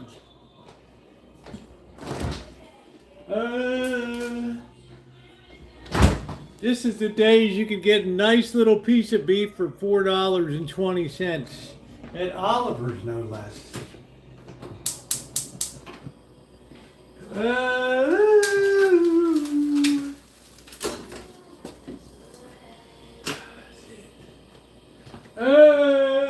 You're so rough.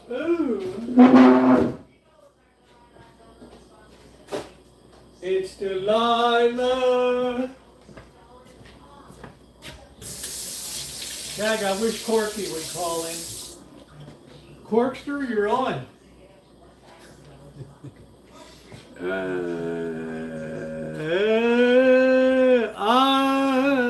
Roosevelt, you were so fine. You are so fine. These are lousy little pieces of beef, I'll tell you that.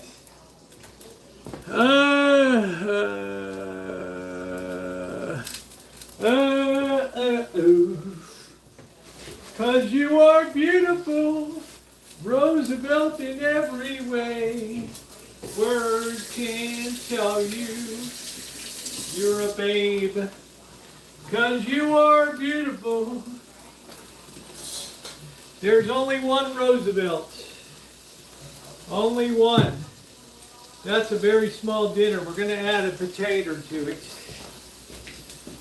We're not just going to cook it any old way.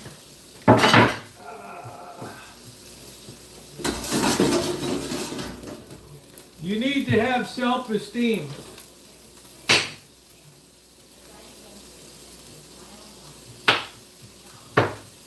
You need to have self-esteem. If you don't feel good about yourself, if you're a hillbilly and you're going to call somebody else a hillbilly, a man to hug and kiss, you ought to be ashamed of yourself. 'Cause I am beautiful in every way. Life don't be that way. Oh.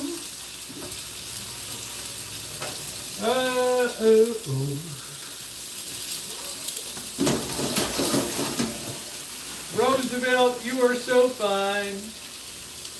You're like a fine wine. Yes, you are. You are like a wonderful wine. I think you're a hillbilly in disguise.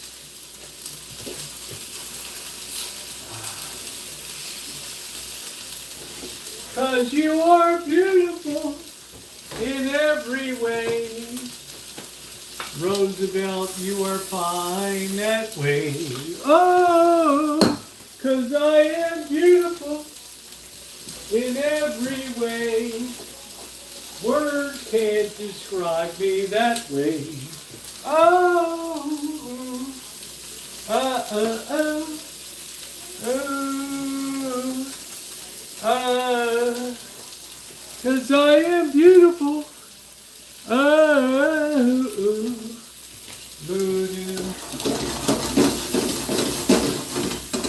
words can't get in the way. Oh, 'cause I am beautiful in every way. Oh, boy. We're just slow cooking away here. Enjoying some Delilah. Now we're going to put a little bit of... we're not all beautiful. Just saying.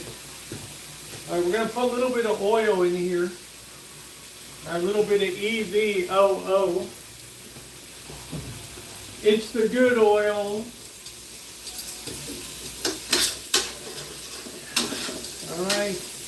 We're having a real feast tonight. Oh, life just gets in the way. Ooh, 'cause I am beautiful in every way. Life just gets in the way. Oh, that's looking good. We are all beautiful in very weird ways. All right, that's looking good. Let's see. Where is it? Where's our Worcestershire sauce? I don't know where the hell it is. We'll use a little Maggie tonight.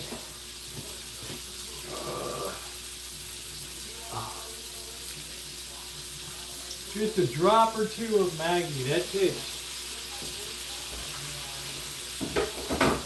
You are beautiful in every way. Life just turns out that way. Oh, and you are beautiful in every way. Call Delilah today. Oh,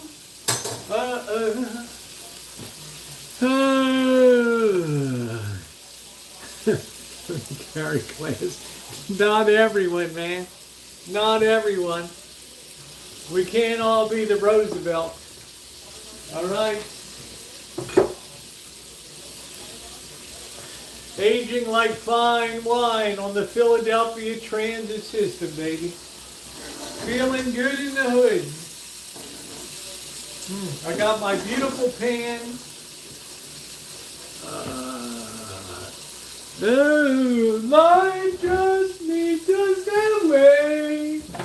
Oh, for you are beautiful today.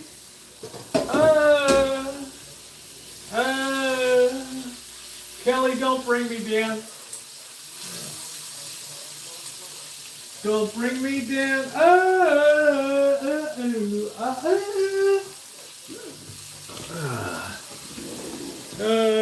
Cause you are beautiful in every way. Life just turns out that way. Oh, and you are beautiful today. You smell like hell in every way. Like I say, Kelly, love is blind, marriage is an eye-opener, honey. Think about it. About that no-count boyfriend of yours. All right, that's looking good. Yum, yum. We want to get all those bits up.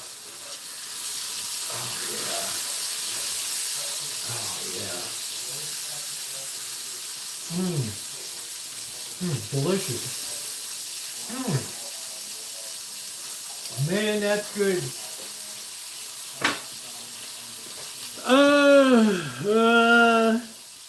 That no count boyfriend. Today, in every way.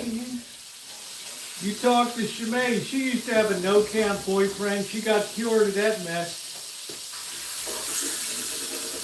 She sent that chump packing.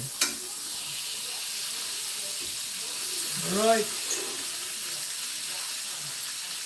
In every way.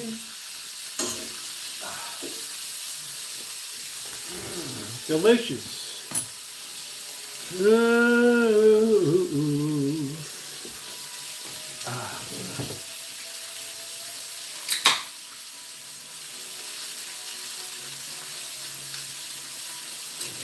I hear Journey.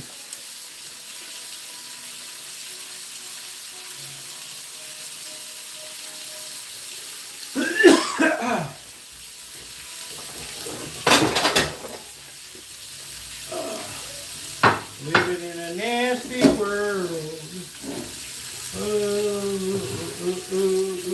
And on and on and on. Oh, that looks good. Now what we want to do, we want to get all those little bits worked down there. So we take a little bit of beef stock.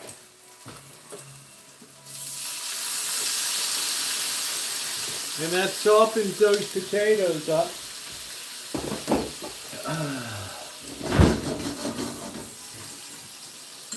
And then we scrape all the bits off the bottom.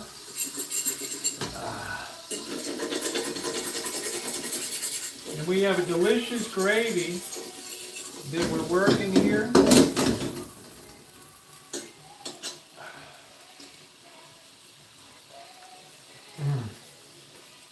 Oh man, that's good.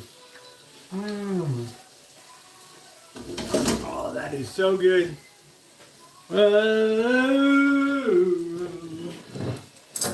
That is so good. Let's try a piece of this.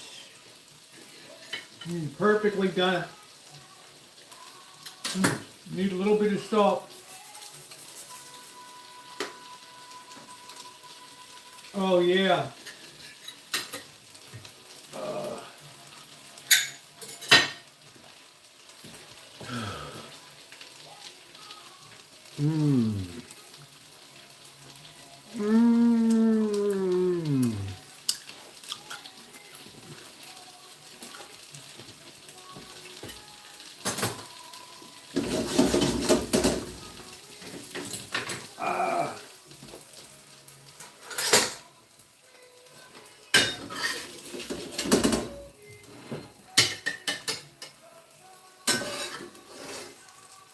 Run, strangers,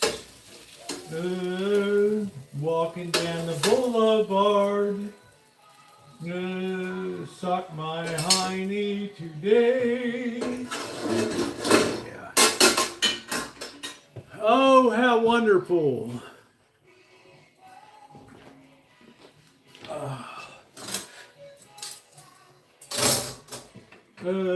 To the night. All right, this is going to be delicious. Hot.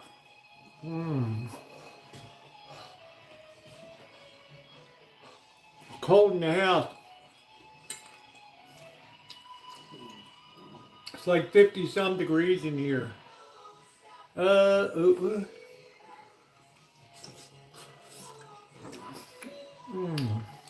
Really nice. It's a nice meal tonight. I rarely have potatoes, but I don't want these to go to waste.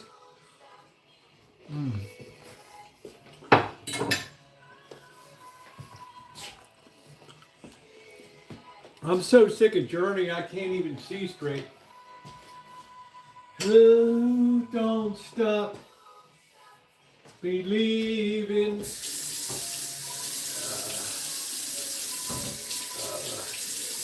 from Modesto, California. Oh.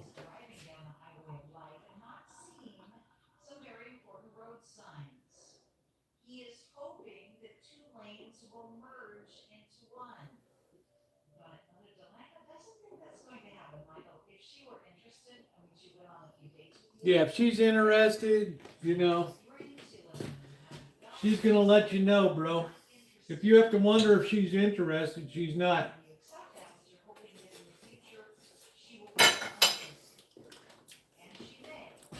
And you got to be a man and you got to just suck that up. There'll be some broad out there for you, don't worry.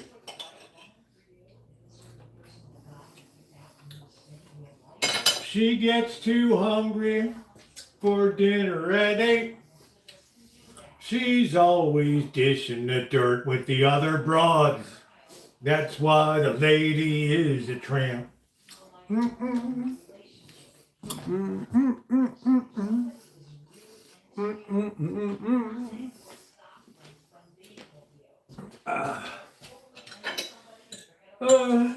There's somebody out there for a man to hug and kiss.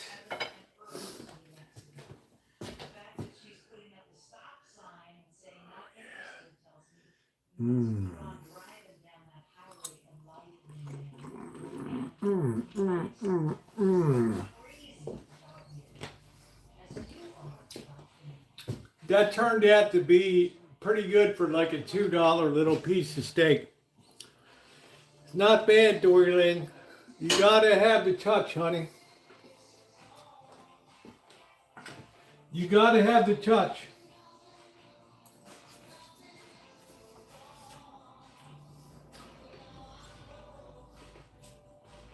I haven't had a potato in so long.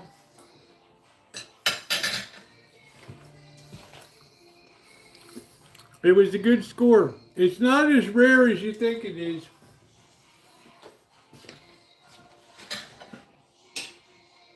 I'd say it's more like a medium.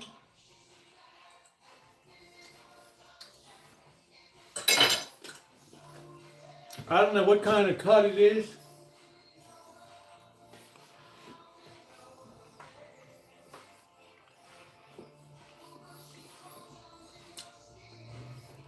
It's good.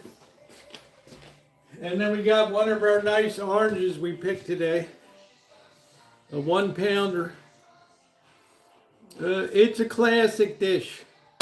Thin cut so they don't take long to do. Oh. Mm-mm.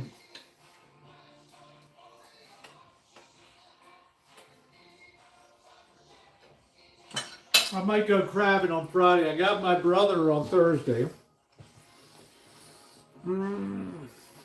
Still mooing, Shemay. Oh,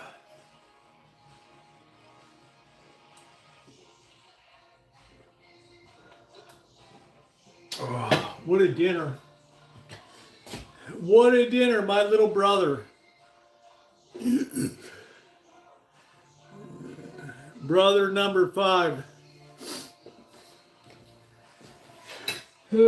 Not brother number 6.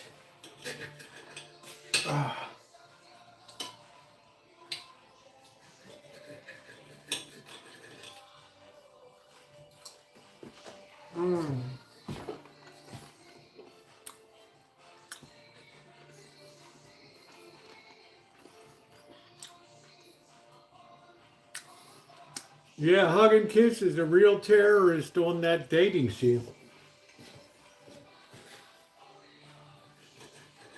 She's really got it going on, man.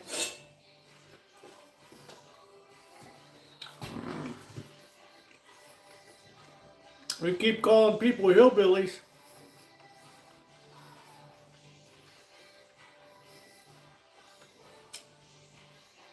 You're gonna be using the plastic fantastic.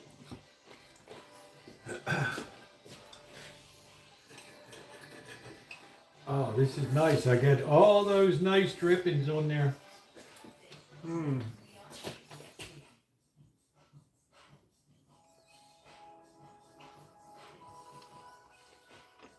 going on, Elmer?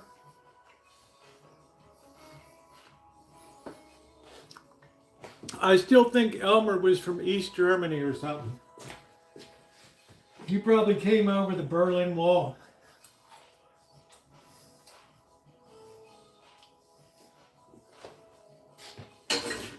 Ich ein Berliner! Well, one died. So I have 4 brothers now and 1 sister. No, we haven't met in person.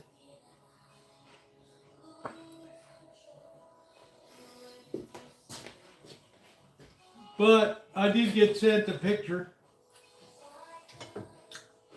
Nice.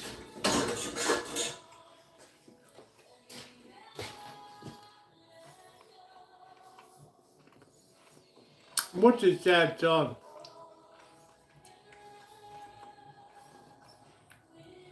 Don't Stop Believing? Elmer, did you crawl over the Berlin Wall? Ich ein Berliner!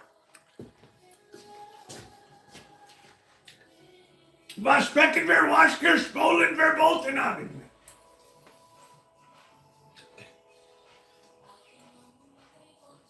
Oh, shit.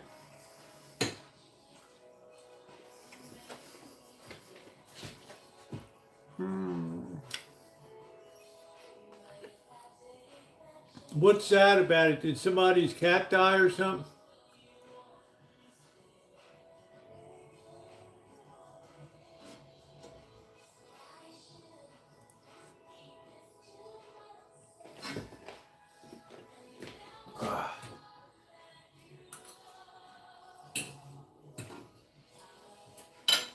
You had to go to dinner. She would send me directions on how to dress appropriately.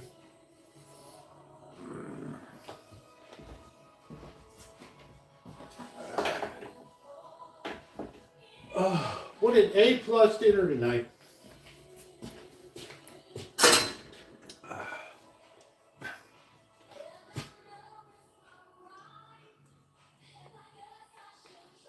What's up, love of gaming? How you doing tonight? Just having a little bit of steak night tonight. Steak night tonight. It's all about self-esteem.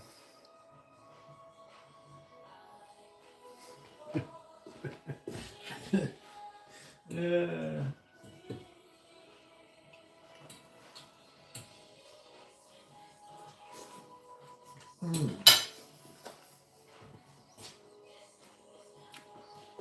I'm telling you, Dr. Frankenstein, this is the best pan I've ever had in my life. Ever had in my life. With that copper bottom, it never gets any funk stuck on it or anything. It's beautiful.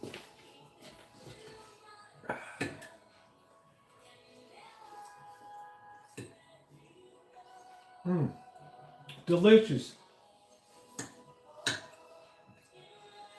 You don't need to really be fancy to cook yourself a good meal.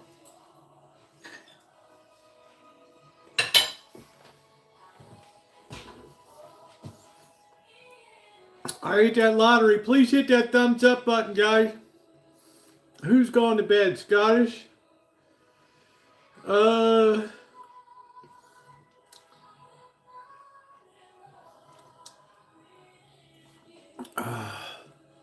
Is Dory Lynn leaving? Oh.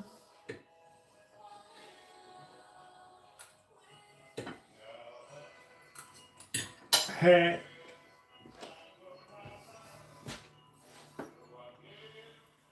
Oh, it's all right, Scottish. It done grew, and I owe it all to you. Hey. Hey, Jennifer, how you doing, babe?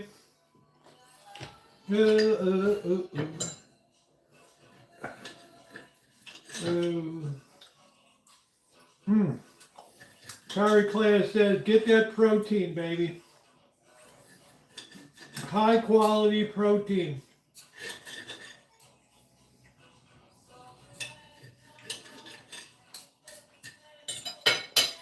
down at the YMCA. I'm doing good, babe. It's actually like a not a very mega meat, but it's pretty good, Shimei. It was unbelievable. One day at Oliver's Market, they had that.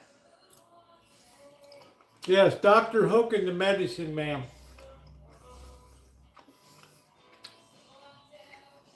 Gonna see my picture on the cover of the Rolling Stone. Rolling Stone, gonna see my picture on the cover of Stone's. Gonna buy 5 copies for my mother. Be my smiling face on the cover of the Rolling Stone. Yeah. Ooh.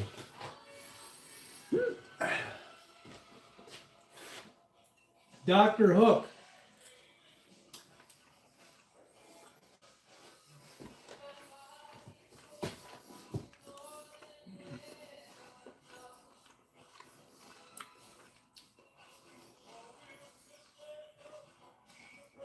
How about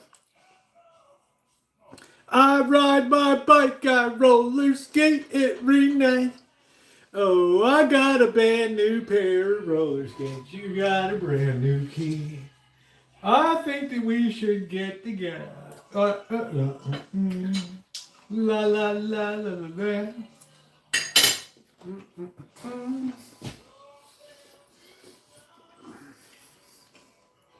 Oh, that's good.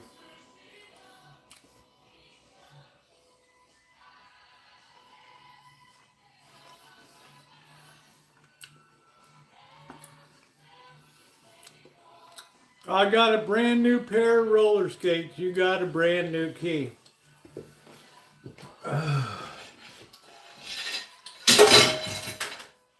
I think that we should get together and have a little bit of me. La la la la la la. You gotta have that self-esteem. I'm sure I can rollerblade, Kelly. I can ice skate, power skate, speed skate.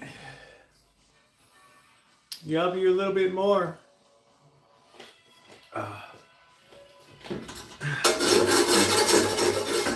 I always enjoyed speed skating with the long blades.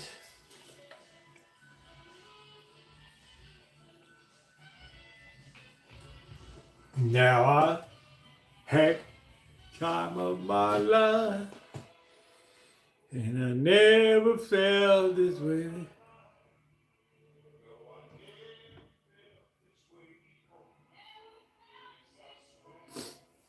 The Righteous Brothers. Hi, ladies. What are you? 4, 5, 6, 7. Wow, I've been on a long time tonight. Roller skating every night. There we go. Waiting to push you forward. Yeah, I'm going to go ahead and close it down. I should have the first video coming up tomorrow from Vegas. Hopefully you should have been a hockey player now in Belize. Roosevelt O'Kelly. Rosie.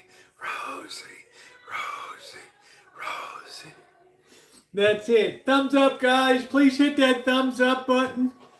Thanks, so he ain't heavy. He's my brother in a long winding road till I return. Ooh, a baloo. Thank you, moderators, for everything you do. I appreciate you.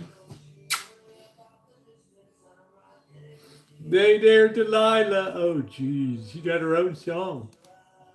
Oh.